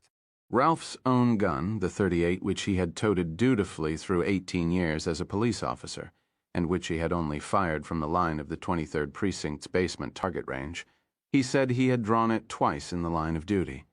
But who knew was now a wreck in the corner. "I want Keflex," the man with the bull-shooter eyes said expressionlessly. "I want a lot now, and never mind the wrecks." For a moment, Katz could only look at him, his mouth open, his heart struggling in his chest, his stomach a sickly boiling pot of acid. Had he thought he had hit rock bottom? Had he really 15? "You don't understand," Katz managed at last. His voice sounded strange to himself, and there was really nothing very odd about that, since his mouth felt like a flannel shirt, and his tongue like a strip of cotton batting. "There is no cocaine here." "It is not a drug which is dispensed under any I did not say cocaine." The man in the blue suit and the gold-rimmed glasses said, "I said Keflex. That's what I thought you said." Katz almost told this crazy momser, and then decided that might provoke him. He had heard of drugstores getting held up for speed, for bennies, for half a dozen other things, including Mrs. Rathbun's precious Valium, but he thought this might be the first penicillin robbery in history. The voice of his father, God rot the old bastard, told him to stop dithering and gawping and do something. But he could think of nothing to do. The man with the gun supplied him with something. "Move," the man with the gun said. "I'm in a hurry." How much do you want?" Katz asked. His eyes flicked momentarily over the robber's shoulder, and he saw something he could hardly believe. Not in this city. But it looked like it was happening anyway. "Good luck, Katz actually has some good luck? That you could put in the Guinness Book of World Records? I don't know," the man with the gun said, "as much as you can put in a bag. A big bag. and with no warning at all, he whirled and the gun in his fist crashed again. A man bellowed. Plate glass blew onto the sidewalk and the street in a sparkle of shards and splinters. Several passing pedestrians were cut, but none seriously. Inside Katz's drugstore, women, and not a few men, screamed. The burglar alarm began its own hoarse bellow. The customers panicked and stampeded toward and out the door. The man with the gun turned back to Katz, and his expression had not changed at all. His face wore the same look of frightening, but not inexhaustible, patience that it had worn from the first. Do as I say rapidly. I'm in a hurry. Katz gulped. Yes, sir, he said. 16, the gunslinger had seen and admired the curved mirror in the upper left corner of the shop, while he was still halfway to the counter behind which they kept the powerful potions. The creation of such a curved mirror was beyond the ability of any craftsman in his own world, as things were now, although there had been a time when such things and many of the others he saw in Eddie and Odetta's world might have been made. He had seen the remains of some in the tunnel under the mountains, and he had seen them in other places as well, relics as ancient and mysterious as the Droot stones that sometimes stood in the places where demons came. He also understood the mirror's purpose. He had been a bit late seeing the guards move. He was still discovering how disastrously the lenses Mort wore over his eyes restricted his peripheral vision, but he'd still time to turn and shoot the gun out of the guard's hand. It was a shot Roland thought as nothing more than routine, although he'd needed to hurry a little. The guard, however, had a different opinion. Ralph Lennox would swear to the end of his days that the guy had made an impossible shot, except maybe on those old kiddie western shows like Annie Oakley. Thanks to the mirror, which had obviously been placed where it was to detect thieves, Roland was quicker dealing with the other one. He had seen the alchemist's eyes flick up and over his shoulder for a moment, and the gunslinger's own eyes had immediately gone to the mirror. In it he saw a man in a leather jacket moving up the center aisle behind him. There was a long knife in his hand, and no doubt visions of glory in his head. The gunslinger turned and fired a single shot, dropping the gun to his hip, aware that he might miss with the first shot because of his unfamiliarity with this weapon, but unwilling to injure any of the customers standing frozen behind the would-be hero. Better to have to shoot twice from the hip, firing slugs that would do the job while traveling on an upward angle that would protect the bystanders, than to perhaps kill some lady whose only crime had been picking the wrong day to shop for perfume. The gun had been well cared for. Its aim was true. Remembering the podgy, under-exercised looks of the gunslingers he had taken these weapons from, it seemed that they cared better for the weapons they wore than for the weapons they were. It seemed a strange way to behave, but of course this was a strange world, and Roland could not judge, had no time to judge, come to that. The shot was a good one, chopping through the man's knife at the base of the blade, leaving him holding nothing but the hilt. Roland stared evenly at the man in the leather coat, and something in his gaze must have made the would-be hero remember a pressing appointment elsewhere, for he whirled, dropped the remains of the knife, and joined the general exodus. Roland turned back and gave the alchemist his orders. Any more fucking around, and blood would flow. When the alchemist turned away, Roland tapped his bony shoulder blade with the barrel of the pistol. The man made a strangled yeek sound and turned back at once. Not you. You stay here, let your prentice do it. Who? Him?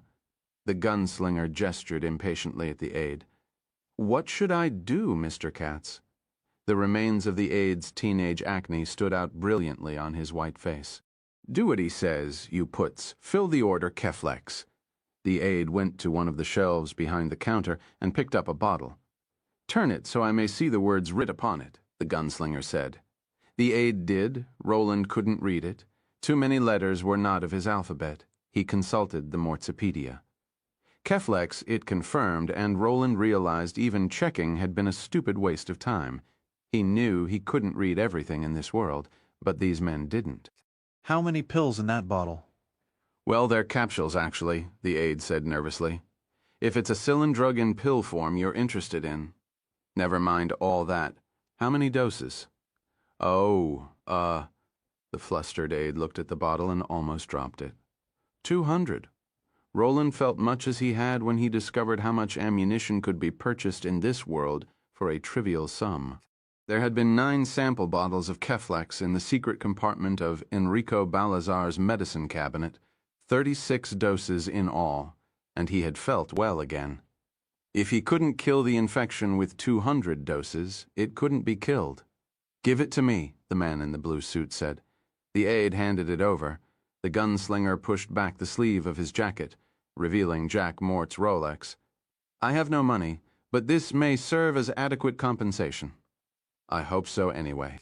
He turned, nodded toward the guard, who was still sitting on the floor by his overturned stool and staring at the gunslinger with wide eyes, and then walked out. Simple as that. For 5 seconds there was no sound in the drugstore but the bray of the alarm, which was loud enough to blank out even the babble of the people on the street. "God in heaven, Mr. Katz, what do we do now?" the aide whispered. Katz picked up the watch and hefted it. Gold, solid gold. He couldn't believe it. He had to believe it. Some madman walked in off the street, shot a gun out of his guard's hand and a knife out of another's, all in order to obtain the most unlikely drug he could think of. Keflex, maybe $60 worth of Keflex, for which he had paid with a $6,500 Rolex watch. "Do?" Katz asked. "Do? The first thing you do is put that wristwatch under the counter. You never saw it." He looked at Ralph. "Neither did you." "No, sir," Ralph agreed immediately. "As long as I get my share when you sell it, I never saw that watch at all." "They'll shoot him like a dog in the street," Katz said with unmistakable satisfaction. "Keflex, and the guy didn't even seem to have the sniffles," the aide said wonderingly. Chapter 4. The drawing, as the sun's bottom arc first touched the western sea in Roland's world, striking bright golden fire across the water to where Eddie lay trussed like a turkey, officers O'Meara and Delavan were coming groggily back to consciousness in the world from which Eddie had been taken. "Let me out of these cuffs, would you?" Fat Johnny asked in a humble voice. "Where is he?" O'Meara asked thickly, and groped for his holster. "Gone. Holster, belt, bullets, gun. Oh, shit!" He began thinking of the questions that might be asked by the shits in the Department of Internal Affairs.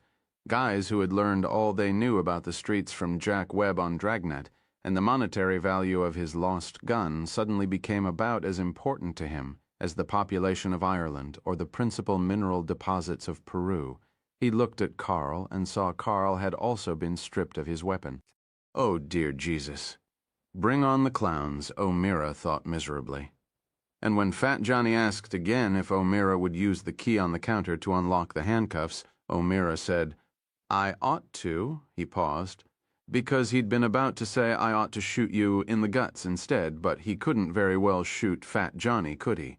The guns here were chained down, and the geek in the gold-rimmed glasses, the geek who had seemed so much like a solid citizen, had taken his and Carl's as easily as O'Meara himself might take a pop gun from a kid. Instead of finishing, he got the key and unlocked the cuffs. He spotted the .357 Magnum, which Roland had kicked into the corner, and picked it up. It wouldn't fit in his holster, so he stuffed it in his belt. "Hey, that's mine," Fat Johnny bleated. "Yeah, you want it back?" O'Meara had to speak slowly. His head really ached. At that moment, all he wanted to do was find Mr. Gold-Rimmed Specs and nail him to a handy wall with dull nails. "I hear they like fat guys like you up in Attica, Johnny. They got a saying, the bigger the cushion, the better the pushin'. You sure you want it back?" Fat Johnny turned away without a word, but not before O'Meara had seen the tears welling in his eyes and the wet patch on his pants. He felt no pity. "Where is he?" Carl Delavan asked in a furry, buzzing voice. "He left," Fat Johnny said dully. "That's all I know. He left. I thought he was going to kill me." Delavan was getting slowly to his feet. He felt tacky wetness on the side of his face and looked at his fingers. Blood. Fuck. He groped for his gun and kept groping and hoping long after his fingers had assured him his gun and holster were gone. O'Meara merely had a headache. Delavan felt as if someone had used the inside of his head as a nuclear weapons testing site. "Guy took my gun," he said to O'Meara. His voice was so slurry the words were almost impossible to make out. "Join the club? He's still here?" Delevan took a step toward O'Meara, tilted to the left as if he were on the deck of a ship in a heavy sea, and then managed to right himself. No. How long? Delevan looked at Fat Johnny, who didn't answer, perhaps because Fat Johnny, whose back was turned, thought Delevan was still talking to his partner. Delevan, not a man noted for even temper and restrained behavior under the best of circumstances, roared at the man, even though it made his head feel like it was going to crack into 1,000 pieces. I asked you a question, you fat shit. How long has that motherfucker been gone? 5 minutes, maybe. Fat Johnny said dully, took his shells and your guns. He paused. Paid for the shells, I couldn't believe it. 5 minutes, Delevan thought. The guy had come in a cab, sitting in their cruiser and drinking coffee. They had seen him get out of it. It was getting close to rush hour. Cabs were hard to get at this time of day. Maybe. Come on, he said to George O'Meara. We still got a chance to collar him. We'll want a gun from this slut here. O'Meara displayed the magnum. At first, Delevan saw 2 of them. Then the image slowly came together. Good. Delevan was coming around, not all at once, but getting there, like a prize fighter who has taken a damned hard one on the chin. You keep it. I'll use the shotgun under the dash. He started for the door, and this time he did more than reel. He staggered and had to claw the wall to keep his feet. You gonna be all right? O'Meara asked. If we catch him, Delevan said. They left. Fat Johnny was not as glad about their departure as he had been about that of the spook in the blue suit, but almost, too. Delevan and O'Meara didn't even have to discuss which direction the perp might have taken when he left the gun shop. All they had to do was listen to the radio dispatcher, code 19. She said over and over again, robbery in progress, shots fired, code 19, code 19. Location is 395 West, 49th, Katz's Drugs, perpetrator tall, sandy-haired blue suit. Shots fired, Delevan thought, his head aching worse than ever. I wonder if they were fired with George's gun or mine or both. If that shitbag killed someone, we're fucked, unless we get him. Blast off, he said curtly to O'Meara, who didn't need to be told twice. He understood the situation as well as Delevan did. He flipped on the lights and the siren and screamed out into traffic. It was knotting up already, rush hour starting, and so O'Meara ran the cruiser with 2 wheels in the gutter and 2 on the sidewalk, scattering pedestrians like quail. He clipped the rear fender of a produce truck sliding onto 49th. Ahead he could see twinkling glass on the sidewalk. They could both hear the strident bray of the alarm. Pedestrians were sheltering in doorways and behind piles of garbage, but residents of the overhead apartments were staring out eagerly, as if this was a particularly good TV show or a movie you didn't have to pay to see. The block was devoid of automobile traffic. Cabs and commuters alike had scattered. I just hope he's still there, Delevan said, and used a key to unlock the short steel bars across the stock and barrel of the pump shotgun under the dashboard. He pulled it out of its clips. I just hope that rotten crotch son of a bitch is still there. What neither understood was that, when you were dealing with the gunslinger, it was usually better to leave bad enough alone. 3. When Roland stepped out of Katz's Drugs, the big bottle of Keflex had joined the cartons of ammo in Jack Mort's coat pockets. He had Carl Delevan's Service 38 in his right hand. It felt so damned good to hold a gun in a whole right hand. He heard the siren and saw the car roaring down the street. Them, he thought. He began to raise the gun and then remembered they were gunslingers. Gunslingers doing their duty. He turned and went back into the alchemist's shop. Hold it, motherfucker, Delevan screamed. Roland's eyes flew to the convex mirror in time to see one of the gunslingers, the one whose ear had bled leaning out of the window with a scatter rifle. As his partner pulled their carriage to a screaming halt that made its rubber wheels smoke on the pavement, he jacked a shell into its chamber. Roland hit the floor. 4 cats didn't need any mirror to see what was about to happen. First, the crazy man. Now, the crazy cops. Oy vey. Drop, he screamed to his assistant and to Ralph, the security guard, and then fell to his knees behind the counter without waiting to see if they were doing the same or not. Then, a split second before Delevan triggered the shotgun, His assistant dropped on top of him like an eager tackle sacking the quarterback in a football game, driving Katz's head against the floor and breaking his jaw in 2 places. Through the sudden pain which went roaring through his head, he heard the shotguns blast, heard the remaining glass in the windows shatter along with bottles of aftershave, cologne, perfume, mouthwash, cough syrup, God knew what else.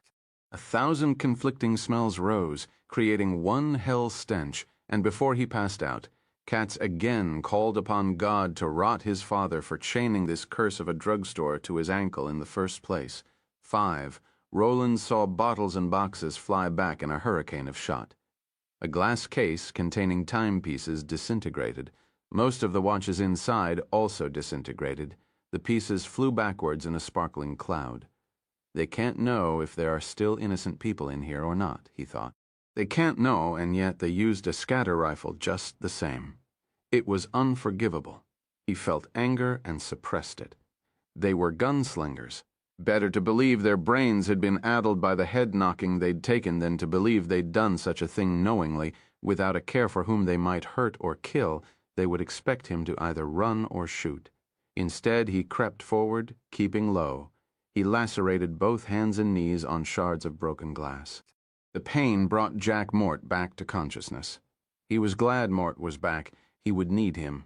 As for Mort's hands and knees, he didn't care. He could stand the pain easily, and the wounds were being inflicted on the body of a monster who deserved no better. He reached the area just under what remained of the plate glass window. He was to the right of the door. He crouched there, body coiled. He holstered the gun which had been in his right hand. He would not need it. 6. What are you doing, Carl? O'Meara screamed. In his head, he suddenly saw a Daily News headline. Cop kills 4 in West Side drugstore snafu. Delavan ignored him and pumped a fresh shell into the shotgun. Let's go get this shit. 7. It happened exactly as the gunslinger had hoped it would. Furious at being effortlessly fooled and disarmed by a man who probably looked to them no more dangerous than any of the other lambs on the streets of this seemingly endless city. Still groggy from the head knocking, they rushed in with the idiot who had fired the scatter rifle in the lead. They ran slightly bent over, like soldiers charging an enemy position, but that was the only concession they made to the idea that their adversary might still be inside. In their minds, he was already out the back and fleeing down an alley. So they came crunching over the sidewalk glass, and when the gunslinger with the scatter rifle pulled open the glassless door and charged in, the gunslinger rose, his hands laced together in a single fist, and brought it down on the nape of Officer Carl Delavan's neck. While testifying before the investigating committee, Delavan would claim he remembered nothing at all after kneeling down in Clemence's and seeing the perp's wallet under the counter.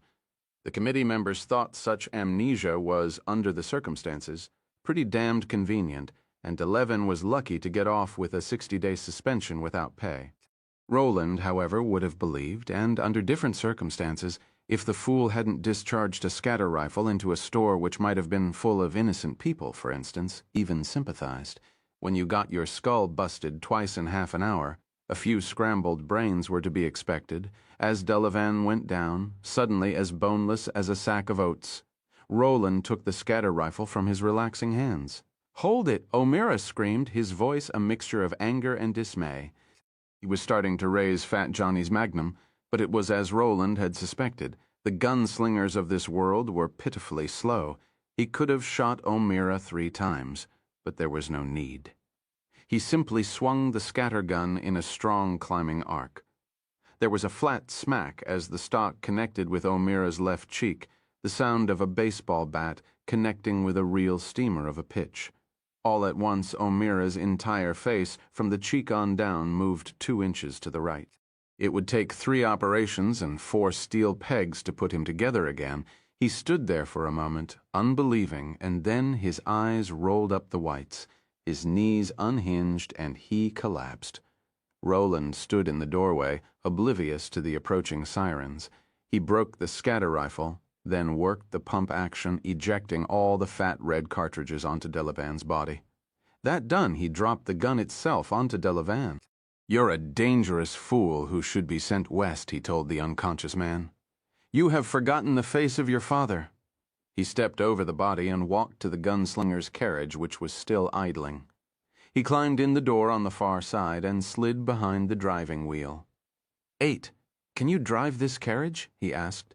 The screaming, gibbering thing that was Jack Mort. He got no coherent answer. Mort just went on screaming. The gunslinger recognized this as hysteria, but one which was not entirely genuine. Jack Mort was having hysterics on purpose as a way of avoiding any conversation with this weird kidnapper. "Listen," the gunslinger told him, "I only have time to say this and everything else once my time has grown very short. If you don't answer my question, I am going to put your right thumb into your right eye. I'll jam it in as far as it will go, and then I'll pull your eyeball right out of your head and wipe it on the seat of this carriage like a booger. I can get along with one eye just fine, and after all, it isn't as if it were mine." He could no more have lied to Mort than Mort could have lied to him. The nature of their relationship was cold and reluctant on both their parts, yet it was much more intimate than the most passionate act of sexual intercourse would have been. This was, after all, not a joining of bodies, but the ultimate meeting of minds. He meant exactly what he said, and Mort knew it. The hysterics stopped abruptly. "I can drive it," Mort said. It was the first sensible communication Roland had gotten from Mort since he had arrived inside the man's head. "Then do it. Where do you want me to go?" "Do you know a place called the Village?" "Yes. Go there. Where in the Village? For now, just drive." "We'll be able to go faster if I use the siren." "Fine. Turn it on. Those flashing lights, too." For the first time since he had seized control of him, Roland pulled back a little and allowed Mort to take over. When Mort's head turned to inspect the dashboard of Delavan's and O'Meara's blue and white, Roland watched it turn but did not initiate the action. But if he had been a physical being, instead of only his own disembodied K, he would have been standing on the balls of his feet, ready to leap forward and take control again at the slightest sign of mutiny. There was none, though. This man had killed and maimed, God knew how many innocent people, but he had no intention of losing one of his own precious eyes. He flicked switches, pulled a lever, and suddenly they were in motion. The siren whined, and the gunslinger saw red pulses of light kicking off the front of the carriage. "Drive fast." The gunslinger commanded grimly. 9. In spite of lights and siren, and Jack Mort beating steadily on the horn, it took them 20 minutes to reach Greenwich Village in rush-hour traffic. In the gunslinger's world, Eddie Dean's hopes were crumbling like dikes in a downpour. Soon they would collapse altogether. The sea had eaten half the sun. "Well," Jack Mort said, "we're here." He was telling the truth. There was no way he could lie. Although to Roland, everything here looked just as it had everywhere else, a choke of buildings, people, and carriages. The carriages choked not only the streets, but the air itself with their endless clamor and their noxious fumes. It came, he supposed, from whatever fuel it was they burned. It was a wonder these people could live at all, or the women give birth to children that were not monsters, like the slow mutants under the mountains. "Now, where do we go?" Mort was asking. This would be the hard part. The gunslinger got ready as he could at any rate. Turn off the siren and the lights. "Stop by the sidewalk." Mort pulled the cruiser up beside a fire hydrant. "There are underground railways in this city," the gunslinger said. "I want you to take me to a station where these trains stop to let passengers on and off." "Which one?" Mort asked. The thought was tinged with the mental color of panic. Mort could hide nothing from Roland, and Roland nothing from Mort, not at least for very long. "Some years ago, I don't know how many, you pushed a young woman in front of a train in one of those underground stations. That's the one I want you to take me to." There ensued a short, violent struggle. The gunslinger won, but it was a surprisingly hard go. In his way, Jack Mort was as divided as Odetta. He was not as schizophrenic as she was. He knew well enough what he did from time to time. But he kept his secret self, the part of him that was the pusher, as carefully locked away as an embezzler might lock away his secret skim. "Take me there, you bastard," the gunslinger repeated. He slowly raised the thumb toward Mort's right eye again. It was less than half an inch away and still moving when he gave in. Mort's right hand moved the lever by the wheel again, and they rolled toward the Christopher Street station, where that fabled A-train had cut off the legs of a woman named Odetta Holmes some 3 years before 10. Well, looky there. Foot Patrolman Andrew Staunton said to his partner, Norris Weaver, as Delavan's and O'Mara's blue and white came to a stop halfway down the block. There were no parking spaces, and the driver made no effort to find one. He simply double-parked and let the clog of traffic behind him inch its laborious way through the loophole remaining like a trickle of blood trying to serve a heart hopelessly clogged with cholesterol. Weaver checked the numbers on the side by the right front headlight. 744. Yes, that was the number they'd gotten from dispatch, all right. The flashers were on and everything looked kosher until the door opened and the driver stepped out. He was wearing a blue suit, all right, but not the kind that came with gold buttons and silver badge. His shoes weren't police issue either, unless Staunton and Weaver had missed a memo notifying officers that duty footwear would henceforth come from Gucci. That didn't seem likely. What seemed likely was that this was the creep who had hijacked the cops uptown. He got out oblivious to the honkings and cries of protest from the drivers trying to get by him. "Goddamn," Andy Staunton breathed. Approach with extreme caution, the dispatcher had said, "This man is armed and extremely dangerous." Dispatchers usually sounded like the most bored human beings on earth. For all Andy Staunton knew, they were. And so the almost awed emphasis this one put on the word extremely had stuck to his consciousness like a burr. He drew his weapon for the first time in his 4 years on the force and glanced at Weaver. Weaver had also drawn. The two of them were standing outside a deli about 30 feet from the IRT stairway. They had known each other long enough to be attuned to each other in a way only cops and professional soldiers can be. Without a word between them, they stepped back into the doorway of the delicatessen, weapons pointing upward. "Subway?" Weaver asked. "Yeah." Andy took one quick glance at the entrance. Rush hour was in high gear now, and the subway stairs were clogged with people heading for their trains. "We've got to take him right now before he can get close to the crowd." "Let's do it." They stepped out of the doorway in perfect tandem. Gunslingers Roland would have recognized at once as adversaries much more dangerous than the first two. They were younger, for one thing, and although he didn't know it, some unknown dispatcher had labeled him extremely dangerous, and to Andy Staunton and Norris Weaver, that made him the equivalent of a rogue tiger. If he doesn't stop the second I tell him to, he's dead, Andy thought. "Hold it," he screamed, dropping into a crouch with his gun held out before him in both hands. Beside him, Weaver had done the same. "Police, get your hands on your he." That was as far as he got before the guy ran for the IRT stairway. He moved with a sudden speed that was uncanny. Nevertheless, Andy Staunton was wired, all his dials turned up to the max. He swiveled on his heels, feeling a cloak of emotionless coldness drop over him. Roland would have known this too. He had felt it many times in similar situations. Andy led the running figure slightly, then squeezed the trigger of his .38. He saw the man in the blue suit spin around, trying to keep his feet, then he fell to the pavement as commuters who, only seconds ago, had been concentrating on nothing but surviving another trip home on the subway, screamed and scattered like quail. They had discovered there was more to survive than the uptown train this afternoon.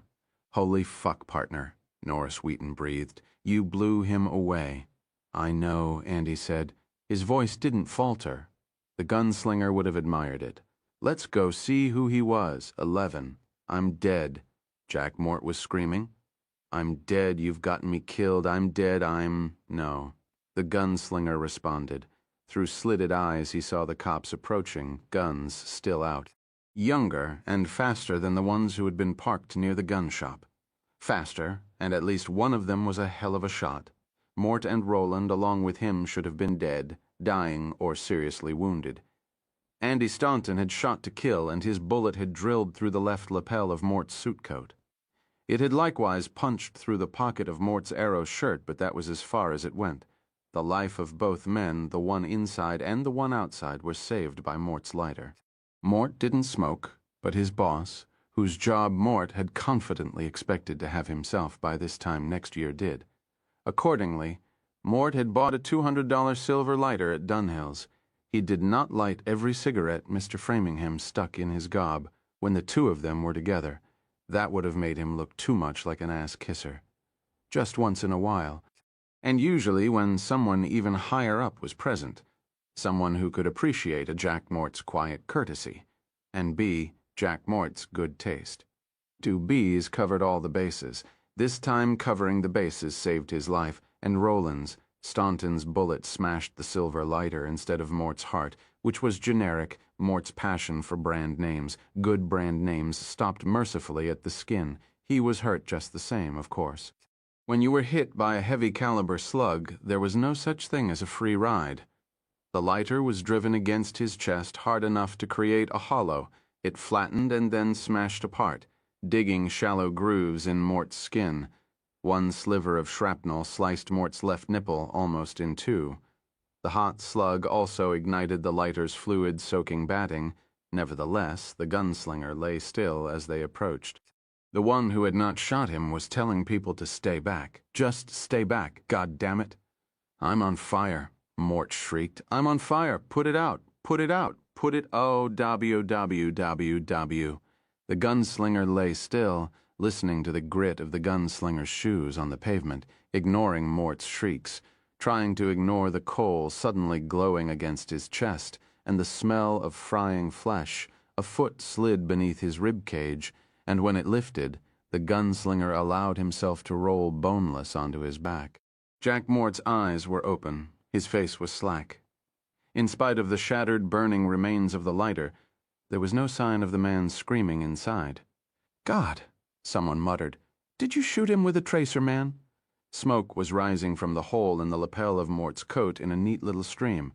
It was escaping around the edge of the lapel in more untidy blotches. The cops could smell burning flesh as the wadding in the smashed lighter, soaked with Runson lighter fluid, really began to blaze. Andy Staunton, who had performed faultlessly thus far, now made his only mistake, one for which court would have sent him home with a fat ear in spite of his earlier admirable performance, telling him one mistake was all it took to get a man killed most of the time. Staunton had been able to shoot the guy a thing no cop really knows if he can do until he's faced with a situation where he must find out. But the idea that his bullet had somehow set the guy on fire filled him with unreasoning horror. So he bent forward to put it out without thinking, and the gunslinger's feet smashed into his belly before he had time to do more than register the blaze of awareness in eyes he would have sworn were dead. Staunton went flailing back into his partner. His pistol flew from his hand. Wheaton held onto his own, but by the time he had gotten clear of Staunton, he heard a shot, and his gun was magically gone. The hand it had been in felt numb, as if it had been struck with a very large hammer. The guy in the blue suit got up, looked at them for a moment, and said, "You're good. Better than the others, so let me advise you, don't follow. This is almost over. I don't want to have to kill you." Then he whirled and ran for the subway stairs. 12. The stairs were choked with people who had reversed their downward course when the yelling and shooting started, obsessed with that morbid and somehow unique New Yorker's curiosity to see how bad, how many, how much blood spilled on the dirty concrete. Yet somehow they still found a way to shrink back from the man in the blue suit who came plunging down the stairs. It wasn't much wonder. He was holding a gun and another was strapped around his waist. Also, he appeared to be on fire. 13. Roland ignored Mort's increasing shrieks of pain as his shirt, undershirt, and jacket began to burn more briskly as the silver of the lighter began to melt and run down his midsection to his belly in burning tracks. He could smell dirty moving air, could hear the roar of an oncoming train. This was almost the time. The moment had almost come around. The moment when he would draw the three or lose it all. For the second time he seemed to feel worlds tremble and reel about his head. He reached the platform level and tossed the .38 aside. He unbuckled Jack Mort's pants and pushed them casually down, revealing a pair of white underdrawers like a whore's panties. He had no time to reflect on this oddity. If he did not move fast, he could stop worrying about burning alive. The bullets he had purchased would get hot enough to go off, and this body would simply explode. The gunslinger stuffed the boxes of bullets into the underdrawers, took out the bottle of Keflex, and did the same with it. Now, the underdrawers bulged grotesquely. He stripped off the flaming suit jacket, but made no effort to take off the flaming shirt. He could hear the train roaring toward the platform, could see its light. He had no way of knowing it was a train which kept the same route as the one which had run over Odetta, but all the same, he did know. In matters of the tower, fate became a thing as merciful as the lighter which had saved his life and as painful as the fire the miracle had ignited. Like the wheels of the oncoming train, it followed a course both logical and crushingly brutal, a course against which only steel and sweetness could stand.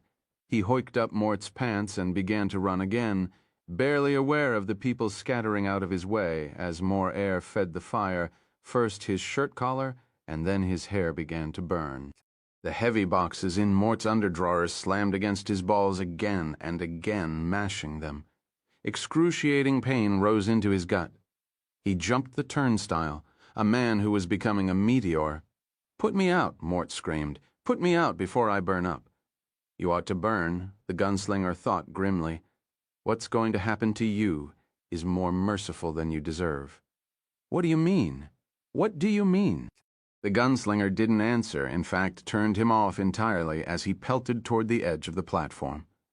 He felt one of the boxes of shells trying to slip out of Mort's ridiculous panties and held it with one hand. He sent out every bit of his mental force toward the lady. He had no idea if such a telepathic command could be heard or if the hearer could be compelled to obey, but he sent it just the same. A swift, sharp arrow of thought the door. Look through the door, now, now. Train thunder filled the world. A woman screamed, "Oh my God, he's going to jump." A hand slapped at his shoulder, trying to pull him back. Then Roland pushed the body of Jack Mort past the yellow warning line and dove over the edge of the platform. He fell into the path of the oncoming train with his hands cupping his crotch, holding the luggage he would bring back.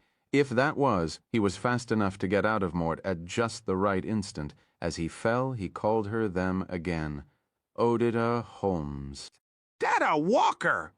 Look now, as he called as the train bore down upon him, its wheels turning with merciless silver speed. The gunslinger finally turned his head and looked back through the door and directly into her face. Faces. Both of them, I see both of them at the same time. No! Mort shrieked, and in the last split second before the train ran him down, cutting him in two not above the knees but at the waist, Roland lunged at the door and through it. Jack Mort died alone. The boxes of ammunition and the bottle of pills appeared beside Roland's physical body. His hands clenched spasmodically at them, then relaxed. The gunslinger forced himself up, aware that he was wearing his sick, throbbing body again, aware that Eddie Dean was screaming, aware that Odetta was shrieking in two voices. He looked only for a moment and saw exactly what he had heard. Not one woman, but two. Both were legless, both dark-skinned, both women of great beauty. Nonetheless, one of them was a hag, her interior ugliness not hidden by her outer beauty, but enhanced by it. Roland stared at these twins who were not really twins at all, but negative and positive images of the same woman. He stared with a feverish, hypnotic intensity. Then Eddie screamed again, and the gunslinger saw the lobstrosities tumbling out of the waves and strutting toward the place where Detta had left him, trussed and helpless. The sun was down. Darkness had come. 14. Detta saw herself in the doorway, saw herself through her eyes, saw herself through the gunslinger's eyes, and her sense of dislocation was as sudden as Eddie's, but much more violent. She was here. She was there in the gunslinger's eyes. She heard the oncoming train. Odetta. She screamed, suddenly understanding everything, what she was, and when it had happened. Detta, she screamed, suddenly understanding everything, what she was, and who had done it. A brief sensation of being turned inside out, and then a much more agonizing one. She was being torn apart. 15. Roland shambled down the short slope to the place where Eddie lay. He moved like a man who has lost his bones. One of the lobster things clawed at Eddie's face. Eddie screamed. The gunslinger booted it away. He bent rustily and grabbed Eddie's arms. He began to drag him backwards, but it was too late. His strength was too little. They were going to get Eddie hell. Both of them. Eddie screamed again as one of the lobstrosities asked him did a chick, and then tore a swatch of his pants and a chunk of meat to go along with it. Eddie tried another scream, but nothing came out but a choked gargle. He was strangling in Detta's knots. The things were all around them, closing in, claws clicking eagerly. The gunslinger threw the last of his strength into a final yank, and tumbled backwards. He heard them coming, them with their hellish questions and clicking claws. Maybe it wasn't so bad, he thought. He had staked everything, and that was all he had lost. The thunder of his own guns filled him with stupid wonder. 16. The two women lay face to face, bodies raised like snakes about to strike, fingers with identical prints locked around throats marked with identical lines. The woman was trying to kill her, but the woman was not real. No more than the girl had been real. She was a dream created by a falling brick, but now the dream was real. The dream was clawing her throat and trying to kill her as the gunslinger tried to save his friend. The dream made real was screeching obscenities and raining hot spittle into her face. I took the blue plate because that woman landed me in the hospital, and besides I didn't get no for special plate, and I bust it 'cause it needed bustin' Ann when I saw a white boy I could bust. Why, I bust him too. I hurt the white boys because they needed hurtin'. I stole from the stores that only sell things that are for special to white folks while the brothers and sisters go hungry in Harlem and the rats eat their babies. I'm the one, you bitch, I'm the one, I... Kill her, Odetta thought, and knew she could not. She could no more kill the hag and survive than the hag could kill her and walk away. They could choke each other to death while Eddie and the Roland, really bad man, one who had called them, were eaten alive down there by the edge of the water. That would finish all of them. Or she could love, hate, let go. Odetta let go of Detta's throat, ignored the fierce hands throttling her, crushing her windpipe. Instead of using her own hands to choke, she used them to embrace the other. No, you bitch, Detta screamed, but that scream was infinitely complex, both hateful and grateful. No, you leave me alone. You just leave me. Odetta had no voice with which to reply. As Roland kicked the first attacking lobstrosity away and as the second moved in to lunch on a chunk of Eddie's arm, she could only whisper in the witch woman's ear, I love you. For a moment the hands tightened into a killing noose, and then loosened. Were gone. She was being turned inside out again, and then suddenly, blessedly, she was whole. For the first time since a man named Jack Mort had dropped a brick on the head of a child who was only there to be hit because a white taxi driver had taken one look and driven away, and had not her father, in his pride, refused to try again for fear of a second refusal. She was whole, she was Odetta Holmes, but the other, hurry up, bitch, Detta yelled. But it was still her own voice. She and Detta had merged. She had been one, she had been two, now the gunslinger had drawn a third from her. Hurry up, or they gonna be dinner. She looked at the shells. There was no time to use them. By the time she had his guns reloaded, it would be over. She could only hope. But is there anything else? She asked herself, and drew, and suddenly her brown hands were full of thunder. 17, Eddie saw one of the lobstrosities loom over his face, its rugose eyes dead yet hideously sparkling with hideous life. Its claws descended toward his face. Daude it began, and then it was smashed backward in chunks and splatters. Roland saw one skitter toward his flailing left hand and thought, there goes the other hand, and then the lobstrosity was a splatter of shell and green guts flying into the dark air. He twisted around and saw a woman whose beauty was heart-stopping, whose fury was heart-freezing. Come on, ma face, she screamed. You just come on. You just come for 'im. I'm gonna blow yo eyes right back through yo fucking assholes. She blasted a third one that was crawling rapidly between Eddie's spraddled legs, meaning to eat on him and neuter him at the same time. It flew like a tiddlywink. Roland had suspected they had some rudimentary intelligence. Now he saw the proof. The others were retreating. The hammer of one revolver fell on a dud, and then she blew one of the retreating monsters into gobbets. The others ran back toward the water even faster. It seemed they had lost their appetite. Meanwhile, Eddie was strangling. Roland fumbled at the rope, digging a deep furrow into his neck. He could see Eddie's face melting slowly from purple to black. Eddie's strugglings were weakening. Then his hands were pushed away by stronger ones. "I'll take care of it." There was a knife in her hand, his knife. Take care of what he thought as his consciousness faded. "What is it you'll take care of, now that we're both at your mercy? Who are you?" He husked, as darkness deeper than night began to take him down. "I am 3 women," he heard her say, and it was as if she were speaking to him from the top of a deep well into which he was falling. I who had no right to be but was, I am the woman who you have saved. I thank you, gunslinger." She kissed him, he knew that. But for a long time after, Roland knew only darkness. Final shuffle. 1. For the first time in what seemed like 1,000 years, the gunslinger was not thinking about the dark tower. He thought only about the deer which had come down to the pool in the woodland clearing. He sighted over the fallen log with his left hand. Meat, he thought, and fired as saliva squirted warmly into his mouth. Missed, he thought in the millisecond following the shot. It's gone. All my skill gone. The deer fell dead at the edge of the pool.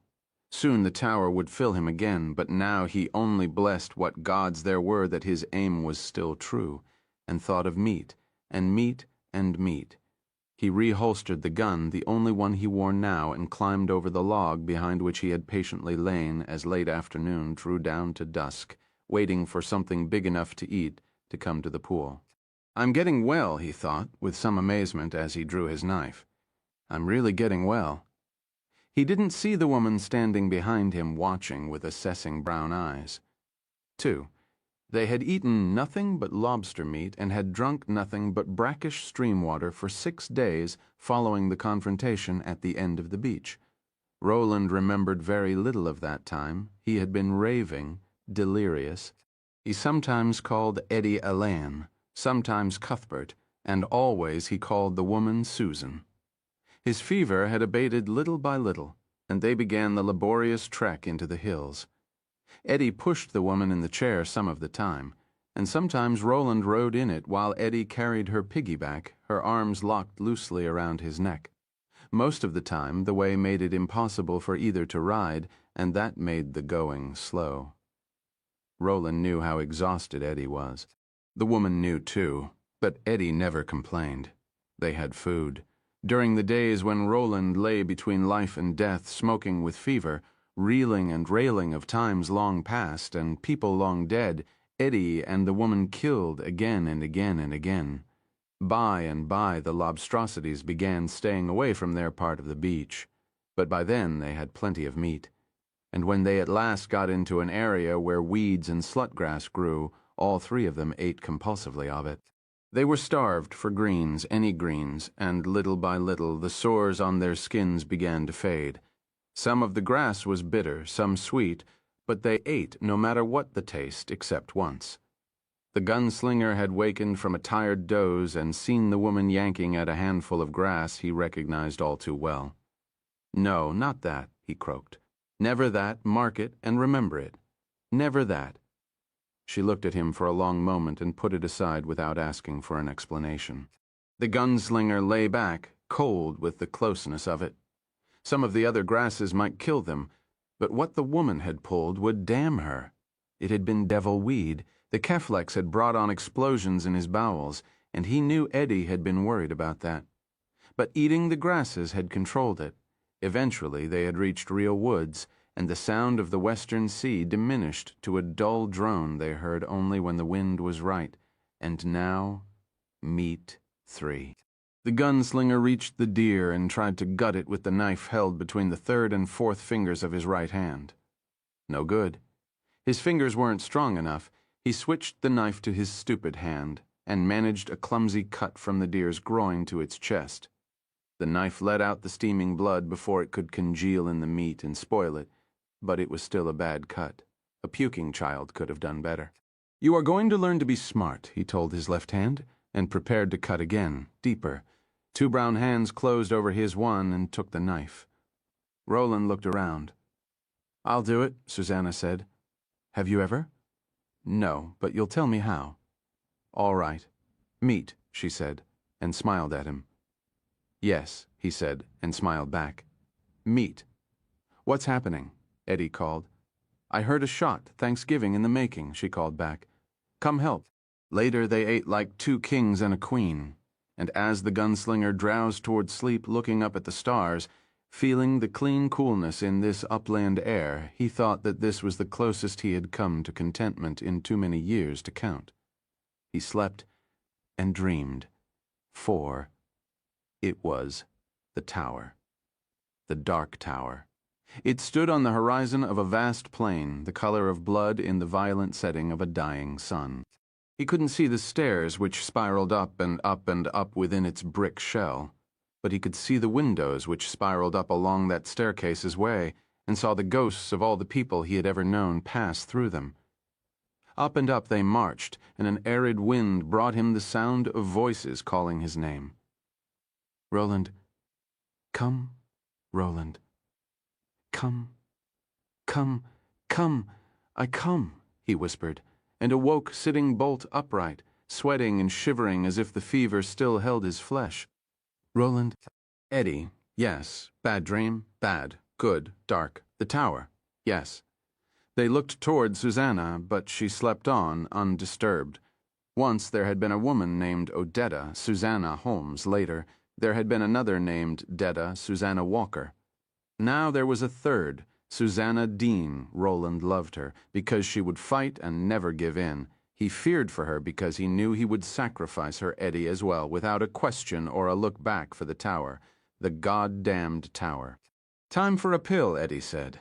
"I don't want them anymore. Take it and shut up." Roland swallowed it with cold stream water from one of the skins, then burped. He didn't mind. It was a meaty burp. Eddie asked, "Do you know where we're going? To the tower?"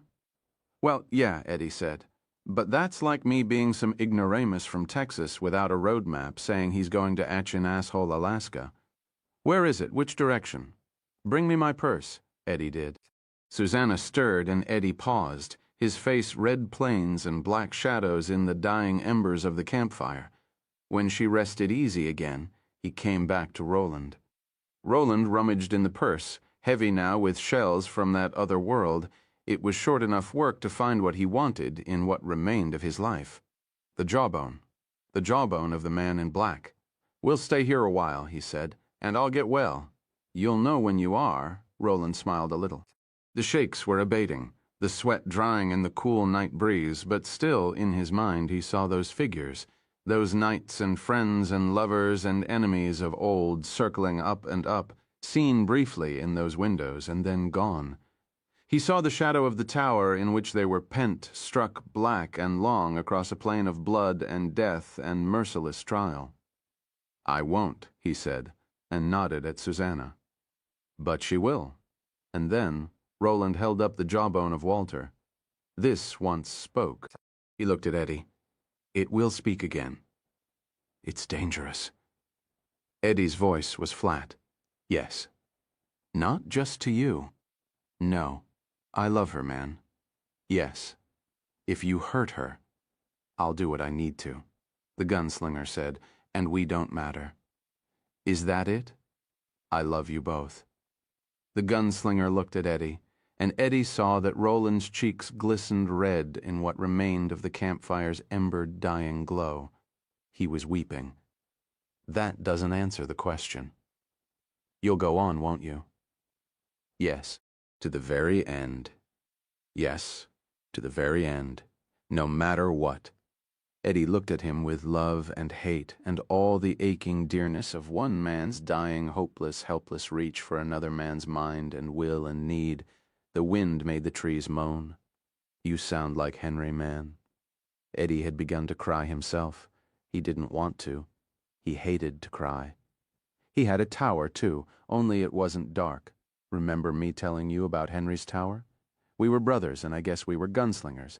We had this white tower, and he asked me to go after it, with him the only way he could ask. So I saddled up, because he was my brother. You dig it? We got there, too, found the white tower, but it was poison. It killed him. It would have killed me. You saw me. You saved more than my life. You saved my fucking soul. Eddie held Roland and kissed his cheek, tasted his tears. So what? Saddle up again. Go on and meet the man again. The gunslinger said not a word. I mean, we haven't seen many people, but I know they're up ahead. And whenever there's a tower involved, there's a man. You wait for the man because you gotta meet the man, and in the end, money talks and bullshit walks. Or maybe here it's bullets instead of bucks that do the talking. So is that it? Saddle up? Go to meet the man. Because if it's just a replay of the same old shitstorm, you two should have left me for the lobsters. Eddie looked at him with dark-ringed eyes. I've been dirty, man. If I found out anything, it's that I don't want to die dirty. It's not the same. No? You gonna tell me you're not hooked? Roland said nothing. Who's gonna come through some magic door and save you, man? Do you know? I do. No one. You drew all you could draw. Only thing you can draw from now on is a fucking gun, because that's all you got left. Just like Balazar. Roland said nothing. You want to know the only thing my brother ever had to teach me? His voice was hitching and thick with tears. Yes, the gunslinger said. He leaned forward, his eyes intent upon Eddie's eyes. He taught me.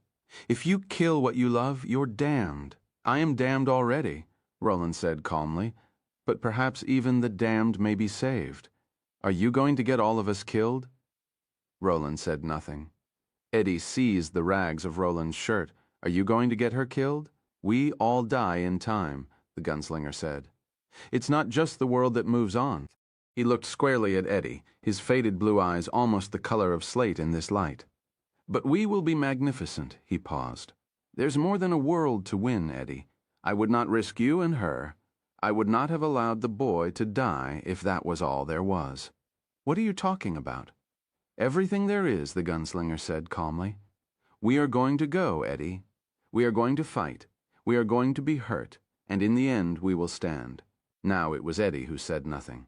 He could think of nothing to say. Roland gently grasped Eddie's arm. Even the damned love, he said. 5. Eddie eventually slept beside Susanna, the third Roland had drawn to make a new 3, but Roland sat awake and listened to voices in the night while the wind dried the tears on his cheeks. Damnation, salvation, the tower, he would come to the dark tower, and there he would sing their names. There he would sing their names, there he would sing all their names. The sun stained the east a dusky rose, and at last Roland, no longer the last gunslinger, but one of the last 3, slept and dreamed his angry dreams through which there ran only that one soothing blue thread. There I will sing all their names.